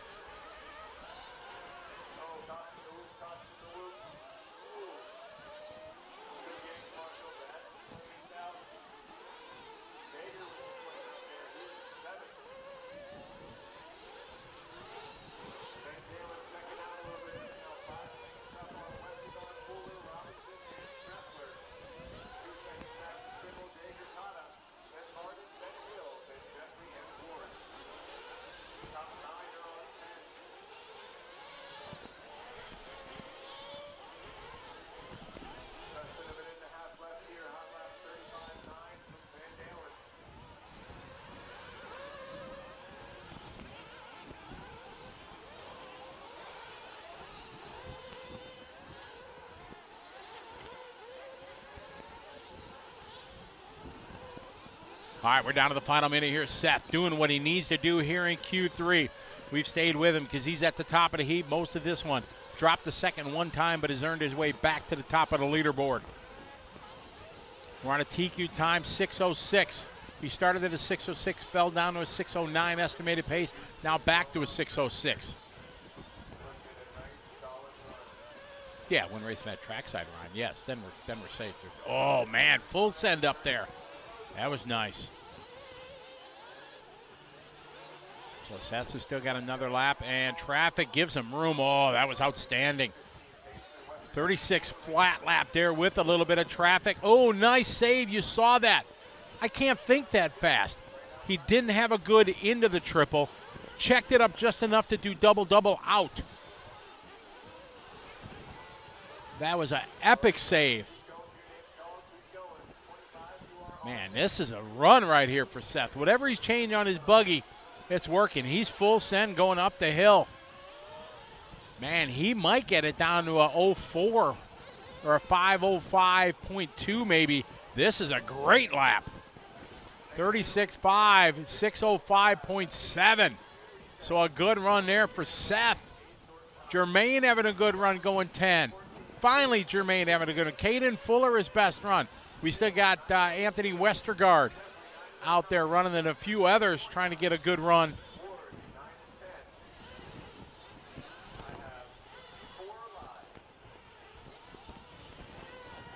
So Seth is on his cool down lap. He's got this one in the sack right now. Waiting for Anthony Jared. Looked like Jeff Dagger out early in this one.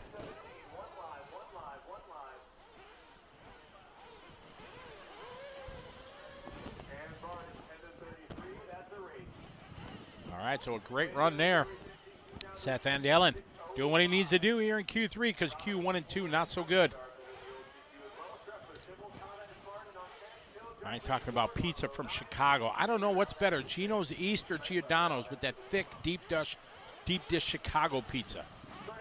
Where one piece is enough. It's like your daily requirement of bad stuff is one piece, but you can't just eat one. It's like that good.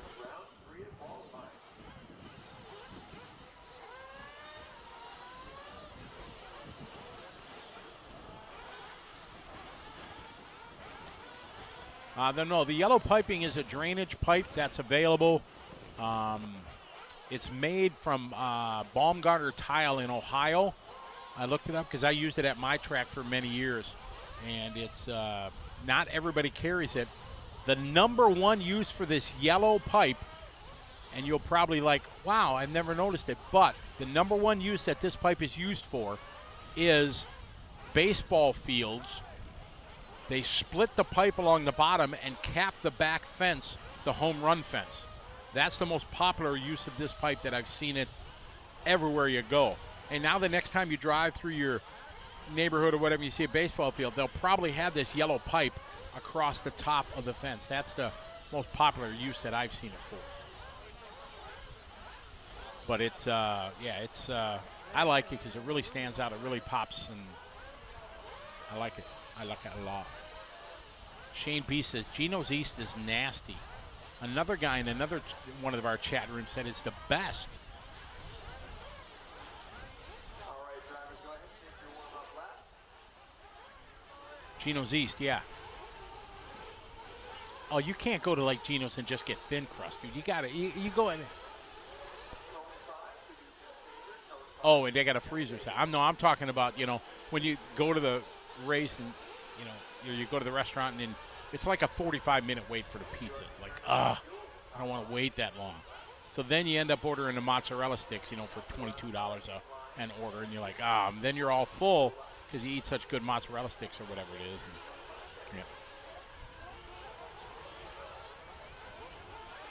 And, Roddy Becker, what's up, Roddy? No, there is no more in Wisconsin. They are only in California. I don't know if they're anywhere besides California. I know chocolate Twizzlers are hurting John Moore. And Brandon went down a notch in my book for buying chocolate Twizzlers. So no, there's no Shakey's Pizza anymore in Milwaukee. They were back in the day, Robbie. You weren't even born yet when I was a kid, so they're pretty good.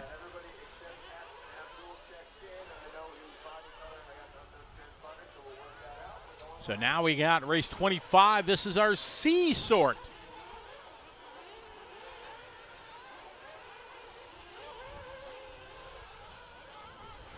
See, Jason, why you got to go there, Jason? Why you just?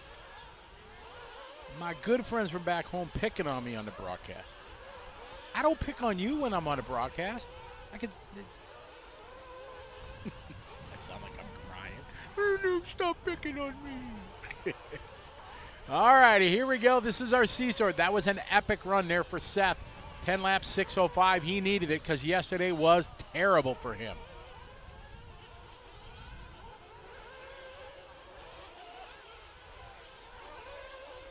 Thanks, Charlie. Glad you're enjoying it, buddy.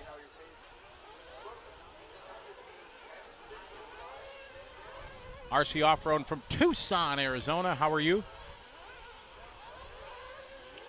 Yeah, Riley, I get to go to California next week for a race, and there's a Shakey's in the general vicinity. I think I might do a Facebook Live or something like that for it because I've been talking about it for so long and haven't had it, so. All right, Tyler Jones coming out. 36.3 opening lap. Get some. Ethan Mechanic having a good. Some other guy out there doing well, having a good start. Ashton Abdullah with a 38.4. Fee, long little bump. 38.4. The youngster with a stick radio.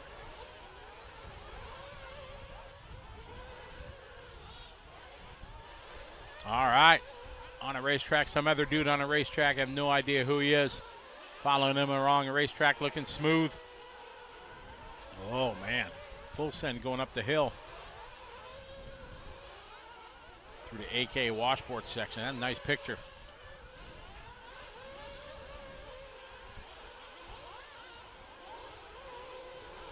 RC, yeah, exactly. We're gonna do that next week.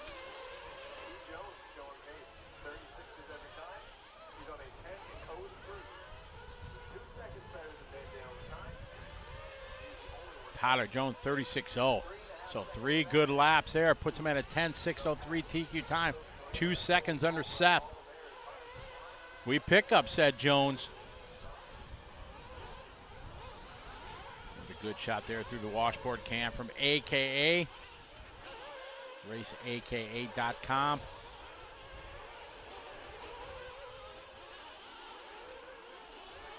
Ethan Mechanic.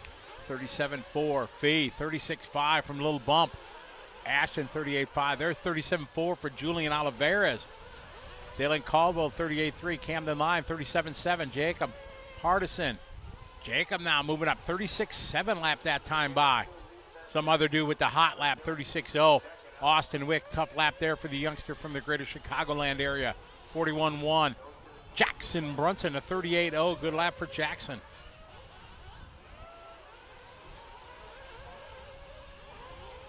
.245 to go.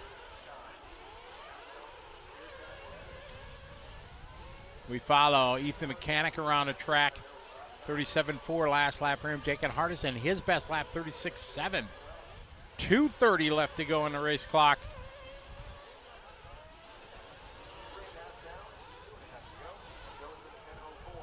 See, Jason, I had your back. You forgot about it. 2:20 to go. Tyler, Ethan, Dylan, Ashton, and Camden Line. Camden Line rocking the S-Works, having a good one there, 36.9. Fee long, little bump there in the HB with a 38.4.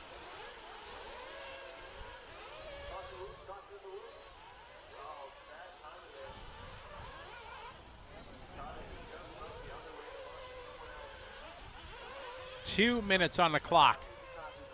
New hot lap from some other dude out there, 35.6.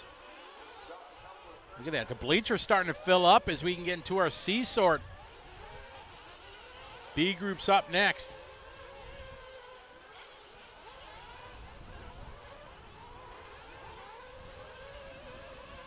Oh, fumbling, tumbling, stumbling in the back. It's all right. Minute 30 to go, 1:30. This is our C sort, race 25. B and A heats up next. Seth in the previous heat did a 6:05. Back up on Tyler Jones. We're on a TQ time. Ethan That Camden line slowly moving it up. Camden 36-2. Attaboy Camden.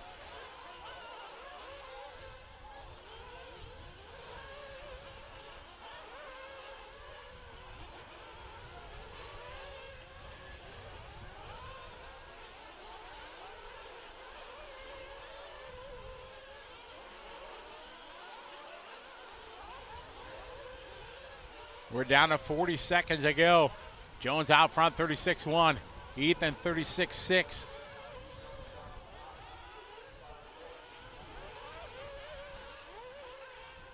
Pick up Camden line. Oh, nice save there through the six packs.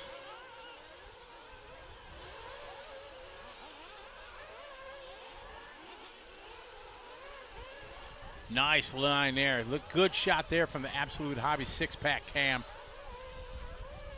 Final couple laps in this one.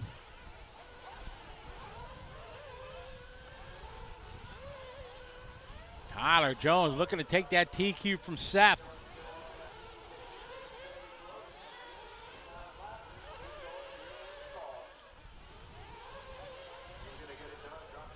Tyler getting caught there, going to do 6:03, new quick time.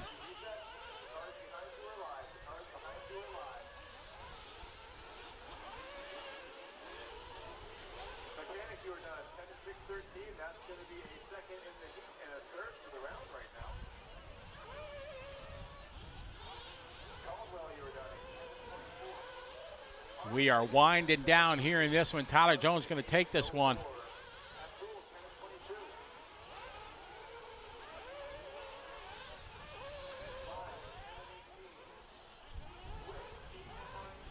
Couple cars you have to finish. We follow the other dude. Yeah, just 39-second lap, but a good run there. Tyler Hooks, our LiveRC man, getting us 10-6-17. Unfortunately, you know, 37, 37, 37, 37, 37, 37, 37, 39, and a 38. So that cost, he lost like, what did he lose, 3 seconds, 37 there. So he lost maybe 3 seconds on the race. That was a very, very good run for the other guy, Tyler Hooks.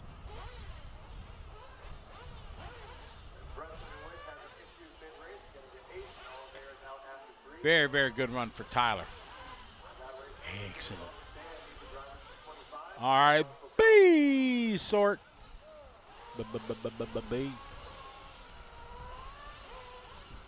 at the names in this one. C.J. Jellin, Adam Drake, Mason Fuller, Tom Rennick, Joe Bornhorst, Spencer Hackett, Ryan Pavitas, Brock Champlin, Joey Borden, Lee Setzer, Jared Wing, Cole Tollard, and Adam Johnson.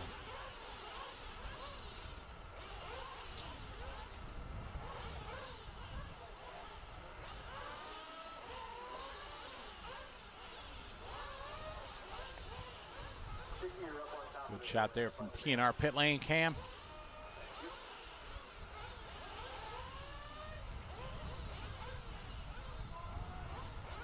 All right, drivers, go ahead and take your warm-up lap.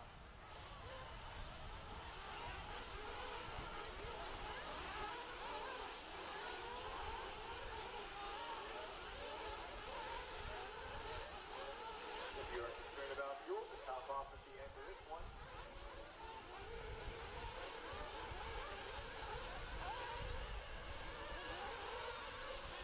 After the last car in line checked in, and we will go live.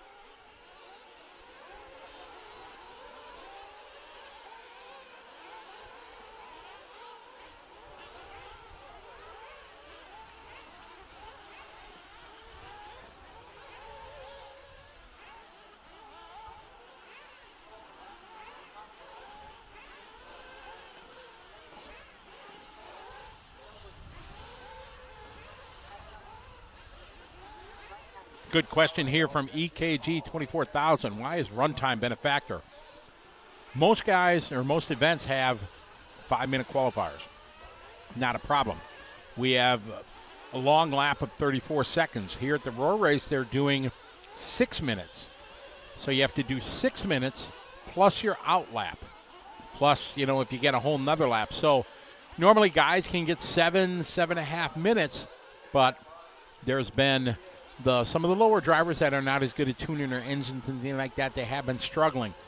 So the officials decided to allow 2 warm-up laps so they can go do 1, then come back and top off their tanks and go out there. Then it's worked out pretty well. Not many of the top guys. Some of the lower guys have still been struggling, but top guys not so much. They originally were going to do a 7-minute qualifier, and that's big trouble for a lot of people. To do 7 plus an extra lap and a half or extra 2 laps takes you way past the 7:30 mark, and that would be very difficult.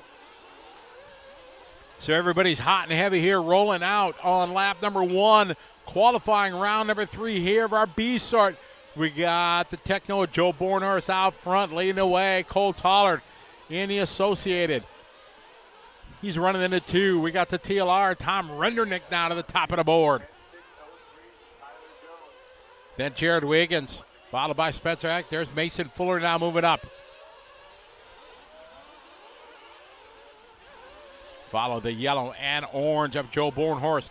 Rocking the Techno out front, leading the way.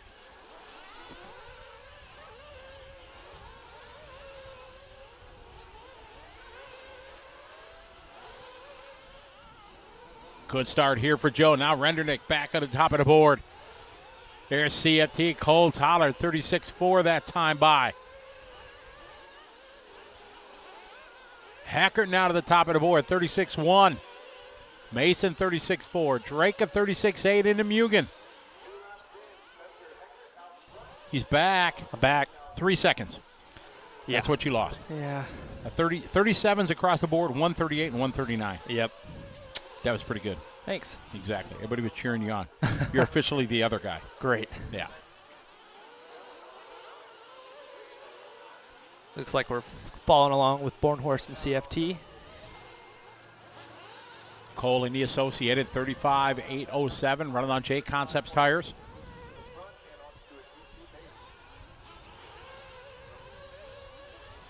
Cole right there in that pink, white. And just fully punched. I saw you starting to do it. I don't know if you were doing it in the early rounds. That big step up, it seems like you're jumping it way more aggressive. Trying to. Yeah. I saw Seth doing it too, that really jumping farther up onto the plateau. We pick up Mason Fuller here, 36.3, his hot lap the last lap. The youngster from Iowa, rocking a TLR. Little stutter coming onto the front straight he does. That time drops him back to 37.1. Rendernick now goes to the 2. Cole Tollard still at the top of the board, 10 lap, 6:02 TQ time. This is our B sort right now. 13 more guys going to make a bid at TQ in the next heat. Absolute Hobbies 6-pack cam right there as they work through it. We continue to stay with Fuller to the back section of the racetrack. Going to fall down.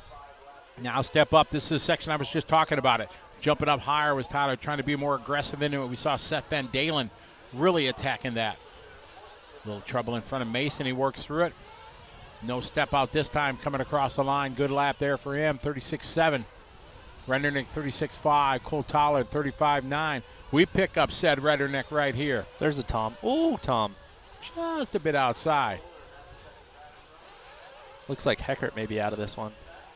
Somebody's stuff had to get stopped, so maybe Heckert. Joey Borden had a flame out, but he's back out there. But yeah, Heckert falling down the leaderboard. Unfortunate there for Spencer. I saw Hardison shutting someone's car off. Oh, Tom. Man, Rendernick sending That's a long one. Yep, Marshall hands up. Yeah. I got nothing. I get that, though. You're at the top of the leaderboard, and it's the panic crash. All right, we pick up Cole Tollard. He was on an 0-2, still on an 0-2, with a $1:30 left to go.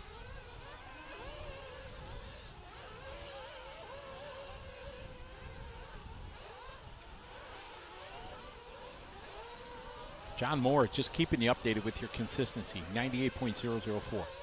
Nice. You got something going for us. Cole. Oh, Tom. Tom again? No, it was somebody else. Oh, okay. Looked like Tom. Oh, man, look at that. Rendernick from 2nd to 9th.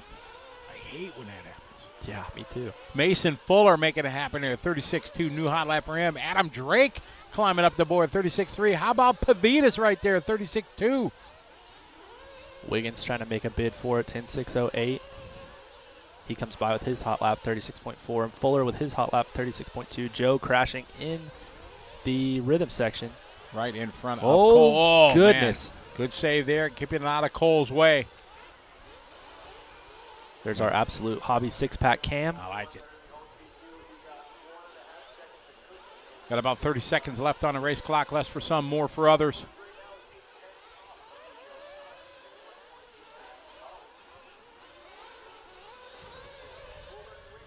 A sort is up next. All the big dogs going to be up next.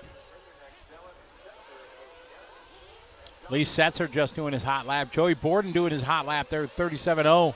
Lee at 35.6.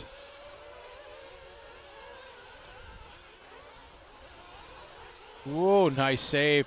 And Joe, nice driving from Joe. Good sportsmanship there. Checked it up just in time. He obviously knows Cole's the leader. Yeah, they're running 1 and 2 right now. Well, Joe is smart. He knows trying to force a pass or get by him is not really going to improve his time by anything drastic. Granted, it is a race of tens. Oh, that was a crash going there to the AK washboard cam. I think it was Pavi. No, it wasn't. I don't know who that I think was. that was Rennerneck. Oh, Cole with a double quad? Double quad or quad double? One of the two. Pick one. Trouble in front of our leader. Cole, oh, no. Oh, Cole's done. I was watching the screen, not the race screen. 6:02 TQ, time for Cole. Joe had a good run. Mason Fuller still hot on the track. A good run for Fuller. Going to go 6:06. But Cole Tollard, better in Jones and Van Dalen, putting the Associated right now at least a 14 for the round. Worst case scenario. Nice. That is a good run there for Cole Tollard. But with this, with a 6:02, I'm thinking, uh-oh. That's what I'm thinking. Is it? Oh, is it cable time? cam time? Is it time for the VP Fuels cable can coming up? Anyways, Cole Tollard, I'm thinking with a 6:02, top 7. Ooh. Coming out hot. All right, that's fair. I don't know. I don't have anything for that. You got nothing? No. I think I need food. Need food, yeah. Need food.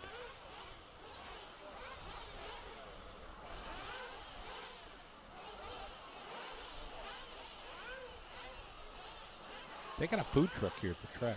Yeah, they do. They had the donut truck here yesterday. They were good. Yeah, too. it was. And they had a big deal on them at the closeout. Daggone. All right.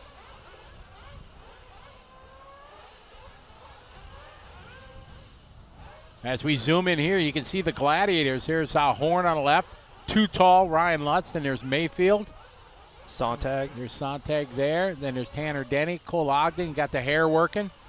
Got the, like he's out picking tomatoes. Jared Tebow got the sun hat. There's Spencer Rivkin. There's Cavalieri. Kaufman. Here's Ty Tessman. Dakota Fenn. And looky there. Brandon. In the Chilling. A-sort. See Just those chilling. sunglasses? No, I didn't see the sun because he got Full zoom in. circle. Oh, yeah. Look at that. Styling and profiling. He looks like a 70s love child. He's got this. That's awesome. So good for Brandon. Standing next to Dakota Fenn. It's a good feeling. Hey, man, it happens. Exactly. That'd be good to see Brandon make the semi. Rick D says he misses racing. I made him buy donuts. Yes. The power of LiveRC. Donuts. I'm sure if there was some Shakey's pizza around here, you'd be getting some Shakey's. I'm getting some Shakey's tomorrow or next week. Oh, yeah. Okay. Let's see. Everybody's coming in. Nobody's staying out. Everybody's coming in for fuel. Tessman will stay out. Usually does at least. Oh, he didn't. Brock did. Rock stayed out. Got the LRP, new LRP. The LURP. The LRP. They're bunched up, man. Do you want to be the first guy with all these world champions behind you? I think you're getting out of the way a lot. I don't typically like being the first guy. No. Period. It's a mix depending on who I'm in my qualifier with. Right. If I know I'm a faster of them, I want to go first. But if I am traffic to the other guys, Oh, it's on fire. what's on? Oh, What? no, the cable cam's on fire. Oh man, cable cam smoking. Oh my, that's not good. That's not no. good. Okay, all right. Just in. No cable cam coverage for this race. Sorry, I don't know. I know you're going to be disappointed, but not going to happen. All right, so who's crashing? Was that Dakota? That was Dakota. Not too bad of a crash, though. All right, here we go, ladies and gentlemen. Who's it going to be? TQ right now, Cole Tollard, a homie from Wisconsin. 10.602. Brethren. Brethren. Brandon Rose, 6.03 pace. Cole, then now we're seeing some 11s. There's an 11 from Cole Tollard, or Cole Ogden, rather. There's Broccoli Champlin. Champlin coming down into the back section, down the hill, coming up to the step up. So, a little sideways whip there. Wait, that's not Brock. Sorry, that's Brandon. Dakota Fenn coming confused. out 35.8. Even with that little bottle, what? Or maybe that was, no, he didn't. That was his warm-up lap, maybe. There's Brandon. That's Brandon. Tebow not with a Brock, my bad. 35.9. Oh, no, Turtle.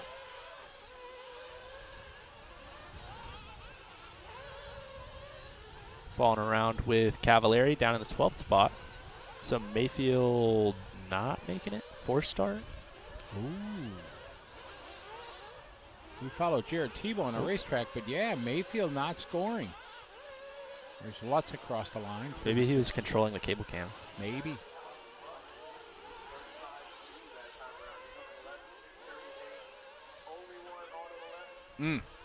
Dakota Fenn last time by 35.2. Ogden with a long lap. Ogden drops to the 6th spot with a 37.5. Jared Tebow, 36.5. Aiden Horn, yeah, young Aiden, 36.2. Spencer Rickman, 35.9. Got 3:40 left to go on the race clock. We pick up Mr. Horn right here. Aiden, 35.9. Moves him to 2 spot from Michigan, the youngster. Rocking the Team Associated. Aiden is working his way up the step up. Down the hill, back up.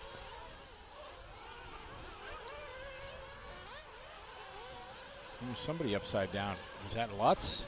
That was Sontag and someone else.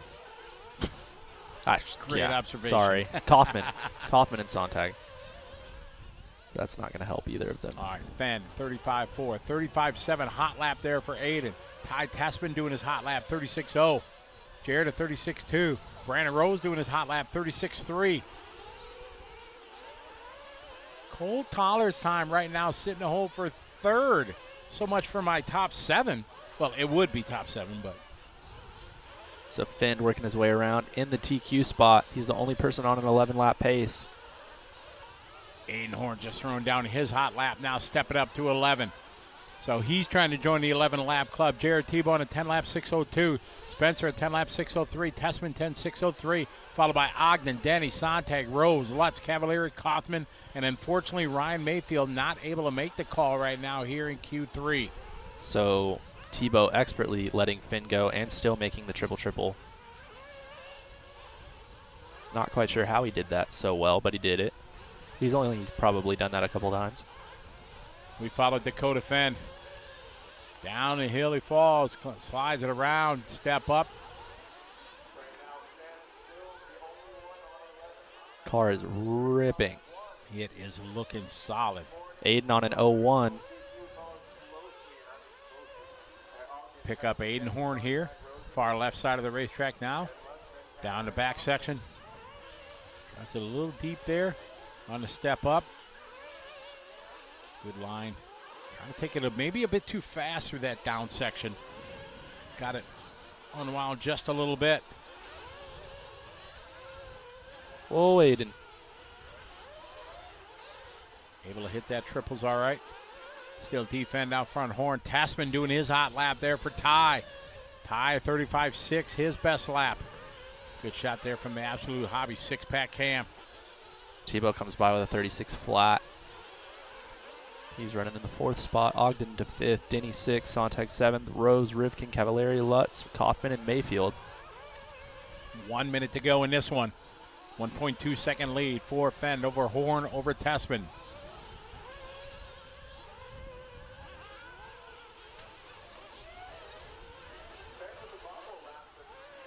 So Fenn, Tessman, Horn, Tessman throwing down some laps here to move up the board. 1.4 behind Fenn. 38-second lap for Dakota on the last one by. This one's long, too. Oh, my. 37. Look at here. 8/100ths of a Tessman. The Canuck, Ty Tessman, looking to make a bid here at TQ in the late stages here at Q3. Lutz letting Dakota go. 15 seconds on the clock. Tessman now to the top of the board. Back to back to back hot laps as we pick up said Ty Tessman. Rocking the X-Ray. Hot race tires. Working his way through the chicane, down the hill, into the AKA washboards. We're in the closing stages here as Ty Tessman coming around. Ty across the line, 10 laps, 6 flat, .9. Dakota. 2/10. Go ahead. Dakota dropped a 35.1. He's back out to the lead. Traffic in front of Fenn. How is this going to play out? Fenn's got to throw down a heater if he wants it. Traffic in front. Is he going to give him room? No love given to here. These guys racing to the line. That might have been enough to hold Fenn up. Oh, my, who's it going to be? Sending it to the line. He got it. He got it. Somehow, some way, getting a 35.4, and D. Fenn taking TQ here in Q number 3. Jared Tebow holds on for a third he's going to go fourth for round. Cole Tollard third. Then it's going to be Tyler Jones fifth, and Tater Sontag going to go sixth for the round. I'm going to go do some interviews. I'll be back. Go for it. Aiden Horn seventh, Cole Ogden eighth, Seth Van Dalen 9, and Joe Bornhorst are going to round out your top 10. Denny, Fuller, Rivkin, Pavidis, Wiggins, that's your top 15. Then it's going to be Lutz, Drake, Champlin, Rose, and Rennerneck top 20.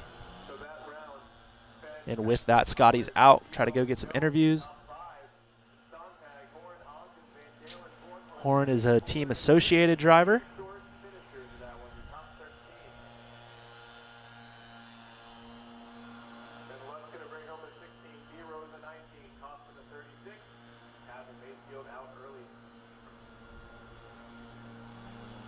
Checking out some of these other questions.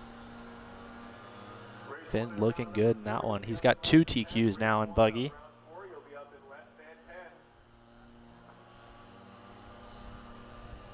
Oh no, poor cable cam. Rest in pieces. Charred pieces.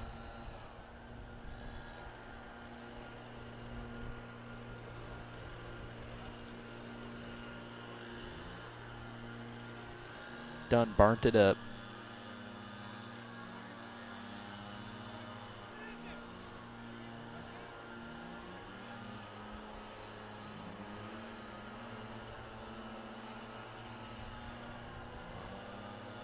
So our camera guys have been discovered by the cicadas now.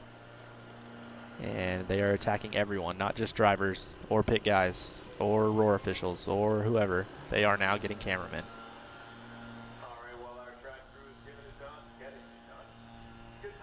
There haven't been a whole lot of flameouts, I don't feel like. At least not with humidity. Maybe people running out of gas, but not so much flameouts.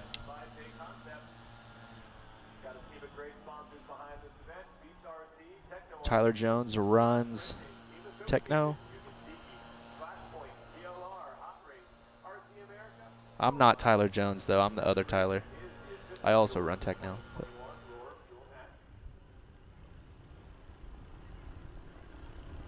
cicadas probably did cause the lipo fire.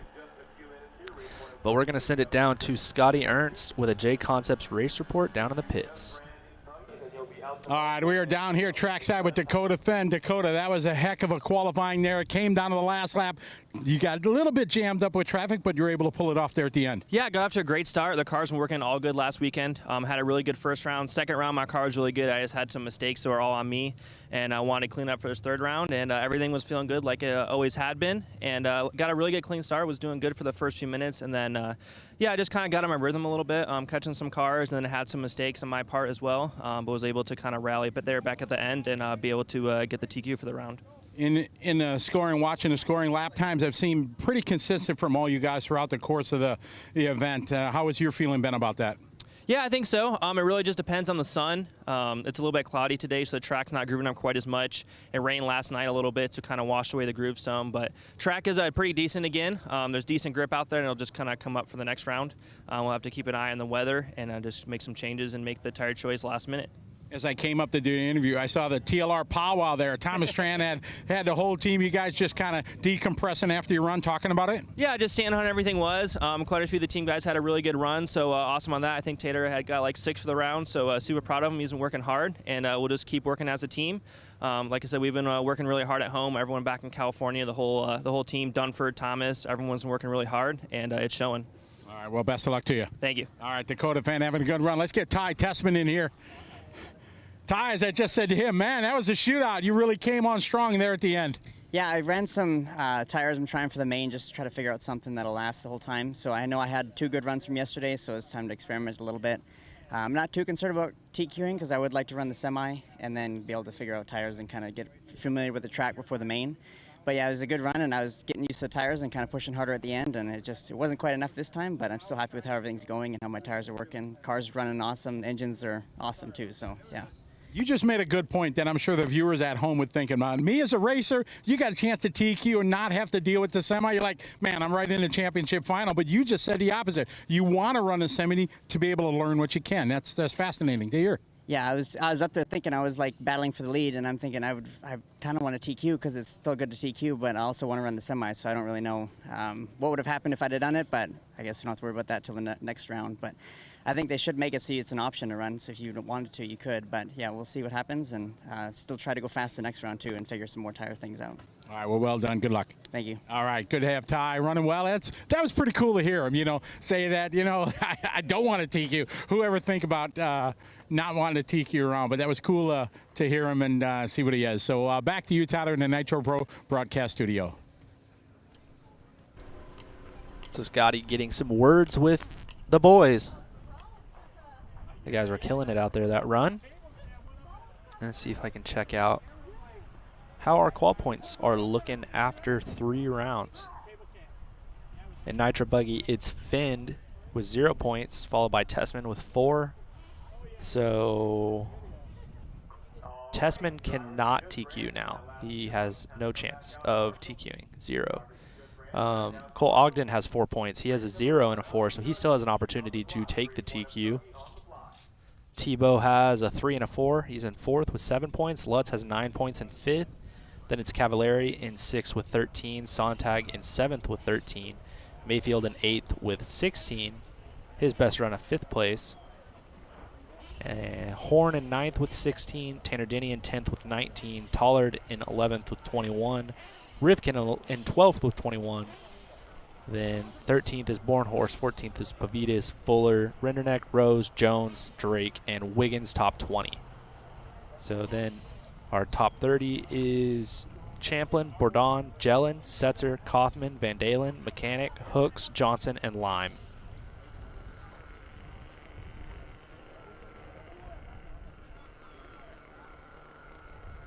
In Nitro Truggy, Mayfield's got 2 points out front. Dakota's got 2 points out front, or in second. Tessman has 4 points in third. Tebow has 6 points in fourth. Jones has 7 points in fifth. Lutz has 11 points in sixth. Ogden has 14 points in seventh. Bornhorst has 14 points in eighth. Horn has 16 points in ninth. Cavallari has 17 points in 10th. Then it's Van Dalen, Rivkin, Heckert, Sontag, Wiggins, Setzer, Jellin, Tollard, Renderneck, Fuller, top 20. And Kaufman, Hooks, Denny, Bourdon, Pavitas, Champlin, Caldwell, Mechanic, Wick, and Drake, top 30. So those are your top 30, 2 out of 3 rounds for the first 3 rounds. Got guys talking about which tires are working. I'm going to have to go talk to everybody again. The rain this morning definitely changed things up a bit. Guys weren't running as hard of a compound typically until this last run. These guys run with pretty much no water for most of the round, so they can typically run a harder compound. It's usually the line's a little bit wider and drier by the time the A guys come up for Buggy. Our word on the street is our cable cam is absolutely fine. We had a brush system in it, so we just blew the speedo up. So we're going to throw a brushless system in it and try to make a bigger boom next time.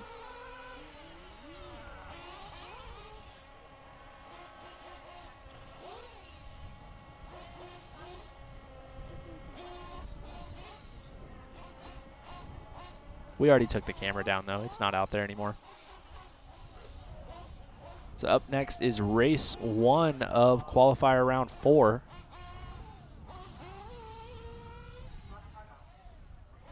Okay, looks like we're all checked in here. Going live on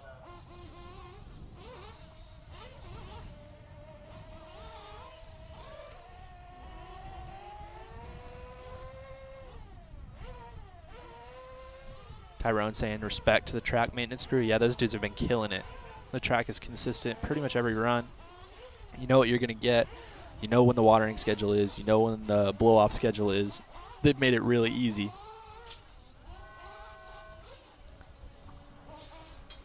All right, when you hit that line, your 6-minute clock will start. So one driver out there in this one, Robert Hartwell. The only one making the call for the first race of the day.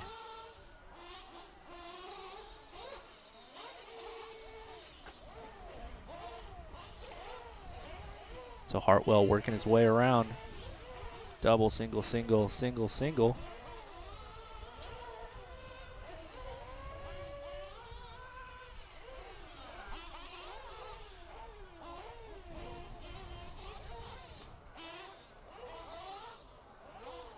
So Hartwell working his way through the chicane into the rumble strips. Got cone 9 open, that should be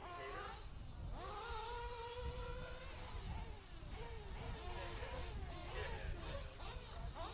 So Hartwell comes around with a 44 flat actually. 9.636.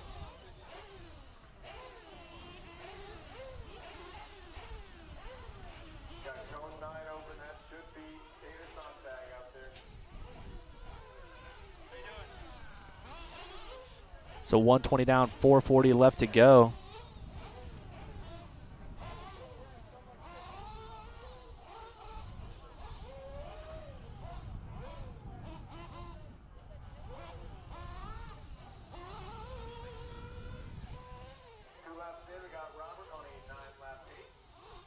Double, double, double through the rhythm section.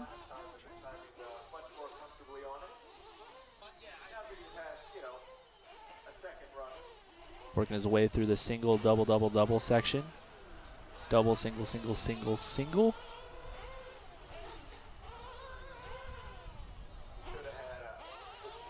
Down to the bottom, around and up the step up. Oh, flipping over at the top of the hill. Blue Dog going out there to get him.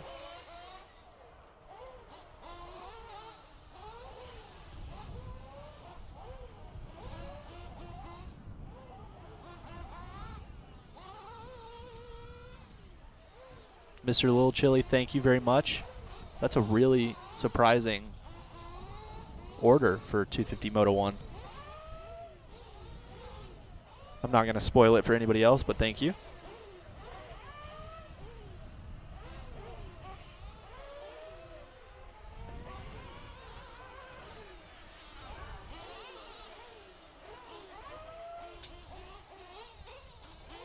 So Hartwell working his way up the hill and around. Into the rumble strips.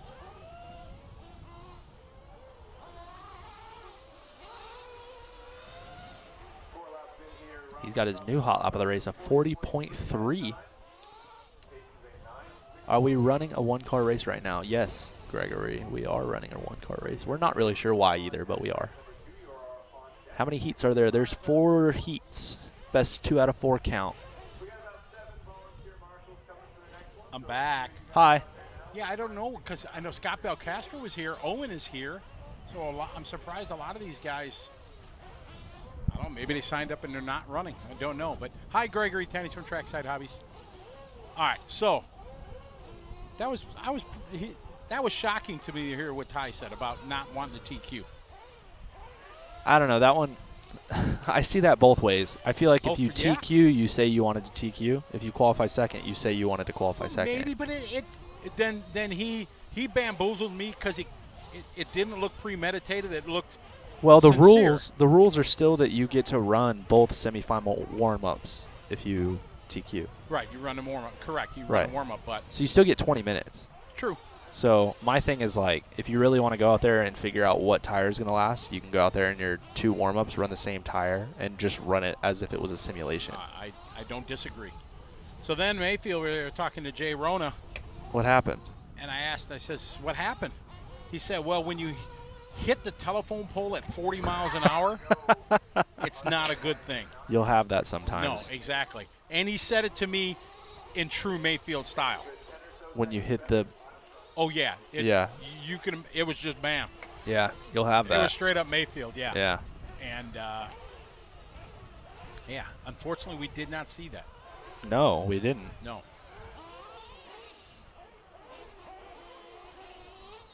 Did I miss anything? I got the 250 Moto 1 results. Oh, that's Thank a good, you to that's that a guy. Positive, Much right? appreciated. Greg, did you have racing yesterday?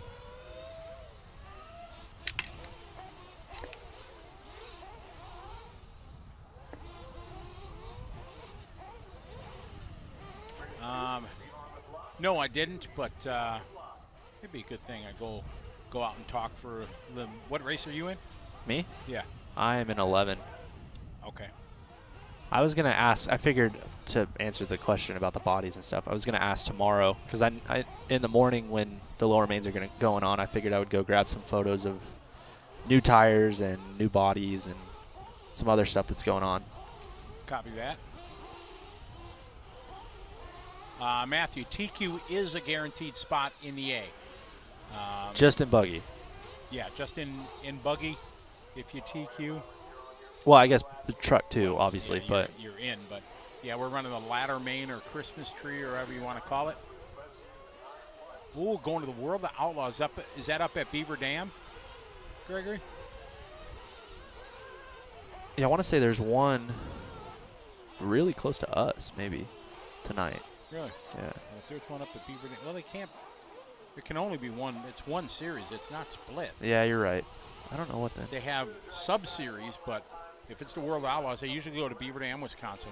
I got to go there one time when Tony Stewart was up there at the time. It was pretty cool.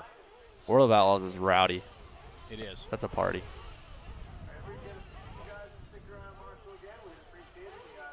Giovanni says, I move on a driver's stand too much distracted. What can I do?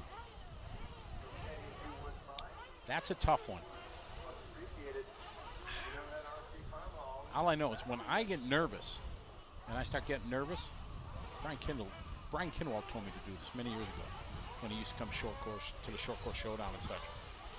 He says, focus on your breathing, he told me. Yeah. Breathe in, out. You focus on that. You get more oxygen into your system and everything, and it can calm you down. And I always use that when I start getting nervous and stuff like that. I start concentrating on my breathing a bit more. Yeah. Whether it's right or not, I don't know. But, hey, Kinwald told me so. Hey, you got to do it. Exactly. If Kinwald told me I'd calm down standing on one foot, that would happen.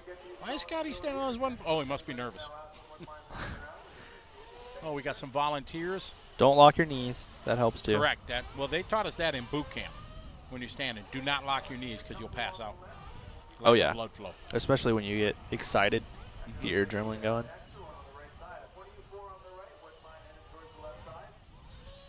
CJ Weisenberg, what's up, CJ? What it do? The All-Star sprints are in Ohio. They are. Nice.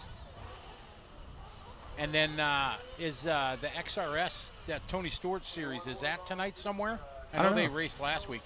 That was a pretty cool concept. Did you watch that at all? I did. They're running at just smaller short tracks around the country.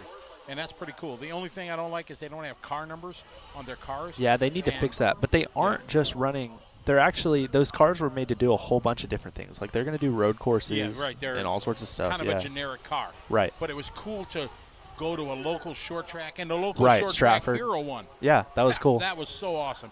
You know, to battle Biffle and Stewart there at the end, that was something he'll remember for the rest of his life.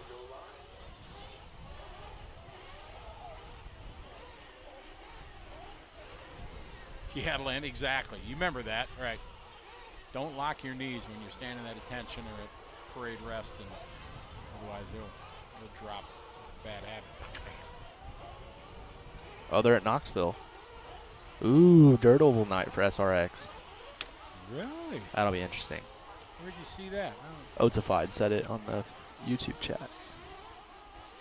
Oh, okay. That'll be really rad if they can get those things around the track. Well, I'm sure they've tested them on everything like that. Yeah. I guess that'll be my viewing when we get back to look up on the internet, see what we can find, highlights or whatever. Brother Brad saying the same thing. Yep, Knoxville.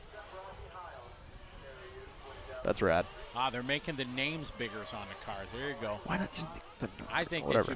they should redesign kind of that graphics and just put a big, because listening to the announcers saying in the teal car, the blue car, and everything, Right. It It's sounded too hard. But it sounded unprofessional. That's how motocross is having that stigma where for some reason everybody is required to say the yellow bike, the green bike, not the Kawasaki or the Suzuki. Really? And it's so annoying. You would think they'd want the branding out there to. Well, they'll say the yellow Suzuki or the green Kawasaki. It's like, Okay. stop. These people aren't stupid. Like, they're fine.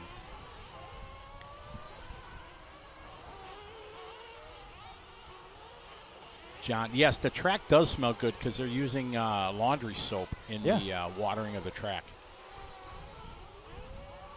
All right, we got heat number 2. Ooh, look at a wind howling out there now. There is weather in the greater Pennsylvania area. And it is, they said it was, I won't say the R word, but it was precipitating in, Parsapartan. yes, in Pittsburgh. This is qualifier number 4. It's moved up to 3 o'clock being a chance. Precipitation, and gets worse throughout the day. So in Buggy, it might be our qualifying order right now. Yeah, that would suck for me. Yeah, exactly. Let's just take a look and see where we're standing here in qualifying, shall we? Qualifying 2 of 3 rounds right now, and we start with the Truggies. Ryan Mayfield and Dakota Fenn tied.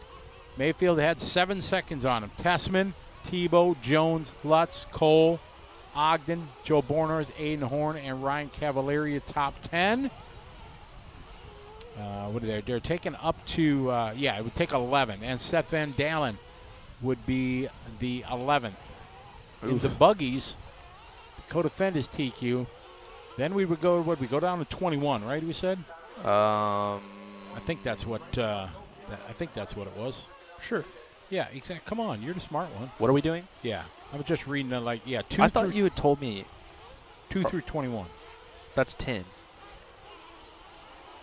This is where we had this argument yesterday, and I'm still confused. Argument? We argued? Yeah. Because Because it's 11 in truck, and you said it was 10 in buggy. You said it was 10 out of in they're three. transferring out of the semis 5 and 5, and then bumping 2. So that'll make for a 12 guys bumping into the feature plus TQ. But makes it 13. But I bet to set up the semifinals, it's still 11 and 2. No, they're bumping 3 from all the lower mains. See, that's so Say it. dumb. Say it. Why are they not just doing it like truck? Like, you can do a ladder system, but just do 11 and 2. I'm just saying what I was told. I'm going to go talk to What are you One going of to the change face. it? I got them to change the qualifier length.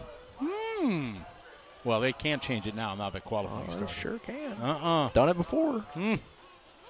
Oh, that's not good. The left rear at a very high positive camber angle is not beneficial to going fast.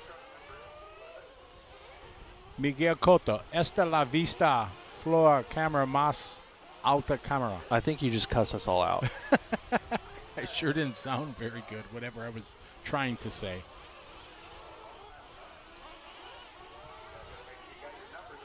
Oh, the Hobbyplex show. Watch party with the Hobbyplex show tomorrow afternoon for the mains. Nice. Noise. All right, Tyler and I will be there. You know, we will join you for that watch party. What do you say? You down with that? I'm sure we could go for a couple minutes, get Yeah. a drink or two. Oh, I figured we'll be there the whole show. Oh, maybe. Well, you think about it, we'll be watching. With them? Yeah, well, depending how you think with. We'll be there. Why? I don't Not know. physically. I don't know but why we're through the getting camera. question marks about our cable cam. It done did caught on fire. Yes, and I found out why. It is fixable. It is fixable. That Speedo, the quarterback is toast. So the stick radio that we have for that is not spring load. Are you good? Oh, you're going to? Okay. Okay, bye. All right. Tyler's got to go get ready. He's got work to do. Oh, put your headset back on. Go back on camera. Don't suck. Thank you. I got to say it just like we did every time to keep the same vibe going. I'll actually be back. Oh. I'm gonna go wrench and then come back. Okay. All right. Well, Goodbye. make sure all the screws are tight. Yes, sir. Make sure you check all your nuts.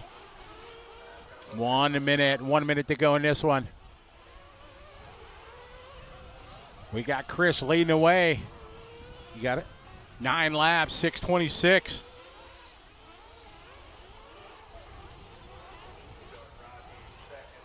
So the cable cam. So anyway, on the remote that we have, the throttle is not spring loaded. And when our executive producer put the radio down and set it down, the throttle went down, and apparently it moved forward all the way to the stop and just kept going against the stop while Brandon was doing other things, getting it ready. So it just kept going, couldn't move, and poof, went the system. But he's got a backup system ready. He's working on that right now. So that's what that is.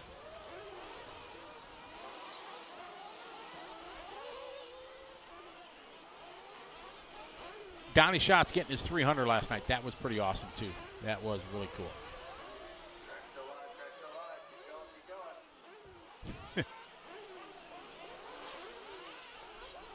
All right, Chris, Carlos, Mike, Patrick.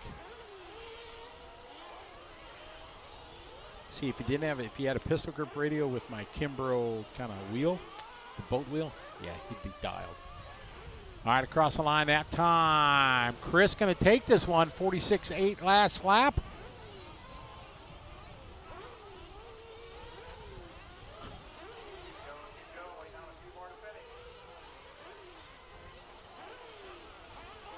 All right, a couple cars yet to finish, or trucks, depending. Ryan Lutz's trying to get to him. It's like, no, I got this, Ryan.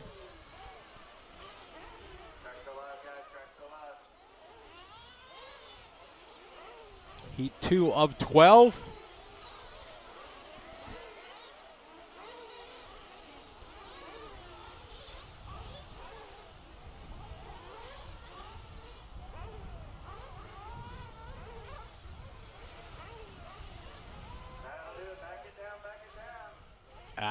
Yeah, there's no way we're getting to I'd love to go to watch some late models or something like that, but that's not happening.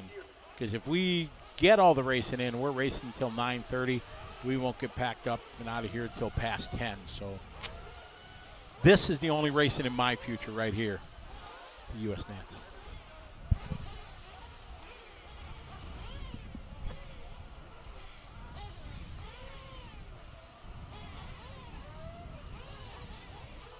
Oh, we got good camera guys, Dan. We got Travis and Lucas. Lucas up on the camera right now. It's nice that it's overcast, so they're not beating down on the sun like they have been the last couple days, because they definitely got some rednecks from being up there. But Travis has got a cool big like farmer's hat that kind of keeps the sun off him for a while. Lucas, he's just a madman. He's just got no fear. He's like thick-skinned. I can take it. There's a shout out there to the TNR pit lane cam. Let's go. Hold it up. All right, let 'em loose, guys. Let 'em loose. Building a Tamiya Blitzer Beetle. That's awesome. I'm a big Tamiya fan. Plastic is fantastic. Back in my early years owning a hobby shop, back in the early days of Tamiya on-road and parking lot racing in the early 90s. Big fan of all the Tamiya sedans and Formula One cars. Pretty awesome.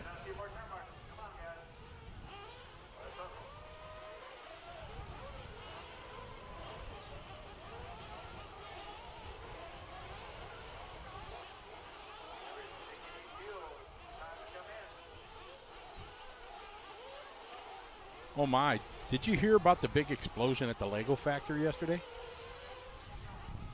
The good news is it was contained in 10 square blocks. That was not good. No, Craig, that fail. No, because now Travis is just going to start feeding me corny jokes. So no. All right, hot laps underway here. Heat number 3. Costa Rica. Hi, Danny. How are you? I don't know if we had a Costa Rica sighting here so far. Oh, we did, yes. About the 10th country to sign in. How are you?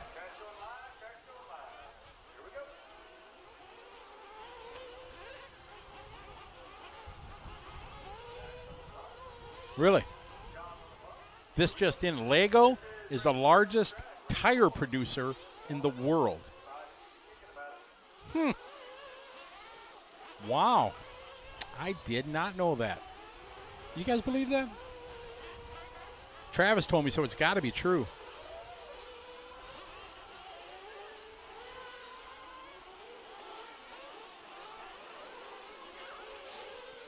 All right, first lap's being completed.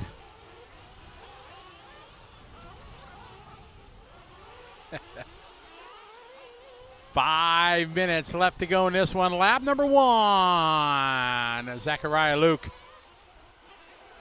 I remember the first time I met him, I didn't know if maybe I just put his name backwards in the system. If it was Luke, Zachariah, I didn't know. He's part of the LCRC crew here. So Lucas, you're getting props online, and Travis are getting props online for toughing it out and giving these guys such a great broadcast. So your hard work is not unnoticed.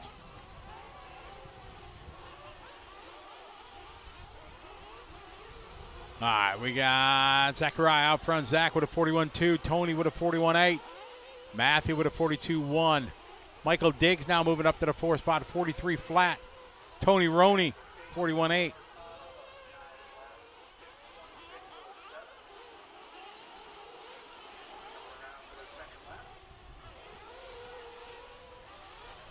Diggs now moving to the top of the board over to 40.8. 42.1 for Matthew, 42.3 for Davis.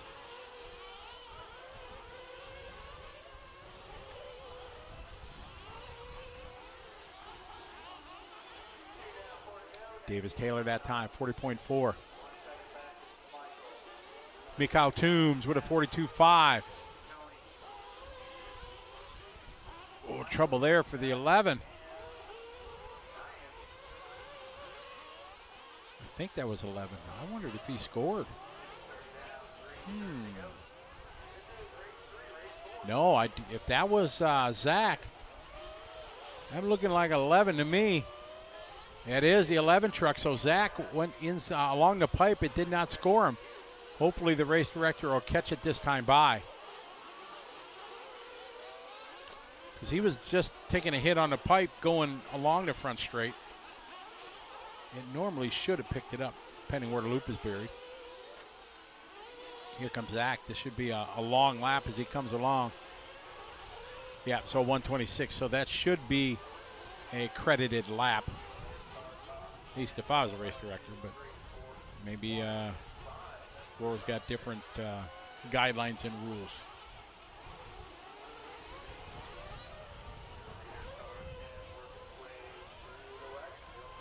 Following Davis, Matthew, Tony.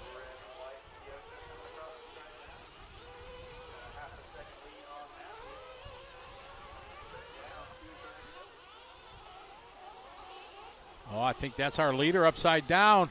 No more. Oh, Marshall having to wait for traffic. Oh, that's a long lap. All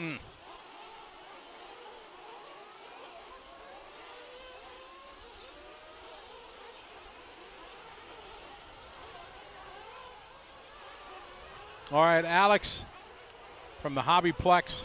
See ya. Take care. Ryan, my only comment I can say about the bodies now is like them or hate them, you have to accept it because it's here. It's the way it is. Roar approved it, so they're going to make it happen. So I'm sure there's part numbers on these guys' the manufacturers' websites already. So it's the way it is. Chuck Parks from Florida. We are in Oakland Mills, Pennsylvania, about 3 hours northwest of Philadelphia. Pretty much dead center, Pennsylvania. Give or take 50 miles.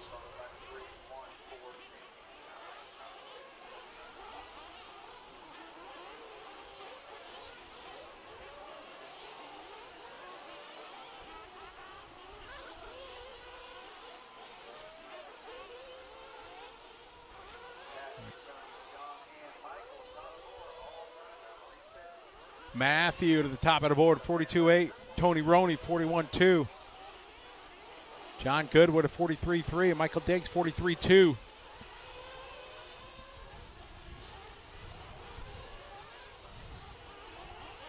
Tony Silva says he's digging the new bodies.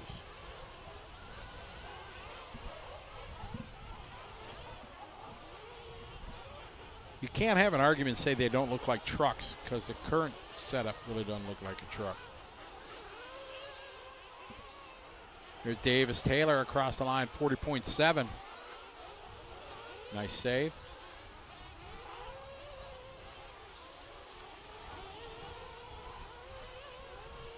Michael Diggs now moving to the top of the board.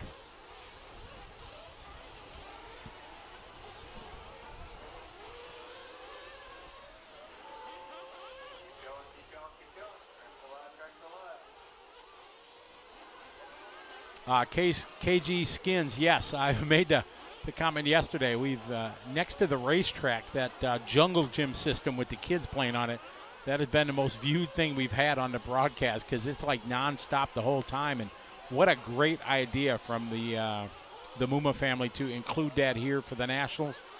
And it's been great. It's been nonstop. The kids are having a good time. So good addition to the festivity here.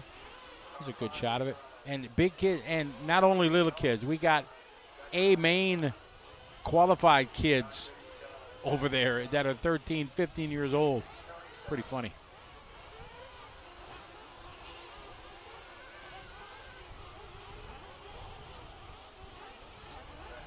Winded down here in race number 3. Second round of qualifying. Davis Taylor just going to fall about 4 seconds short. Michael Diggs, he's late to the line. Across the line here is Jeff. Looks like Diggs maybe is out. Oh, no, Michael Diggs.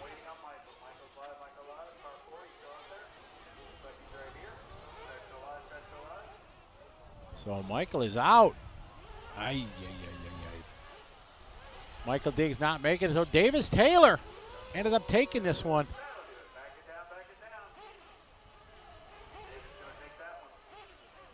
So hopefully they'll get that lap to Zach. Zach would have a 9 in a 28.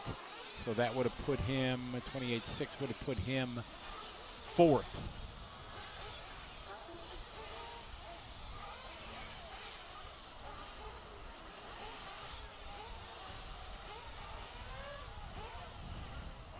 As we get ready for heat number 4 here, round number 4 of qualifying.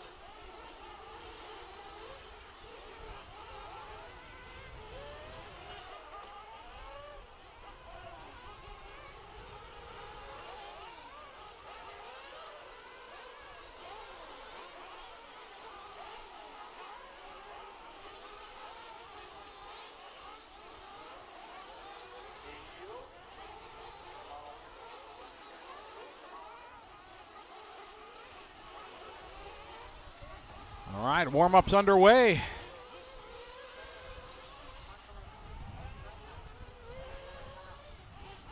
All right, Brand Vandenberg, take care. Thanks for joining us.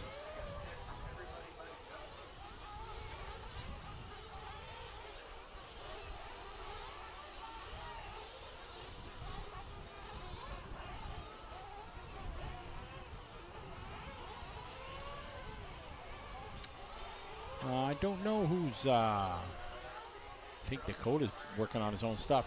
When he goes out to California, he's got Barry Baker out there helping him out.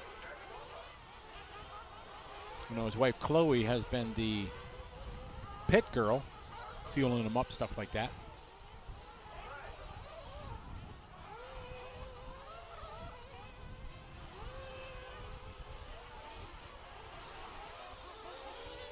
All right, so warm-ups are complete.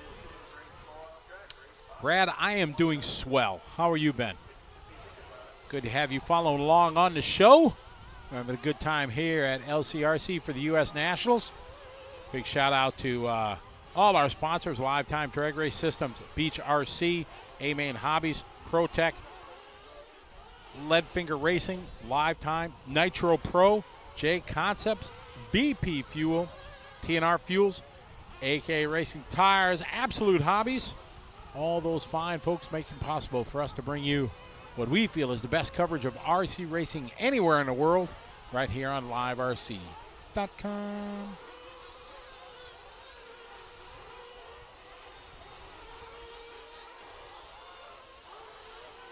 Lots of people from South Africa been joining us, Brad. It's been pretty cool. I bet you there's been at least a half a dozen that have chimed in through the course of the week, enjoying the show. You guys got the 8-scale Nats coming up in Velcom, right?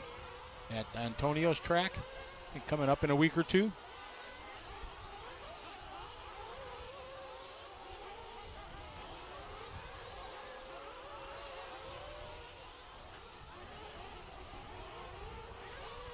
Yeah, I just didn't know if anybody knew where Harrisburg is, especially to our international guys, KG. Yeah, bumps and jumps. Remember that? Man, we had some good times there with the U.S. Open wheel. Good times. Man, great times there. Many good times.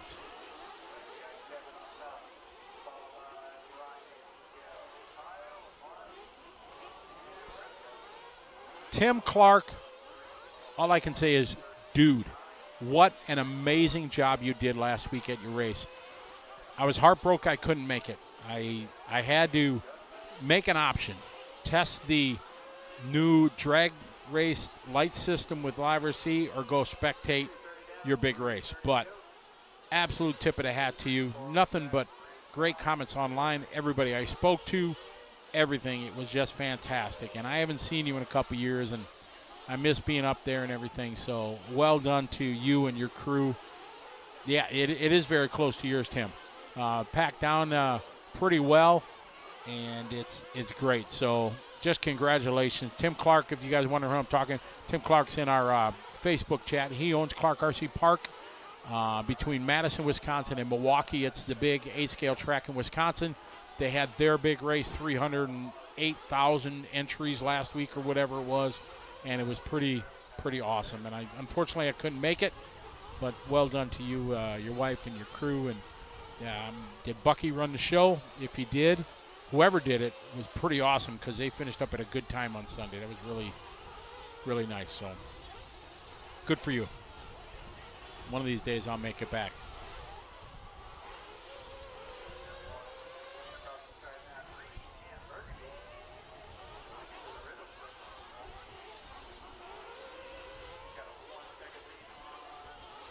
All right, lap 5 in the books. Brian Allen, 9:06:07 TQ time. Mark Calandra out there, part of the CRC crew. I saw Brian win when I was out doing interviews. Brian Wynn was out there. Oh, trouble in the 6-pack. Marshall was on it. Ooh, I think that was Zach out there marshalling. Yeah, it was. He is on it. You see him moving? Good marshalling is like everything. That's so nice when you got a hustle marshal.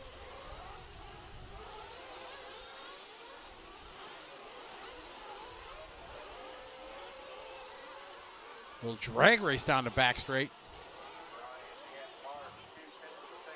Minute 30 to go here in race 4 of 12 of our Truggy division. Q number 4.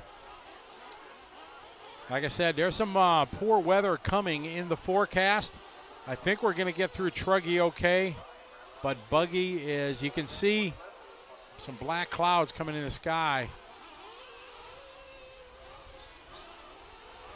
Yeah, right over there. That's not looking so bueno, so I don't know. Well, we got 3 qualifiers in the book, so we're good. We can call it a race as now if it happens. I hope not. Nobody wants it to. Unless you're in. If you're guaranteed in the semifinals of Buggy, you're doing the dance. Starts with an R, but I won't say it. But if you're not in and you want in, like our boy Tyler Hooks, he wants another shot at it. Exactly. Mother Nature just waters the track nicely, we're good. But if it's a more than that, then no. Be interesting to see how quick it dries with the surface being so hard packed and everything. Rumor has it drains pretty well. But we hate, oh man, look at this carnage here. 8 trucks or more all bunched together. Yes, Hank, we fly right next to 3 Mile Island every time you land at Harrisburg. But honestly, Hank, 80% of the people in this chat room have no idea what 3 Mile Island is. I think about it every time I fly in. But most people, if you're under the age of 30, what do you think, Travis? Under 30, you got no idea what 3 Mile Island is.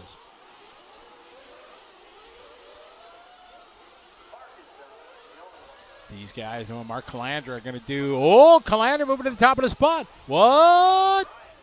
9 laps, 6:12. The carpet racer getting it done. Yeah, Mark. Go, Mark. It's your birthday. Going to set new TQ. Shh, John, shh.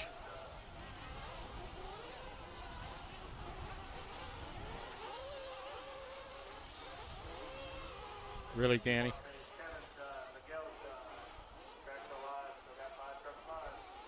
We are winding down here.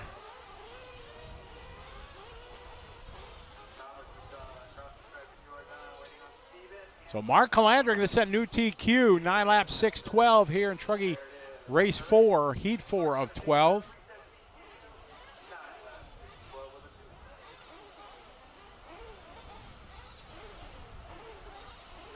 So 3 Mile Island is a nuclear power plant here, right near Harrisburg. And it was a, I don't remember, 77, maybe 78. Somebody will find that out. The throbbing brain knows all. And there was, an accident there. And actually, the Chernobyl of the U.S., but more downplayed.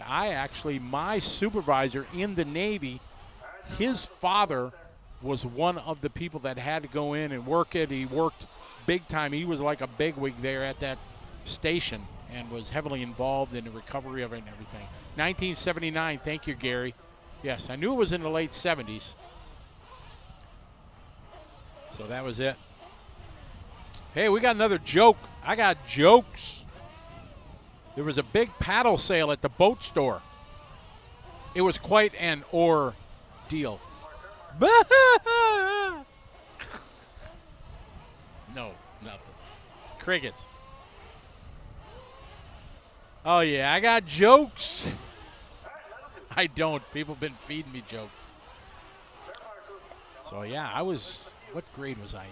That would have been 7th grade, 8th grade, 79? Yeah, 8th grade. Thank you, John. Ba-doom-tsh.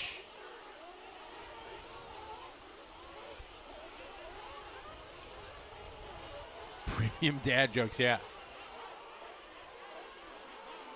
The Lego joke was better. Thank you, Matthias.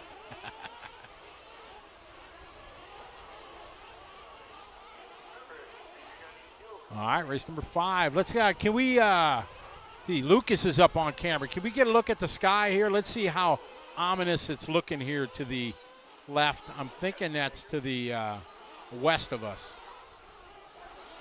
I'm thinking it's going to miss us, right? Positive thinking. That's north? That's north of us. Well, looking at the clouds, they're going the other way. So maybe think positive. Positive thinking.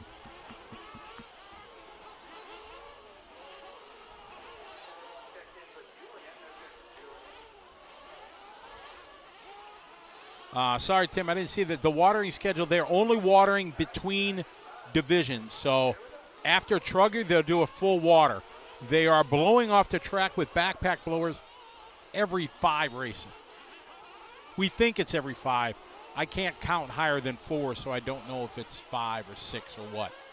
But they're blowing the track off every few races.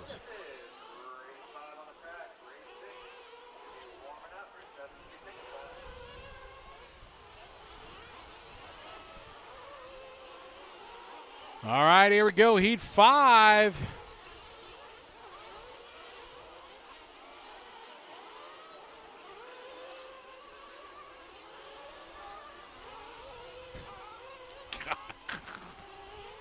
Oh, I got jokes.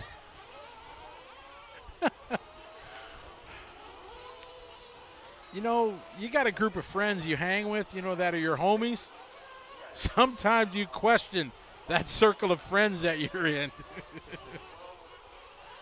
I got added to a group text of about 8 of my buddies back home. Ooh, sometimes I just want to hit remove from groups sometimes. But then I think they'll beat me up more, like, why are you leaving the group? All right, Julian Oliveira's lead lap number 138.8. We're having a good time. If you guys can't tell that, I'm sorry, because we're having a good time here at the U.S. National on LiveRC.com. Qualifying round number 4 here of our truck division. All these drivers have the old school truck bodies. Some of the guys in the A and B, they're running those new Buggy bodies. Marco Drogo, go Marco. Marco is one of my Motorama aces, part of our crack crew that works the Motorama race for us. And for all you guys in Pennsylvania and the East Coast, Motorama is going to be back next year. That's going to happen. Unless they come out with a new virus to shut down, you know, because there's a new penguin virus out or something like that that's going to shut down the world.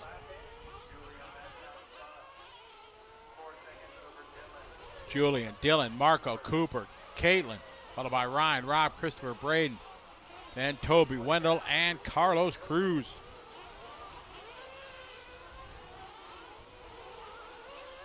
Nitro, I don't know about famous, maybe infamous. I'm thinking infamous is more of a better word. All right, Julian now, nice lap there, 36.7, backs it up with a 38.0. Oh, trouble out of the 6-pack, the Marshall. Oh, is that Kevin Muma? Kevin, look at Kevin. He's just working hard out there. Radio on his hip and all. Nice, Kevin. That's the owner-proprietor of said LCRC Raceway. He's working hard. He's doing the trash. He's marshalling. He's watering the track. Bird flu number 2 is going to come out. It's going to make mask mandatory again. But I'm sure they'll get a new vaccine they're going to make us take. So that we can have a 4th of July picnic. Julian, Dylan, Marco. Come on, Marco. Oh, there's Cooper Phillips. I had a nice chat with the Phillips family. Haven't seen them in ages. Chad Phillips, father of Cooper, and quite an ace racer himself. He said, you know, I've had my spotlight, my years in the spotlight. It's time for Cooper now to do it, and he's focusing with his son, which is pretty awesome.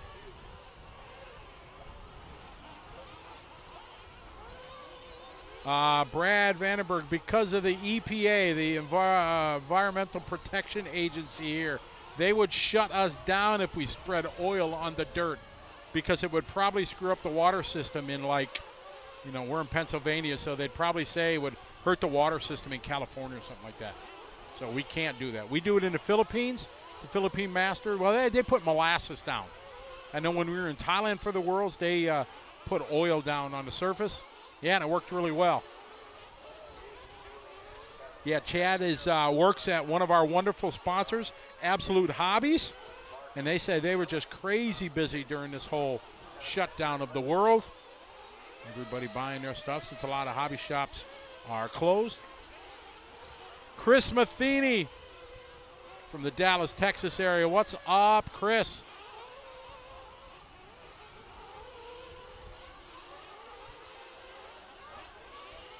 It is Julian, Cooper, Ryan. All right, cross start finish line. We're following the 11 truck of Dylan.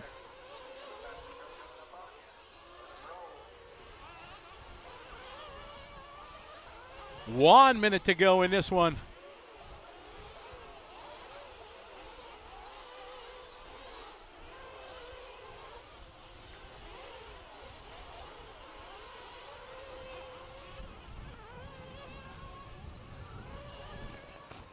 Oh, our leader from, oh, that was a full send in the 6-pack. I don't know how he stuck the landing, but it did. That was nice.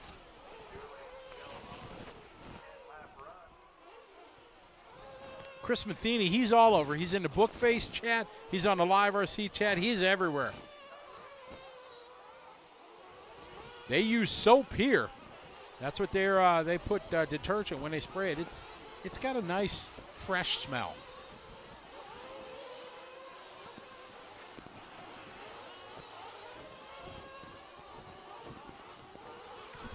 Julian, Cooper, Caitlin, your top three. Julian on our first 10-lap run.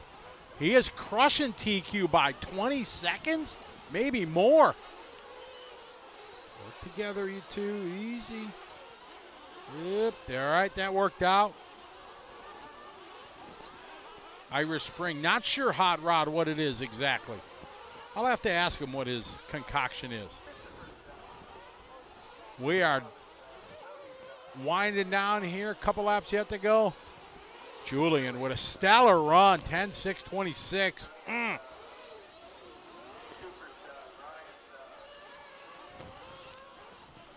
KG Skins, yeah, we're going to make that happen in August.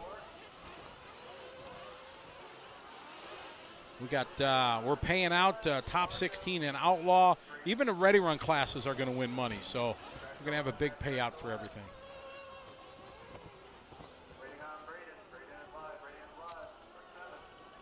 All right, Heat 6 up next. Julian setting a pace that's not going to be touched for a while, I think. 10 laps, 6:26, very good. Oh, there's the track crew. There's Kevin talking about, I had to marshal so much there.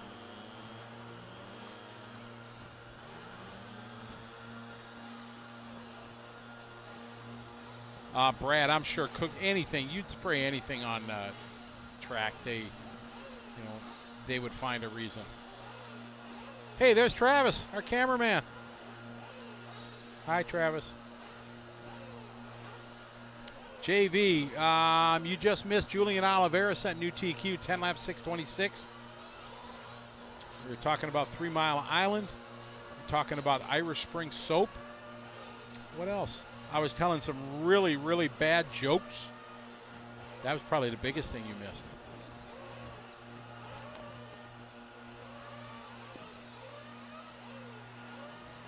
Yeah, Katie Tin, I have many, many friends that have small businesses that closed because of this whole mess. Very, very sad. I feel always during this whole pandemic, I feel pity for the families that maybe their great-great-grandparents started the business, whether it be a bakery or a clothing store, a hair salon, whatever, that, it's been in the family for years. Any small little mom and pop business, they're not making mad money, enough to survive, maybe put some money away in their pocket, but, how many closed, how many restaurants closed because of the stupid rules? You can eat outside, but you can't eat inside. Oh, man, it's just so sad.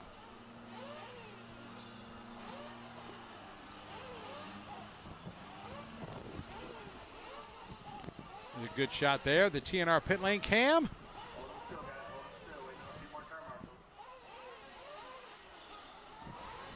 Oh, yeah, lots of raccoon eyes with the sun, especially when it's overcast like this, because you don't think it's like that UV rays coming through, but you get burnt just as bad. Look at that. Is that Gord Tessman down there helping out? It is. Not sure who he's pitting.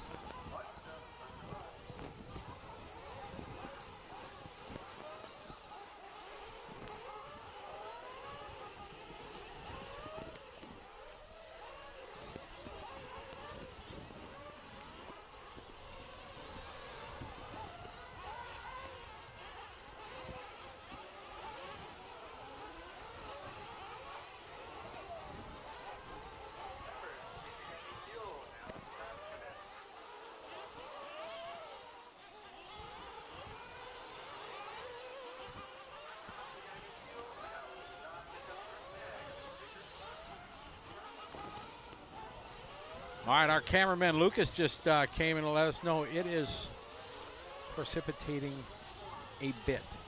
Just light, a little bit.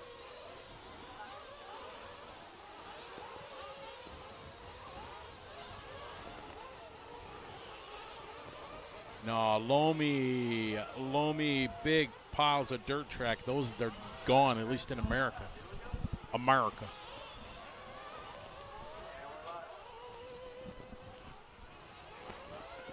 I think a lot of them guys have, they might, I didn't see it, but I would think they'd have a mask on. Otherwise they're gonna be coughing up some dust. No, Mrs. Tessman never, she's not gonna drive. But it's always great when Mrs. Tessman comes to a racetrack. She brings some sweets from Canada that we can't get here in America. Oh, it's awesome. You guys know what Nibs licorice is? You got it. If you know what Twizzlers are, you know what Nibs are. Nibs are awesome. Well, in Canada, they sell nibs that are not cut into little pieces. Man, she used to bring me like these satchels of them because she knows I like the nibs. She brought these big things. I think she had to sneak them across the Canadian border to bring them in America because they're like, yeah, no, they're not. They're just candy. But, yeah, she always used to bring me some nibs. Oh, yeah. So, Mrs. Tessman, if you're listening, next time, you come to America, big race, you can bring me a bag of nibs, no problem. I promise I share them with everybody. Promise. Mrs. Tessman, she's always like lurking on the broadcast especially when Ty's up. Gord will tell her, we're coming up soon. So, yeah, she's always like hanging out.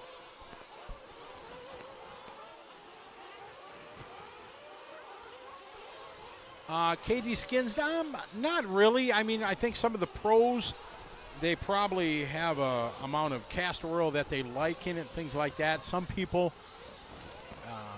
put a little more castor oil in their fuel than what they do.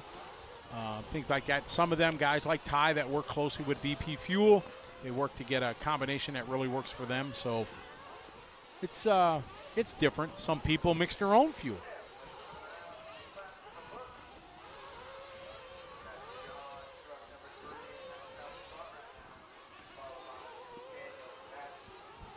No, the Tessmans got in. They were able to, they flew in this time, but they said it was a big pain. They have to each get a test. Test is about $150 US, and they have to get it coming in and getting out. So it's like $600, it's very expensive. So they're staying in the US for a month, and they're going to hang out, stay with friends and stuff like that, travel around a little bit, do some testing and practice to get ready for the electric Nats down at SS Hobbies down in Florida at Lee Setzer's family's track later next month. Yeah, you guys know what nibs are. Yummy. Oh, yeah, nobody was listening to me. Bolivia in the house. Roberto, how are you?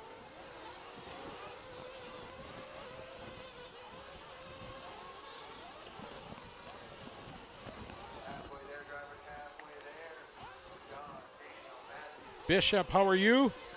I'm sorry if I'm making you less productive at your employment. We are 4 laps into this one. We got John Armwood, who's been running fast in his heat. All right, there's another one of the Kaufman families. Andrew. He's like taller than me now. I haven't seen him in a couple years, and he grew 2 feet.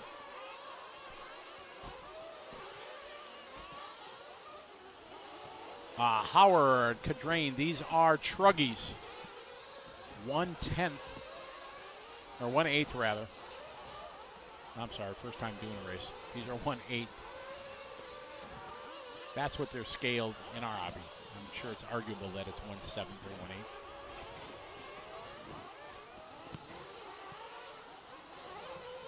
Thank you, Bishop. Appreciate it very much.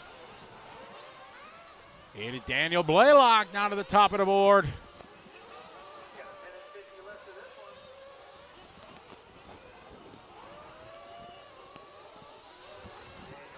Blue one. We pick up Daniel. Nice double-double there. Seth had a good run, top 10 run. Howard, no new bodies in this one, only, I know Jake Concept had 4 bodies. Mayfield had one, Rivkin had one, Adam Drake had one. I don't remember what other Jake Concept driver had one. Techno Boys got theirs. Cavaliers got one. That's who it was. Dakota's got one.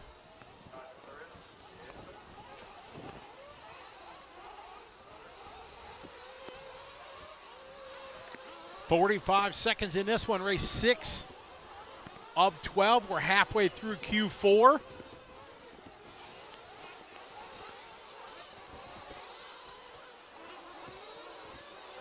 All right, this just in from Travis up on cam 1.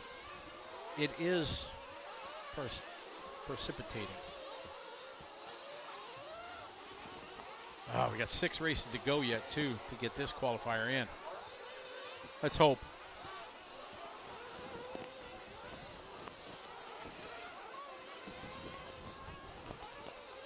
No, Brad, never had any real candy when I was down in South Africa. I've been there twice. And I hope to go again, maybe in the next couple years. After all this Mets stops, we can get back to traveling international. It'd be really cool to get back to Velcom and stay down there. I'd love to come down for an 8-scale race. Smarties, that's the other one that they bring down, the Smarties.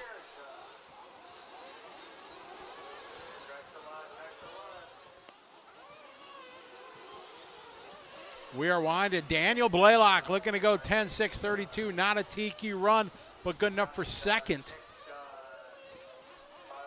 He's on his final lap. We continue to follow him around. Ooh, nice.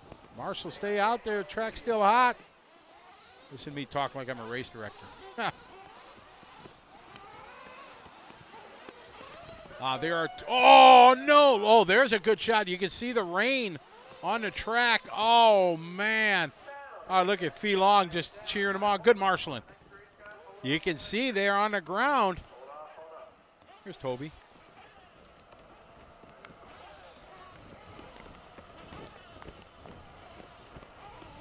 Yes, there's Andrew and Aaron.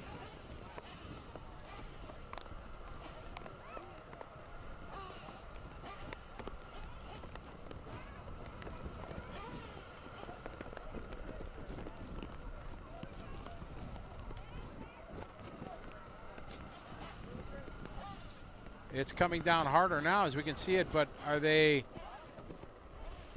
They're taking, just been told they're pausing. We're in a holding pattern right now.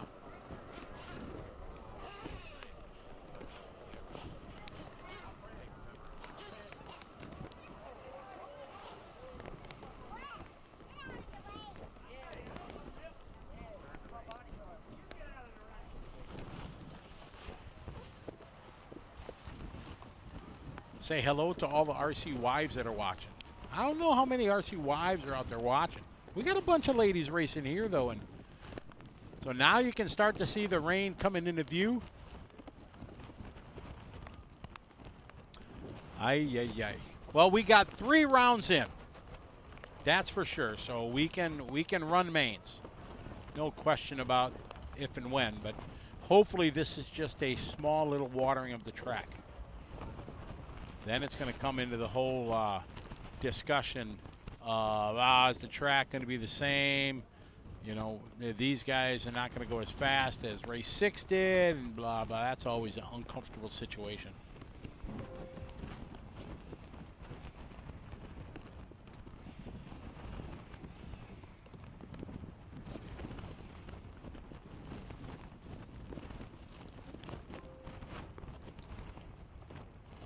Any pictures of the new body? I know Toby took a bunch of pictures for us, and they're uploaded into the gallery. I have not been in the gallery to take a look, so I do not know.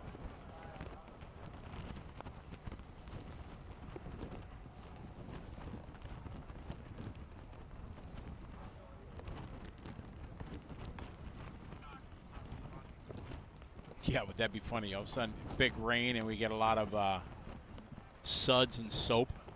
That'd be kind of funny.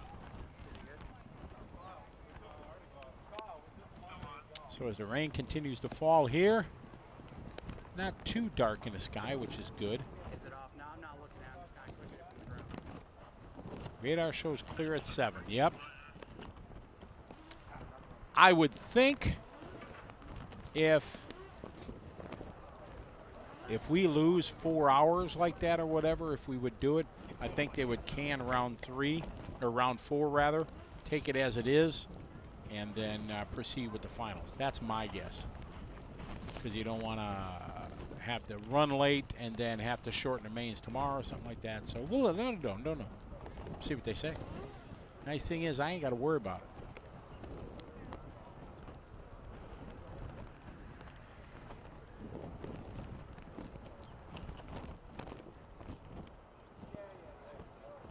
It's not fair, Chris says. Let them play. Let them play. Let them play. Hey, there's Lucas. Hi, Lucas, our cameraman. He can't hear me, but we see you. That kid is the most bust-butt kid I've seen in a long, long time. His work ethic is unstoppable.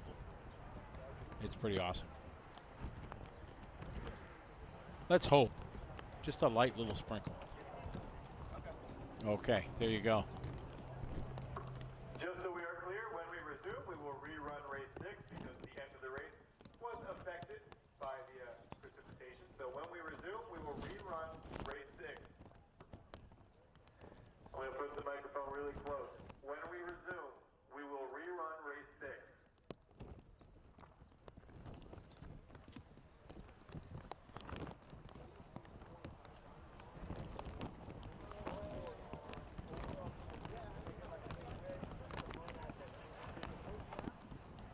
Yes, it is. It's settling the dust. That's a good way to put it. Looks like it's coming down a bit harder now. That'd be unfortunate. It's a good time to be on the food truck, though, because now is when everybody's going, I might as well get something to eat if we're going to have a delay. Oh, I hope we don't see lightning. Lightning is a all stop. I got in a big argument when I was running a race many years ago. I was doing an outdoor race somewhere, I don't remember where. And it started raining. Not bad, but enough to keep going, and it was safe for marshals. And I saw in the distance, obviously, I don't know how far, that there was lightning. It was a pretty big bolt. Not like it was 20 miles away. It was relatively close. And I immediately stopped the race, shut it down, boom, stop. And the dude that was out front leading on a TQ run or whatever, he just lit into me. I remember that. Hey, there's Lucas. Hi, Lucas. Hi. Oh, he danced. Oh, yeah, so now everybody's watching you. Lucas said he'd rather be behind the camera rather than in front of it. So yeah, so this dude just lit into me because I stopped the race. But it wasn't, I didn't feel it was safe. We survived. No, it was not Barry Baker. Chris Matheny. Was not.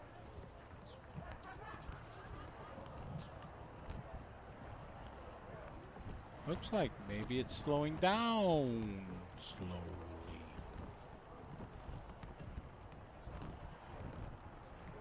Well, the worst is if it's just slowly scattered.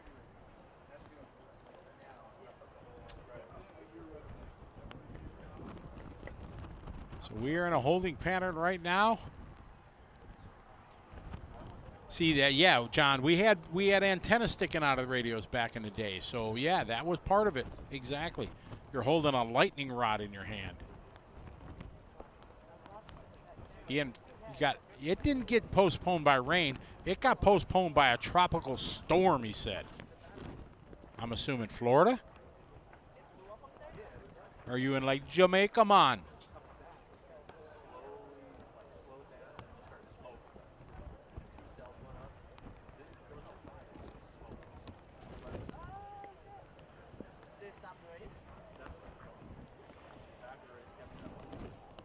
A lot of people camping here. They got a great setup here, I must say. It's you heard guys talk about it for a long time. Oh, this is the first time the play area is not busy. Lucas really coming down out there, or not so much? No, kind of. Oh, it's almost done. That'd be awesome. Let these guys go out there for like a 5-minute warm-up and later eat, get back at it. Florida.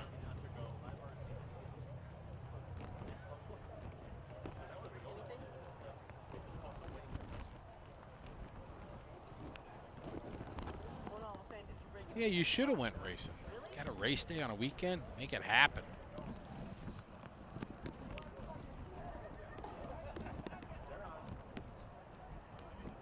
Races got canceled because it's 110 degrees. Yeah, no thank you. Everybody picks on me because I would live in Wisconsin, and, you know, in the wintertime it's windy and get like minus 20. But I'd rather have minus 20 than 120. Much easier to make yourself warm than it is to make yourself cool.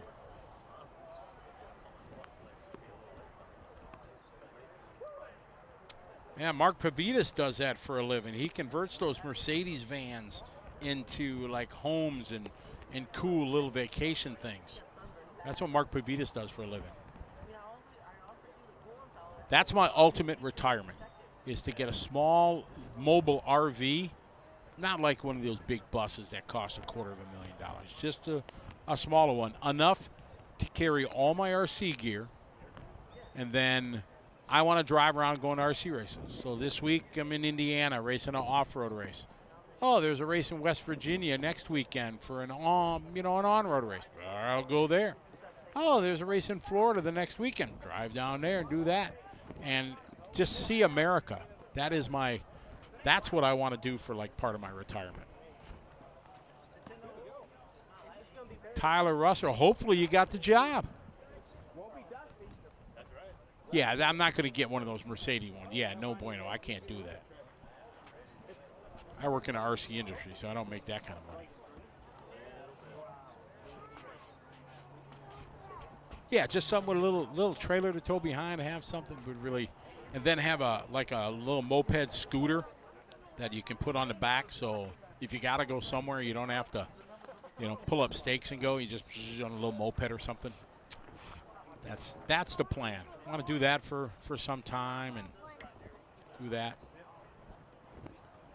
I'm getting the latest weather report, and 4 o'clock, we're up to 70 and 80%, and then stop.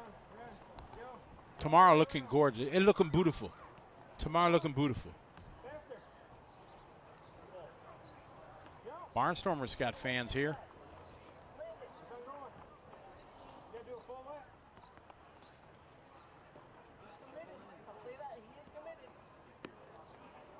Kids out there doing laps, testing the track.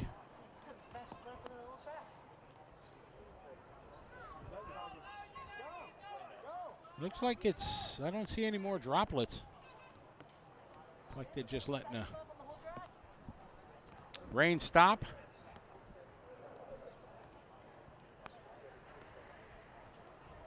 -34°C in Germany.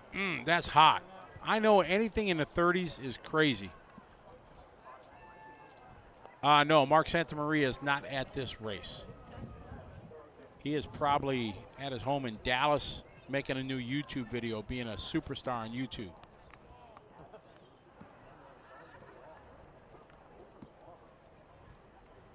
Oh, T. Roy Weber in the house. What's up? Troy's online, just hanging out, waiting for the rain to stop. Me too. I'm trying to fill dead air here with just rambling.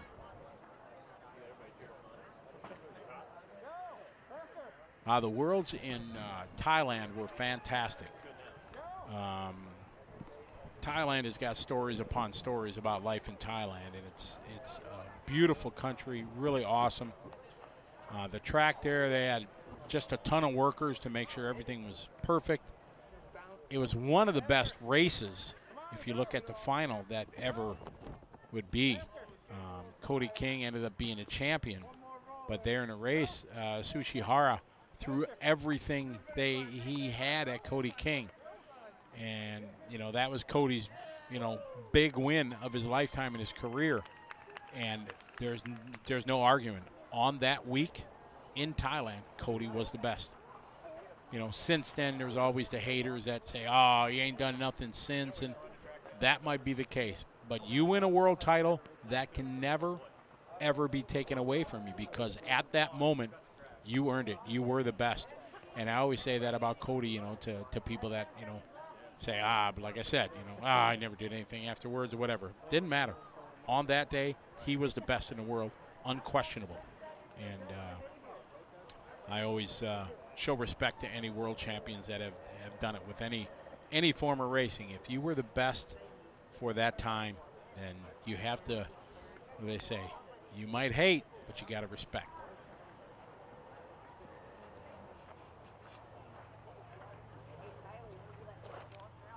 Nitro feed. Yeah, Mark. Mark was a diehard racer for a long time, but now a big-time basher, and he's got a ton of fans on YouTube. I want to try to start a YouTube channel, but I'm not funny. Mark's funny, unless my buddy's back home. Hey, there we go. This is, now where we are. Let's see, there's Harrisburg. So we are north of Harrisburg. Where's the little blue? I can't see it because it's all blue. There we go. That's where we are. So you can see what's coming, and it's a whole lot. Our producer, Eric, he's been working on this, trying to get this so we can load the weather. So Harrisburg, that's where we fly into. Harrisburg with the weirdest airport code. Normally you got, you know, airport code is like the first initials, like LAX. Harrisburg is MDT. Doesn't match up anything with what you would think it would be.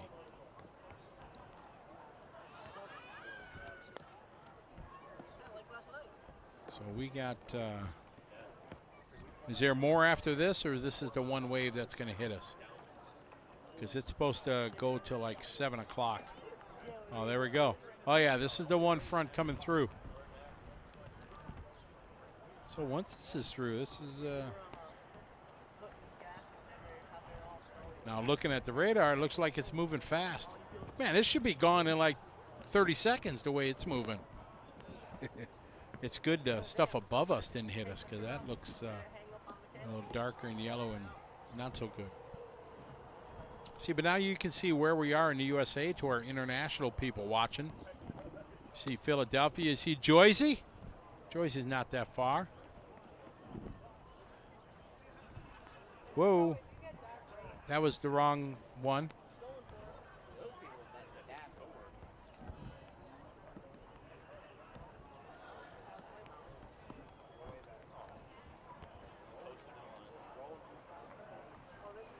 So it is scheduled to small passing rain, exactly.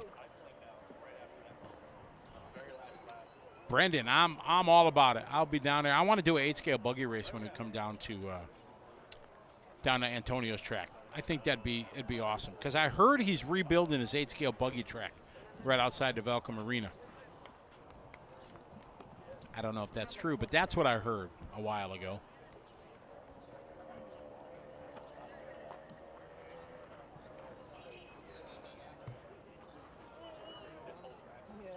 Oh, I see. They're starting to get some movement on the racetrack.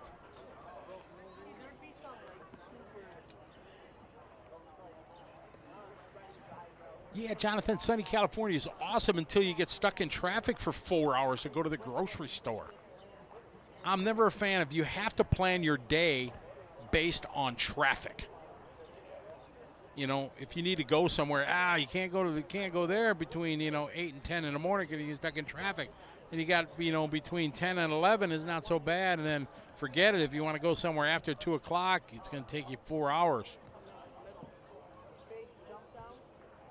That's always tough.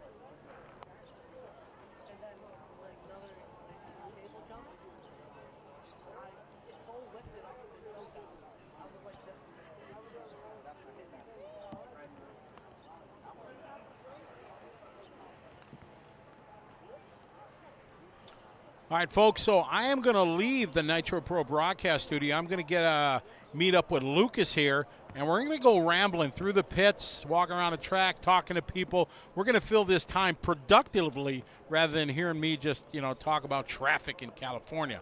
So hang tight. I'm going to try to talk. I want to try to get Mayfield, find out what happened in that last race, why he didn't make it, and stuff like that. So it's going to get more entertaining, I promise, in just a few minutes. We'll be right back. I see Lucas. There he is. We are going to get mobile here in a minute and continue with more interesting stuff than me here on LiveRC.com. We'll be right back. Stay tuned. Don't move.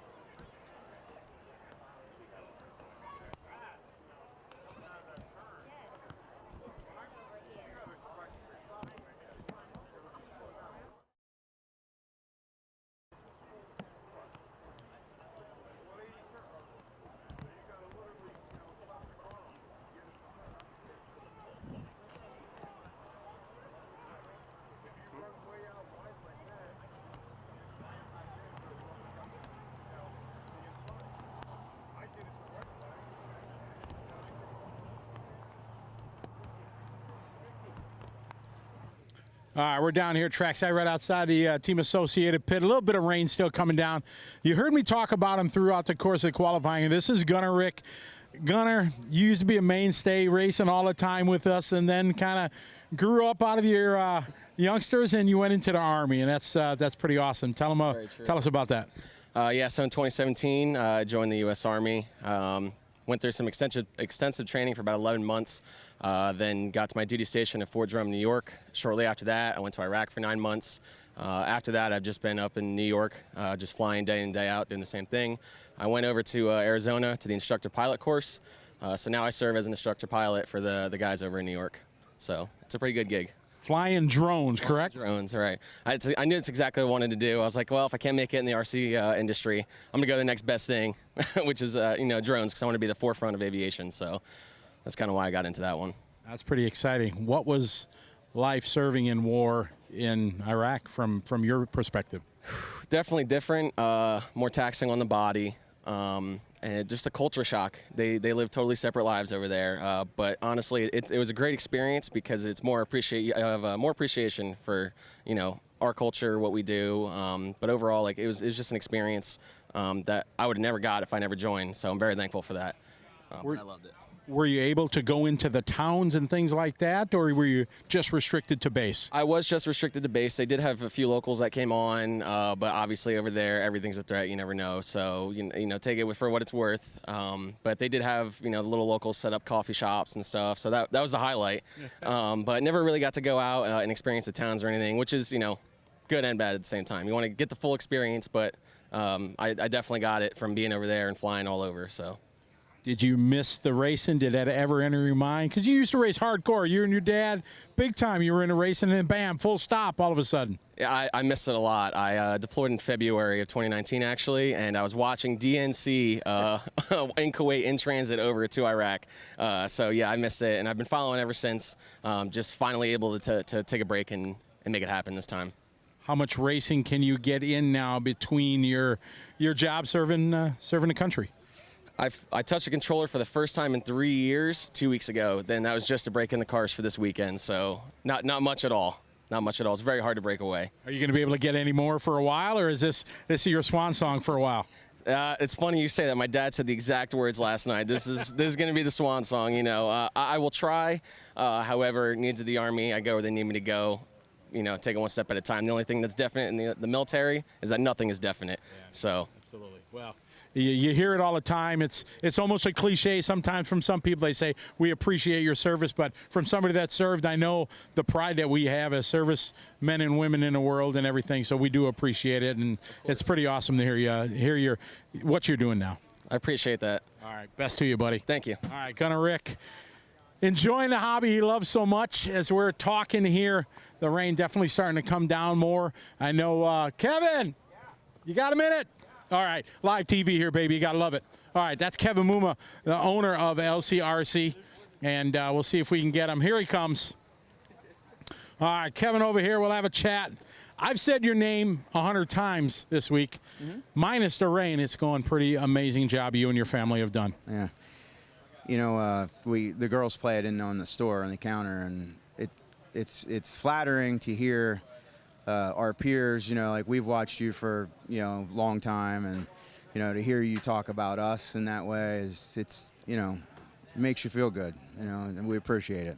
It's my pleasure. I mean, you and I have been friends for a long time. We've shared a lot of dirt together in the years of racing, and I know your work ethic and everything like that, and it pays off here.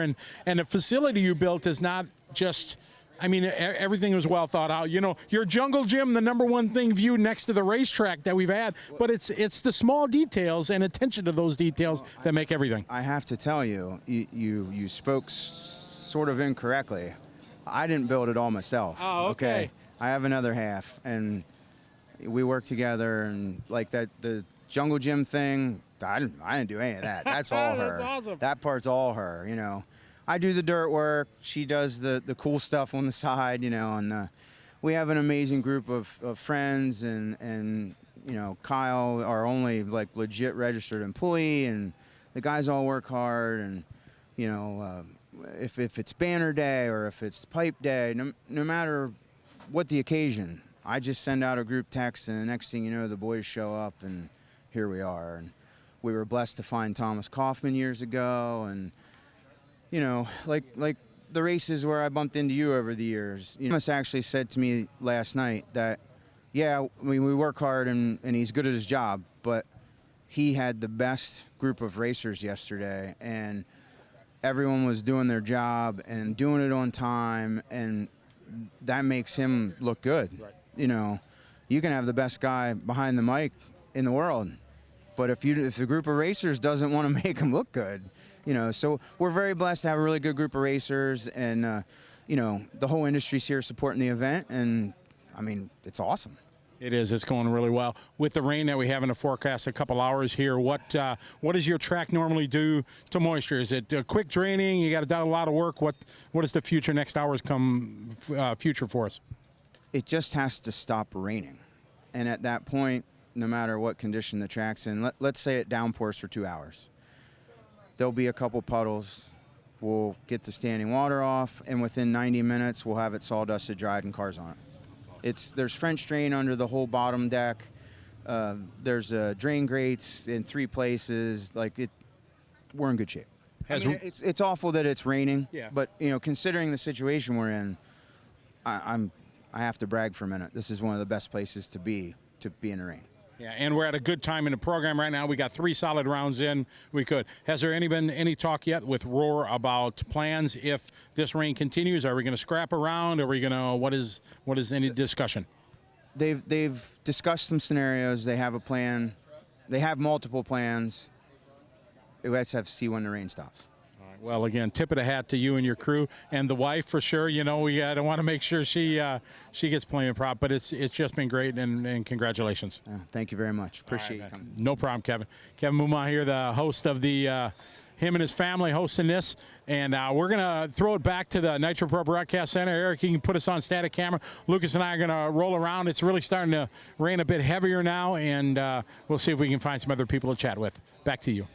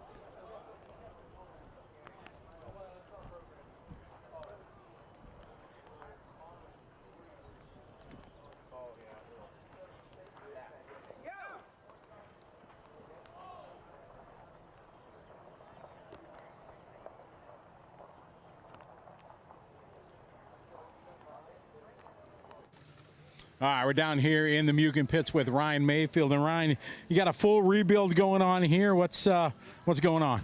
Yeah, this was my plan today. After the first round, I was just doing my main prep now, just so it's kind of done, because tomorrow is a pretty gnarly day. So trying to just get a little ahead of the schedule, and then it started raining a little bit, so it gives me a little more time just to tinker with stuff. So, and then if we end up running, I got another set of front rear clips I can throw on and not ruin these in the mud. So.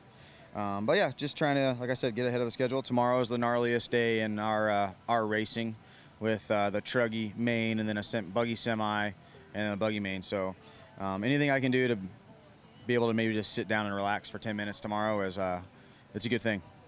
As we Q3 was getting rolling and the A heat was out there, everybody was doing their checking laps, and all of a sudden Ryan Mayfield doesn't come across the screen. You want to tell everybody exactly what happened?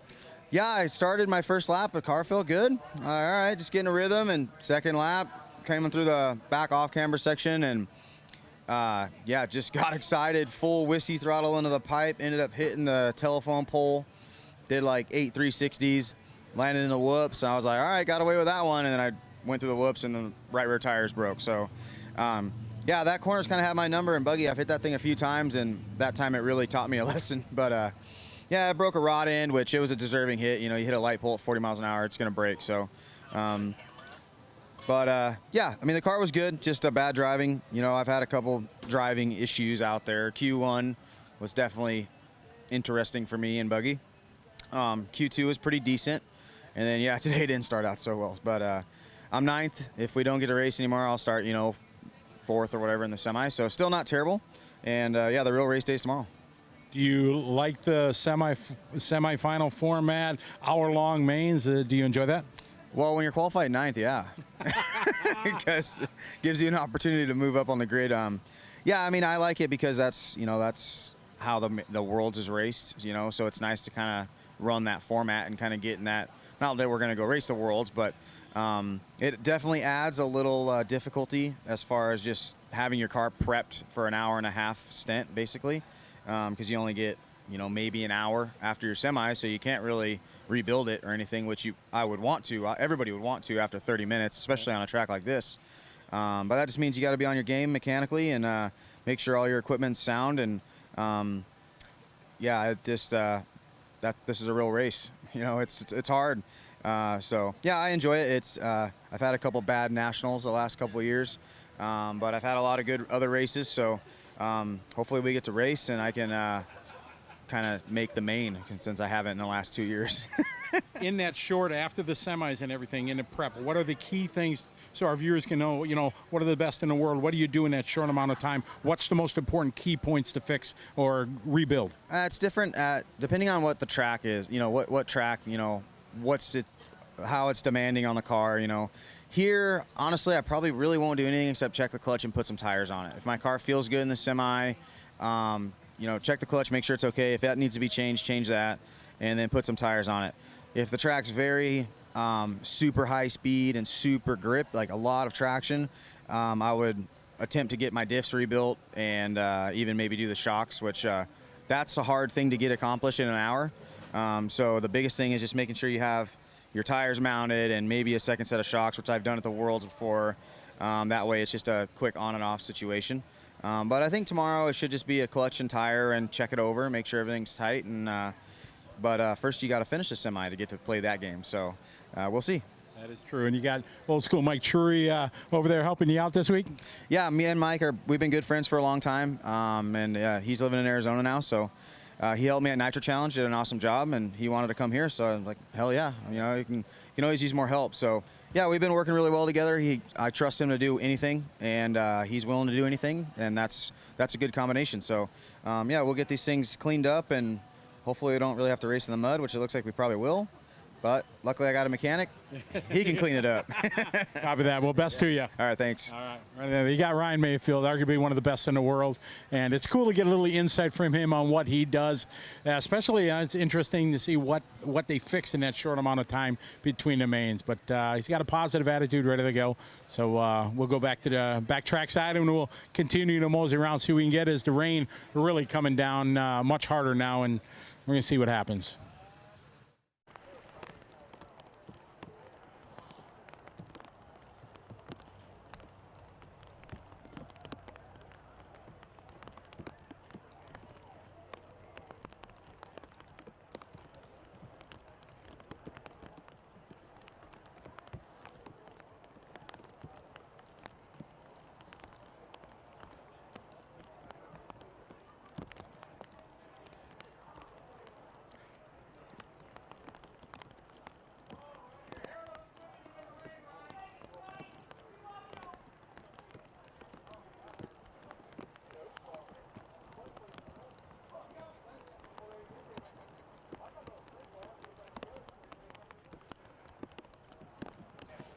All right, we're down here with Jason Ronan from J Concepts, and I've talked to everybody. It's been a great national so far. Mother Nature had to put her hand in the mix, but so far it's been pretty amazing here.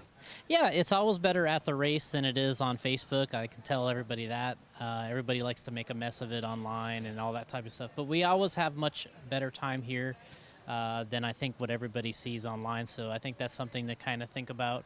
But it's been a great race. Everyone seems to really enjoy this layout. The track's staying smoother than I thought it would.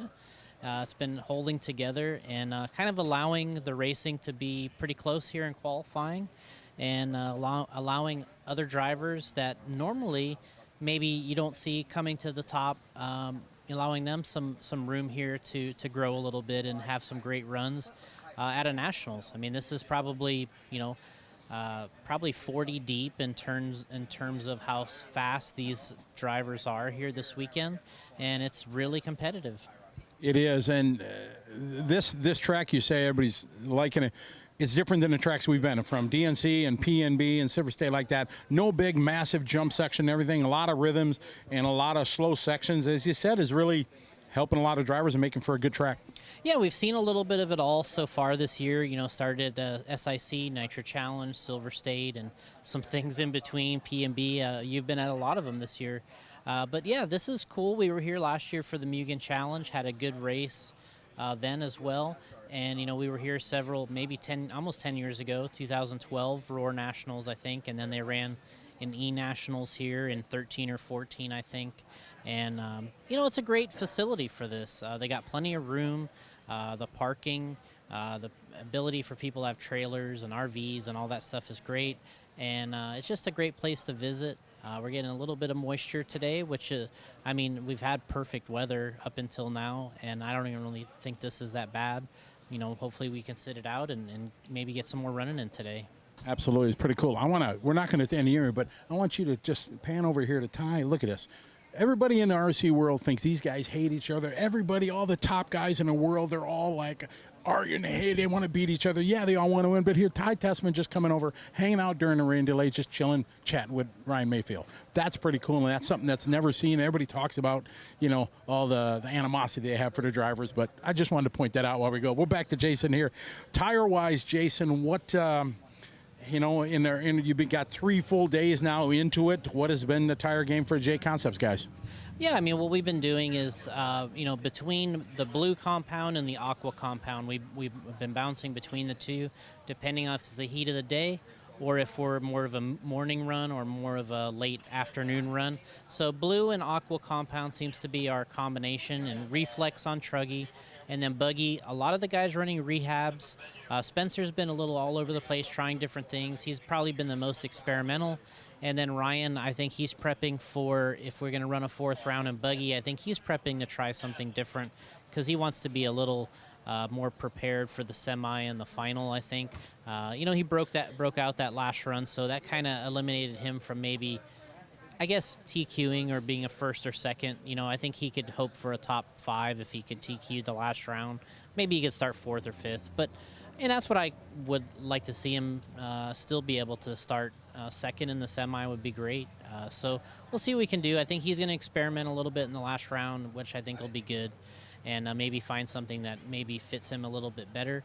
He's been going with the hot hand. Dakota's kind of got the hot hand. He's running the rehabs.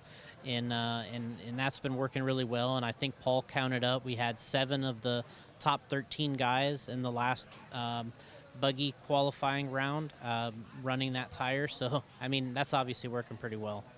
Well, I'd be amiss if I didn't ask a question that everybody's talking about, Truggy bodies.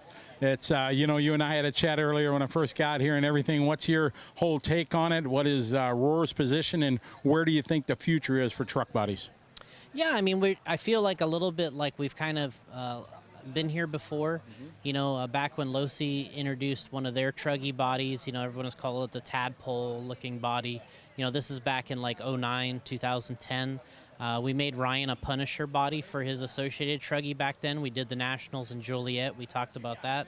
And the Punisher body worked really well there. I think him and J.R. Mitch, we had a body for them there. And, we kind of advanced to the finisher body in Truggy. And, it's been a long lull. There hasn't been really much changed. Kyosho kind of, when they made a new Truggy, they made sort of a unique slim cab with, with sort of the base and the side pods that went around like a Buggy, but it still went over the front shock tower. And then Techno kind of took it the next step, and they went and kind of cut off the front, and they, they mounted it behind the shock tower body with sort of a front clip on it. And, everybody gets a lot of heat for these bodies when they first come out. I know Losi did back in 09 or 2010, whenever that was. And then, we went to the Punisher. There was some heat for that one. Then the Finisher, people kind of got used to these, that they didn't cover the rear tower, and the wing was back there. The body didn't cover the rear shock tower area. But now we're kind of experimenting. Now we're, with Techno not covering the front shock tower. And we had a warm-up race here. Dakota kind of told us afterwards that he felt like it would be nice to have that option. And, I kind of had a concept that we started working on with Paul, which was going back a year ago during the middle of the pandemic. There wasn't any races to go to. He had a speed run, Mugen Buggy. So he took his Buggy, he put a Truggy chassis on it, and I told Paul, I'm like, let's make him a long Buggy body for his speed run car. So last year we made him a long Buggy body for his speed run car. And then, as we got the word from Dakota about the warm-up, I was like, well, we could just take, the Buggy body, the long one we made for Ryan last summer, and we could just use that. And then I was like, well, maybe we could put one of our 10-scale truck cabs on it. And it kind of went from there. And Paul worked on that for several weeks. And we had a prototype that we could get ready and get painted. We had about 4 or 5 bodies we could make from our prototype mold before it kind of gets destroyed. And you can actually see on the bodies we have this weekend, they're not perfect. They're not production bodies. They're a little prototype. So you can kind of see some lines in them, some rough spots, and an area where the mold wanted to cave in a little bit from just being prototype. But we made 4 or 5 of them, and we got them out here, and we'd never driven them before. And, I mean, the guys just mounted them straight away, and they went and ran. And Ryan commented that he felt that the thing got in and out of the corners a little better for him. And they commented that they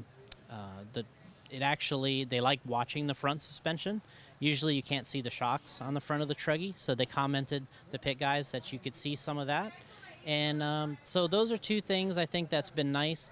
Ryan did mention that, he said if you do crash, he did notice that it does crash like a Buggy. Like you hit the shock towers and stuff, which, it's not on the body as much as like a normal Truggy, but he says it hits the track. So the shock towers and stuff hit the track, which is something that he wasn't really wild about, but he likes the way it drove.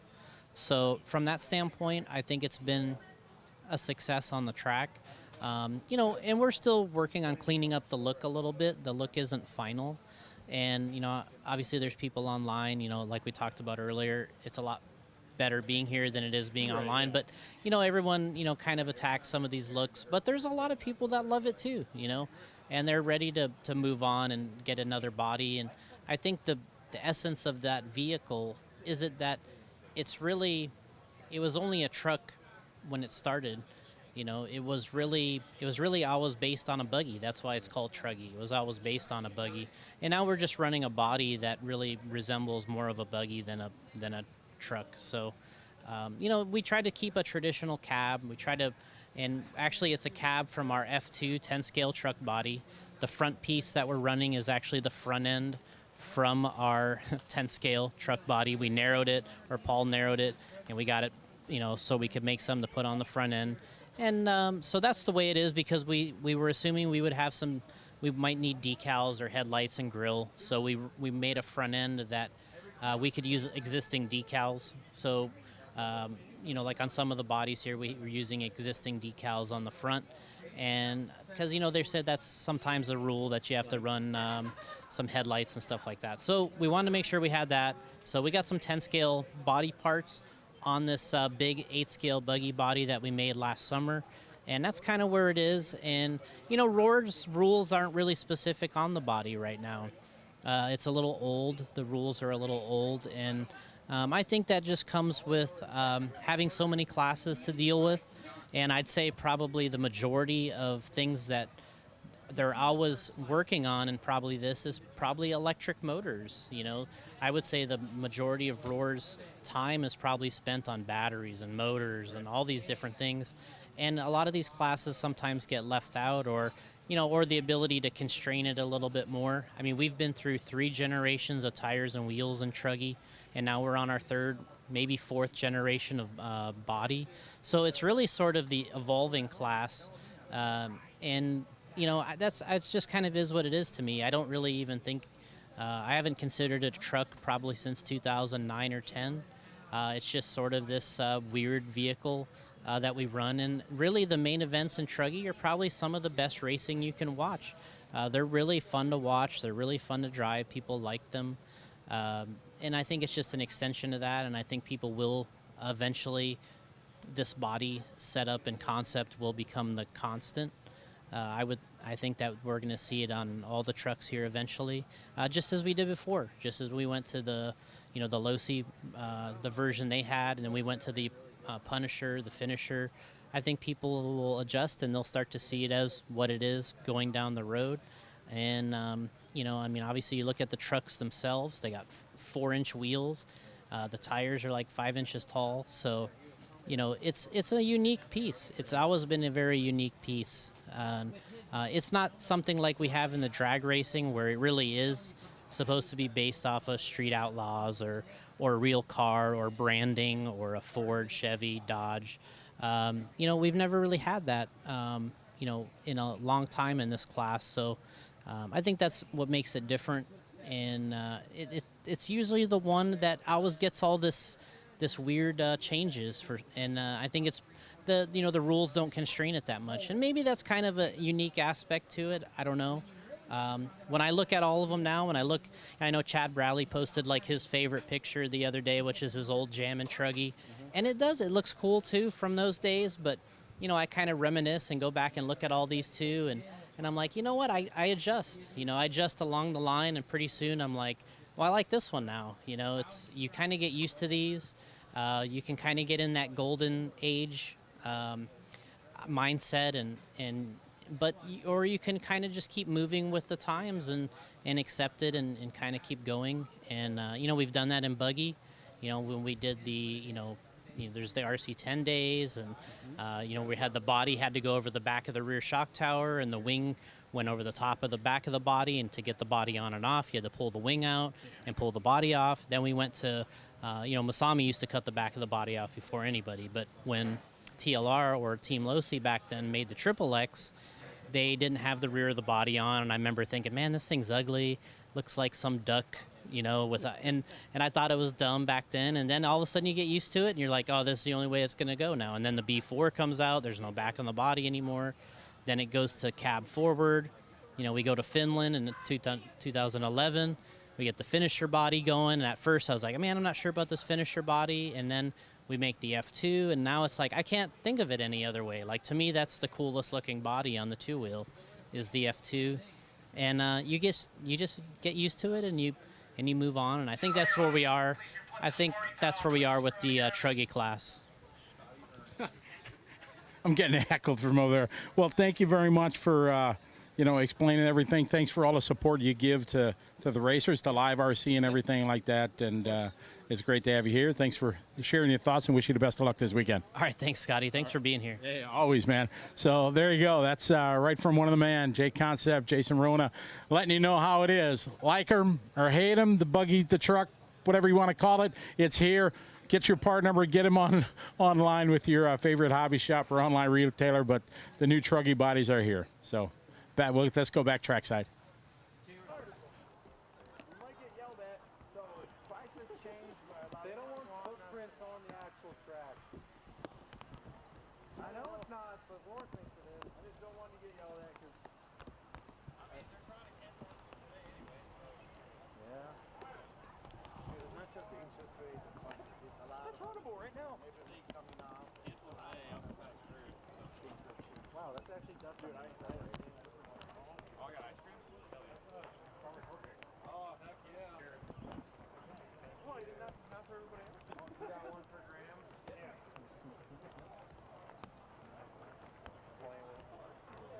I'm sick of the damn cicadas. One landed on my face when I was on that last bomb. Don't you have those up in New York? No! Oh, I guess they're all coming out, but I haven't seen them yet up in New York. Oh, I was going to say, you can be on the beach. What is it? What did I hear? They were in hibernation for 17 years. 17 years, yeah. They hibernated 17 and they all come out. That makes sense, because I remember when as a little little You need kids to take when a they lot were of out. big ones. Yeah, it's every 17 years. But apparently it's supposed to be the big one, but like, they all kind of came out slow. And she, the woman, at least it's not like a swarm. She bought it for like. Dude, I love like Wiggins got one for the first time on stand when I was right next to him. Yeah. Came out of the field. She owned the building next door. Just didn't know what to do. But I will add They're it just with- more annoying, right? Yeah, like One I had, lady like, on my face and was crawling on my glass. I'm like, are you fucking kidding me? I have my land here or here. I think the shirt. I had so many come today, and this is the first time I wore it. I wore blue yesterday. No. And then I wore white today. I'm not going to an office space. I don't want to rent. For my yellow though. I'll give you $800,000 cash. What do you mean you don't want to rent? Unreal. Like I swear to God, people are unreal. This is actually just as good I had a deal on for practice him too. sessions.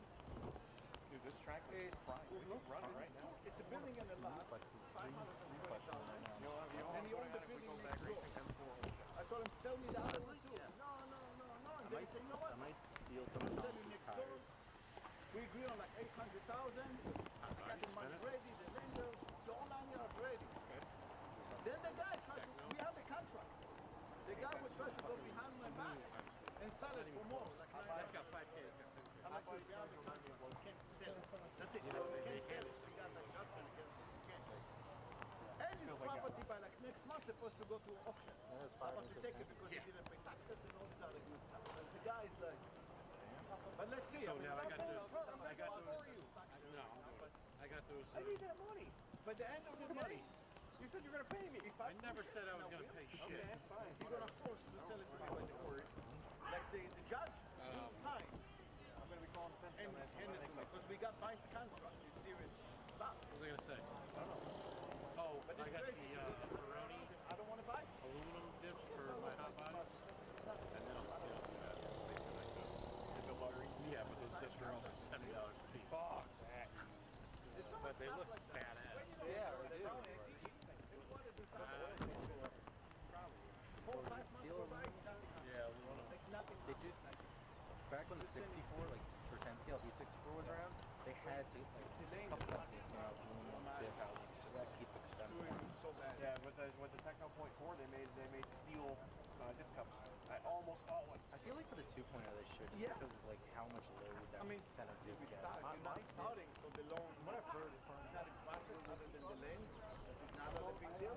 Because you get the money as you go, like you build, and then they sell it to you, build, they give you the money. So, my sprinkler guy just screwed me like almost 2.5 months. It's just like not showing up. All different stories, different excuses, not happening. So we finished the building, we're like ready for sprinkler, ready for the walls.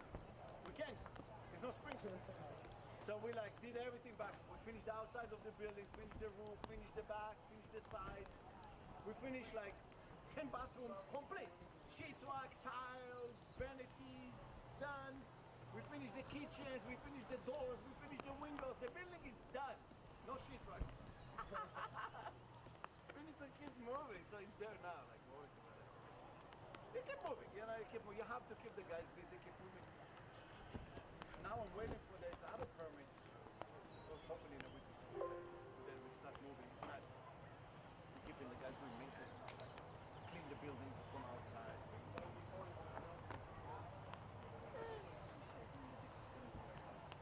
But trust me, if you do like one building, 2 apartments, 4 apartments, 6 apartments, or like 30 apartments, it's the same everything. It's no different. It's not different. The difference is if you do a single family, or you start with like 4 or 5 apartments, 10. But like one single family is more work than to do like 10 units. A lot more work.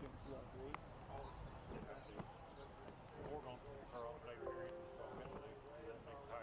Exactly. And like, let's say in a single family, you do like one house. Definitely cannot do that. Now you do the kitchen, you're missing like the outlet or the back spot. The entire job I'd rather run the fourth round, the buggy running, when you do a big but it's still in project, semis even. I get so much material delivered to the job site. Okay, you don't got it, that's fine. Yeah, we'll do that.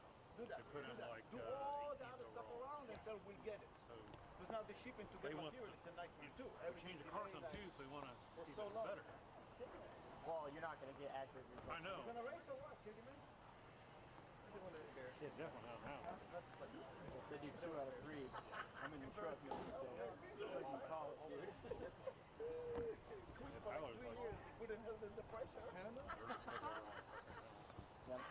I don't know if my 7 and 9 would hold.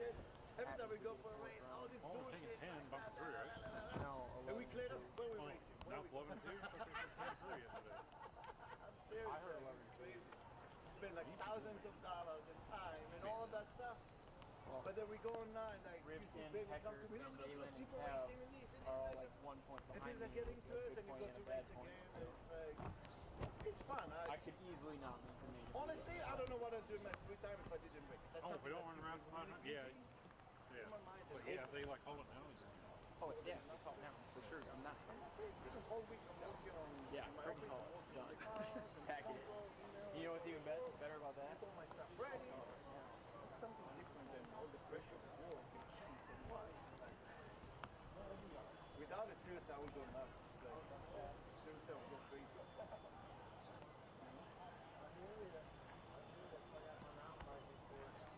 Yeah? I have to look out stuff racing.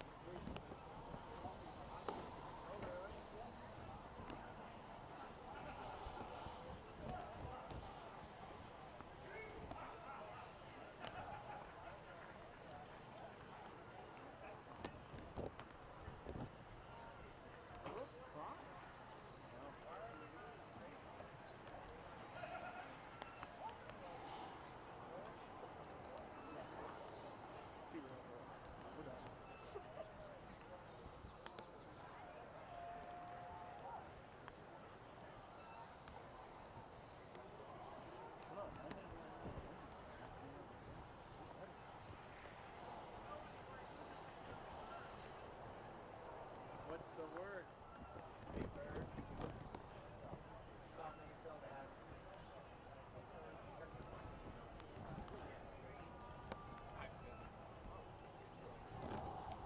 Yeah, we were in those like 2 years ago.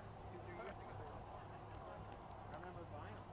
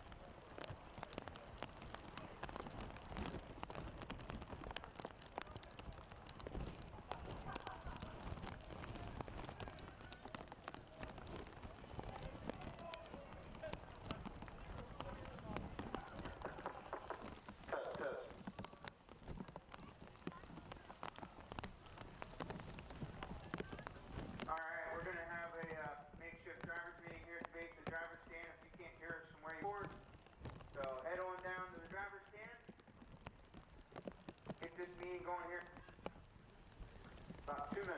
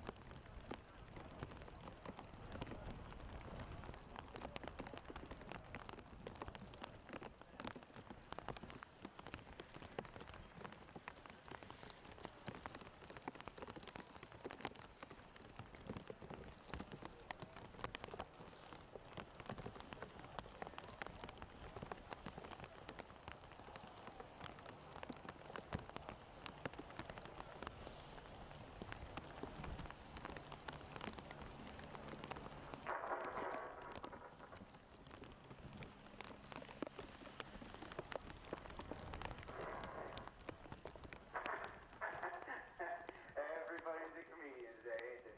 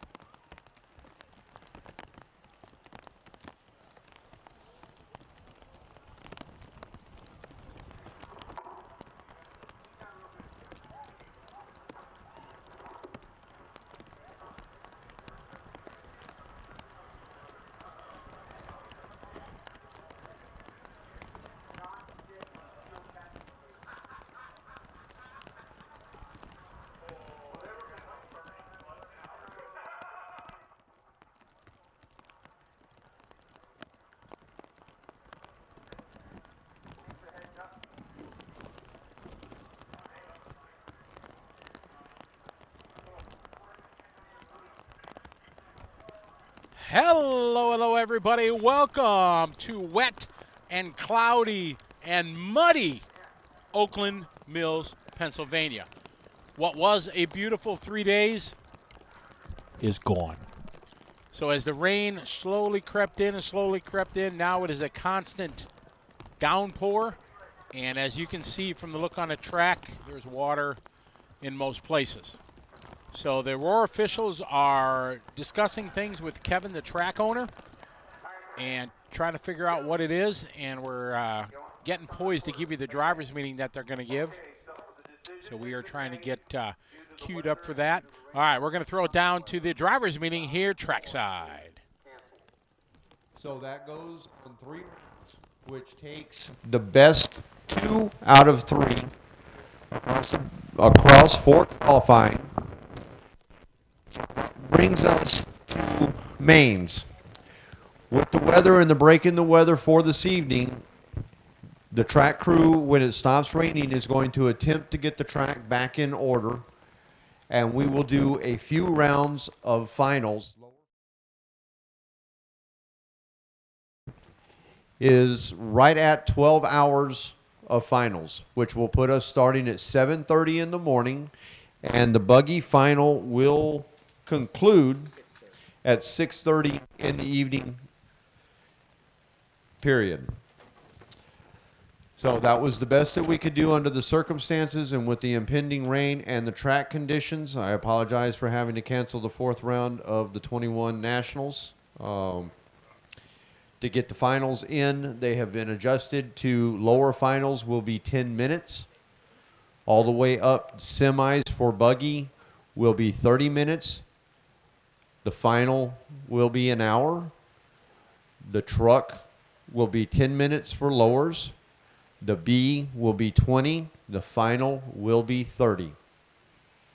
That gets us on a schedule to have the Buggy A final or final national championship race at a decent time tomorrow evening where the track conditions have not changed all that much if the rain lets up tonight, which it is supposed to. So the youth final will still be in between the semis and the final, and it will be a 20-minute race. We will do driver announcements, so when we pull the youth out and the top 13 youth that are in the final, we will give you driver's sheets just like the pros, just like the finals and the national final. Please fill them out and get back to us as soon as we get the finals printed. We will do all of the sponsor sheets. Of course, we cannot do that until we have the final bumps for the final for Buggy. We will do truck as soon as possible and get the sponsor sheets out. You'll hear announcements over it. Any questions on procedures? Looking at the mains and the announcements that were made, everything was 11 plus 2, and the buggies are set up as 10. No, okay, no. Buggy is, there's 13 cars per heat, 13 trucks per heat. Okay, so the finals are 13 trucks, 13 buggies. Since it's the AB system and not the ladder system for truck, 2 bump out of each of the lowers all the way up to the final. So the ladder system is 3. The ladder on each side of the ladder, 3 buggies will bump to the next ladder on the same side. If you start out on the even side of your ladder, you will, and finish in the top 3, you will bump on the even side of your ladder all the way up. Once you reach the semis, it will be 5 from each side of the ladder, and the 2 fastest times. Those 2 fastest times can come from either side of the ladder or only one side of the ladder. Question? Good. If you can't run any means tonight, tomorrow, No. Start earlier. We will start at 7 o'clock, and that announcement will be made. We'll start 30 minutes earlier with the 2-minute drill. is there any way that you can run the mains times you're supposed to if we start at like 6 in the morning? No. It won't. It won't. Physically, yeah, it won't make it. Tyler?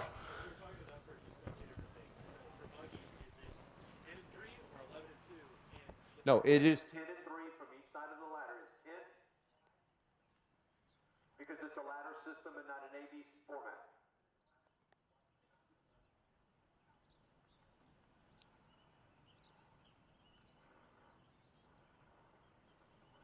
It's what it is.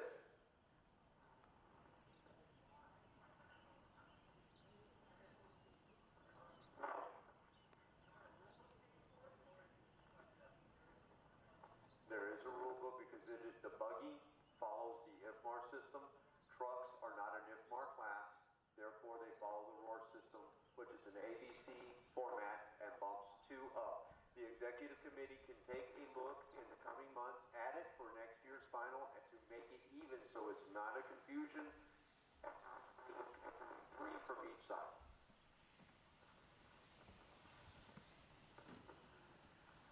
It's literally 2 different sets of rules because one is a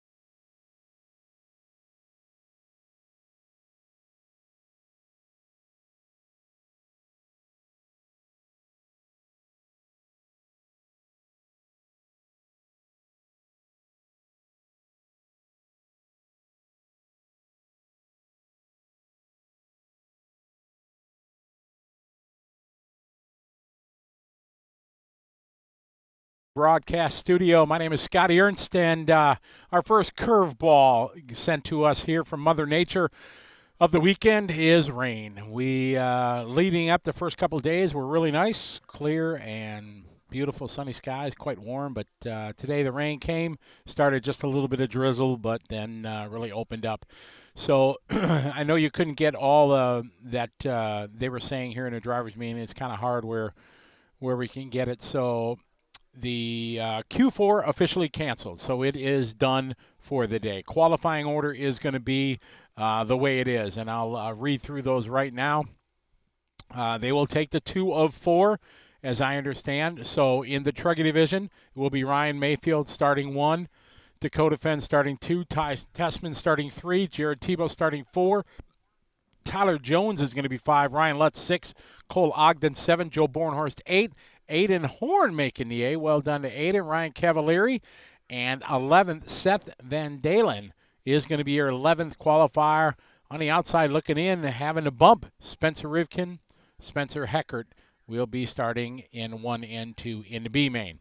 As we roll into buggies, it is going to be Dakota Fan earning the TQ with 2-0. Ty Tessman tied with Cole Ogden for 2nd and 3rd. Jared Tebow going to grid up 4th. Ryan Lutz in the 5. Ryan Cavalieri in the 6. Tater Sontag in the 7. Ryan Mayfield in the 8. Aiden Horn making both shows, excuse me, or the semis. Tanner Denny is going to be 10. Cole Tollard will be 11th. As I run through this, the TQ directly in, then we're going to take 2nd qualifier through 21st. We'll go into the semis. So that puts 11th qualifier, Cole Tollard. Spencer Rivkin is 12th. Joe Bornhorst 13th. Ryan Pavitas 14th. Mason Fuller 15th. Tom Rendernick 16th. Brandon Rose 17th. Tyler Jones 18th. Adam Drake 19th. Jaron Wiggins 20. And 21st, Brock Champlin. Those drivers will be in the semis.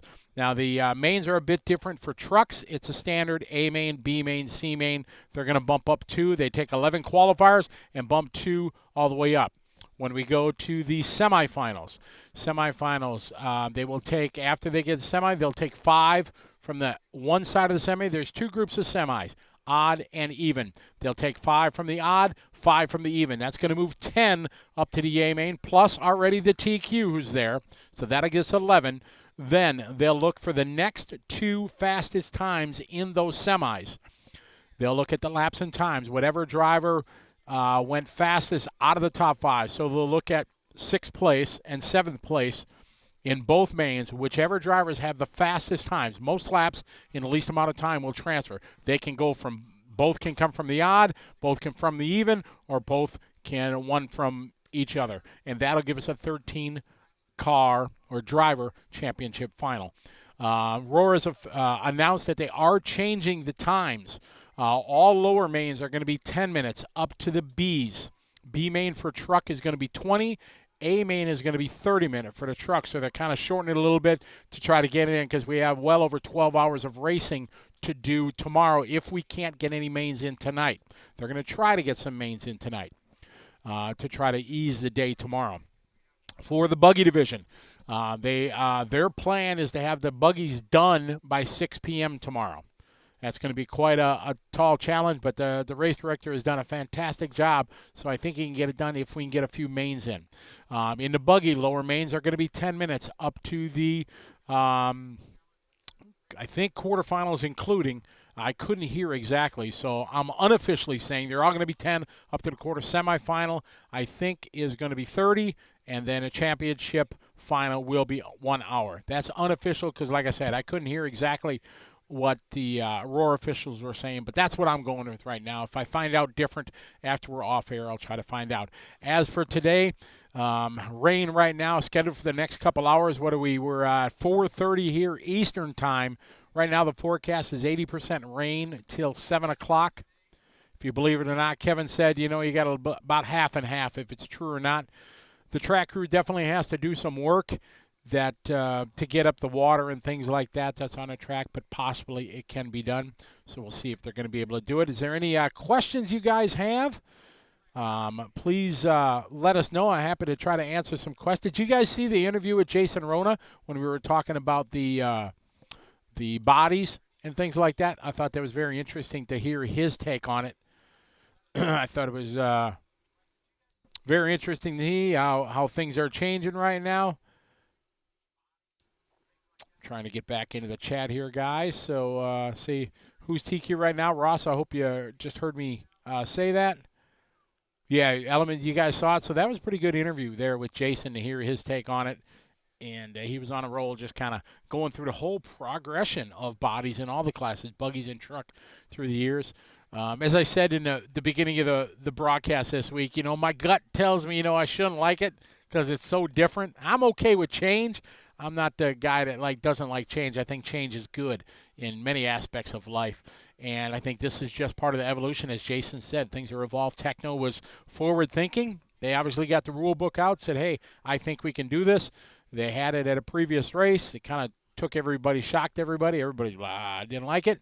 And now you see the other manufacturers doing that, and we're going to have to find out if that's going to be the realm. Now, I heard rumors when I was after I was doing the interviews there that there's some talk that Roar maybe will institute a new rule that it has to be over the shock towers. It's going to be very interesting to see how it is. But, you know, not all tracks follow all the roll rules. So if these bodies become readily available in the market, I'm sure you're going to be able to run them at your local track unless the track enforces, boom, full stop. It's got to be Roar rules, and it's got to be over the shock tower. It's going to be very interesting what they say. Thornhill is a very, very beautiful track. I was there. When were we there? 2007? I can't remember when we were there. No, it wasn't that long ago, I don't think. Maybe 9 or 10. We went there, and pretty awesome. I give them props because they had the best starting grid of any track I've ever seen. They had the front straightaway, and then indented on each front straightaway, they had a spot that your car would go. You've been to many races, anybody that's followed, you know, you see your pit man step out onto the racetrack and throw the car out, 20 feet out onto the racetrack, to try to get clean track. But this was set on an angle, and you had to start in your starter box. It wasn't on a straightaway. It was set back, and it worked out really well. So I always really enjoyed that about Thornhill. I don't know if that's still the way it was, but back in the day, that's how it was. All right, so I'll read your qualifying order here. Some of you guys didn't get that. All right, so qualifying 2 of 3. So in Truggy, TQ was Ryan Mayfield. Here's your A final for Truggy. That'll be a 30-minute. As of now, a 30-minute file. Ryan Mayfield first, Dakota Fenn 2, Ty Tessman 3, Jared Tebow 4, Tyler Jones 5, Ryan Lutz 6, Cole Ogden 7, Joe Bornhorst 8, Aiden Horn 9, Ryan Cavalieri 10, and Seth Van Dalen will round out your 11 trucks that go transfer directly to the A, B, C main format. Into the semifinals, our TQ will transfer directly into the main, and that's Dakota Fenn. Then we will take 2 through 21 into the 2 semis. So Ty Tessman, Cole Ogden, Jared Tebow, and Ryan Lutz are 2 through 5. 6 is Ryan Cavalieri, 7 Tater Sontag, 8th is Ryan Mayfield, 9th Aiden Horn, 10th Tanner Denny, 11 Cole Toller, 12 Spencer Rivkin, 13 Joe Bornhorst, 14 Ryan Pavitas, Mason Fuller 15, Tom Rendernick is going to be 16th. Your 17th qualifier, Brandon Rose, starting 18th overall would be Tyler Jones, 19th Adam Drake, Jared Wiggins 20, and Brock Champlin showing us 21st. So if that's all the same, I was told by them every day 2 through 21 is going to go to the semis, and that is, as I understand it, going to be a 30-minute final. That may change. All the lower quarters, 8th, 16th, 32nd finals are all going to be 10 minutes. So it's going to be a dash for those races, but they need to try to get them all in, and they're going to bump up 3 from the lower mains up the ladder.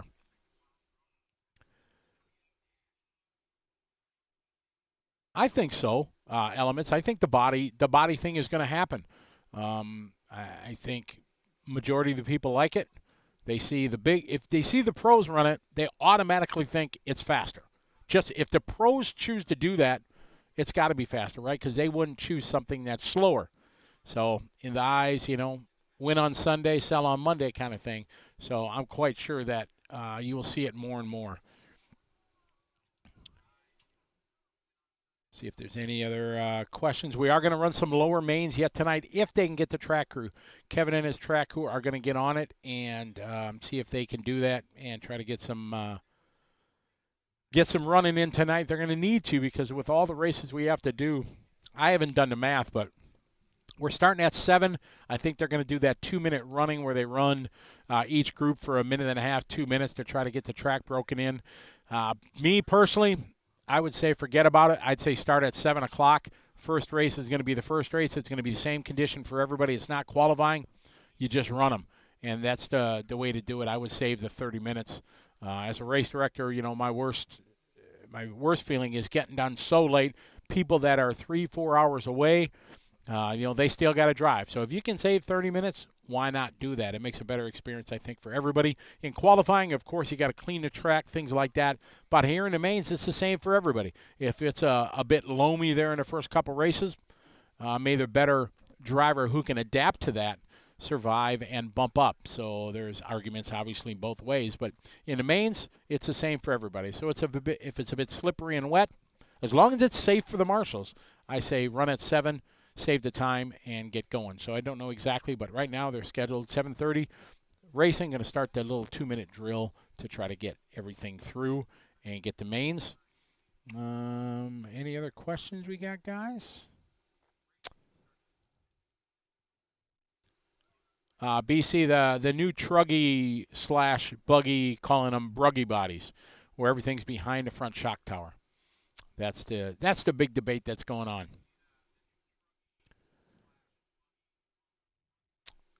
I think everybody's gone. Everybody's asleep. Everybody sleeping? Nobody in the chat room. I got nothing. Well, looks like that's it. No other questions. So we're going to, as we're in our pause for the cause here and waiting for the rain delay, we are going to stop our Facebook stream and our YouTube stream. We're going to stay live on liverc.com to be able to show you, so you can check in here periodically what's going on. I'm going to go talk to the Roar officials to find out exactly the plan, the game plan, schedule for tonight, how many races they're going to do, and the game plan for tomorrow. So it's been fun so far. We're far from over. Tomorrow, crystal clear sky, supposed to be 81 degrees all day, partly cloudy, partly sunny, however you want to look at it. But we're going to have some exciting mains here from Pennsylvania tomorrow. We hope you enjoyed it so far, but like I said, far from over. We're hopefully going to be back tonight with some. And if you subscribe to our Facebook or YouTube, if you haven't, please do, because we'll send a notification out when we're live again. And Tyler and myself will be back to try to bring you continuing coverage here of the U.S. National Championships here on LiveRC.com. So make sure you hang out, keep your phone charged and handy, because with everything works out, we're going to be back live here in just a little bit, coming to you from Oakland Mills, Pennsylvania, here on LiveRC.com. We'll see you later, everybody.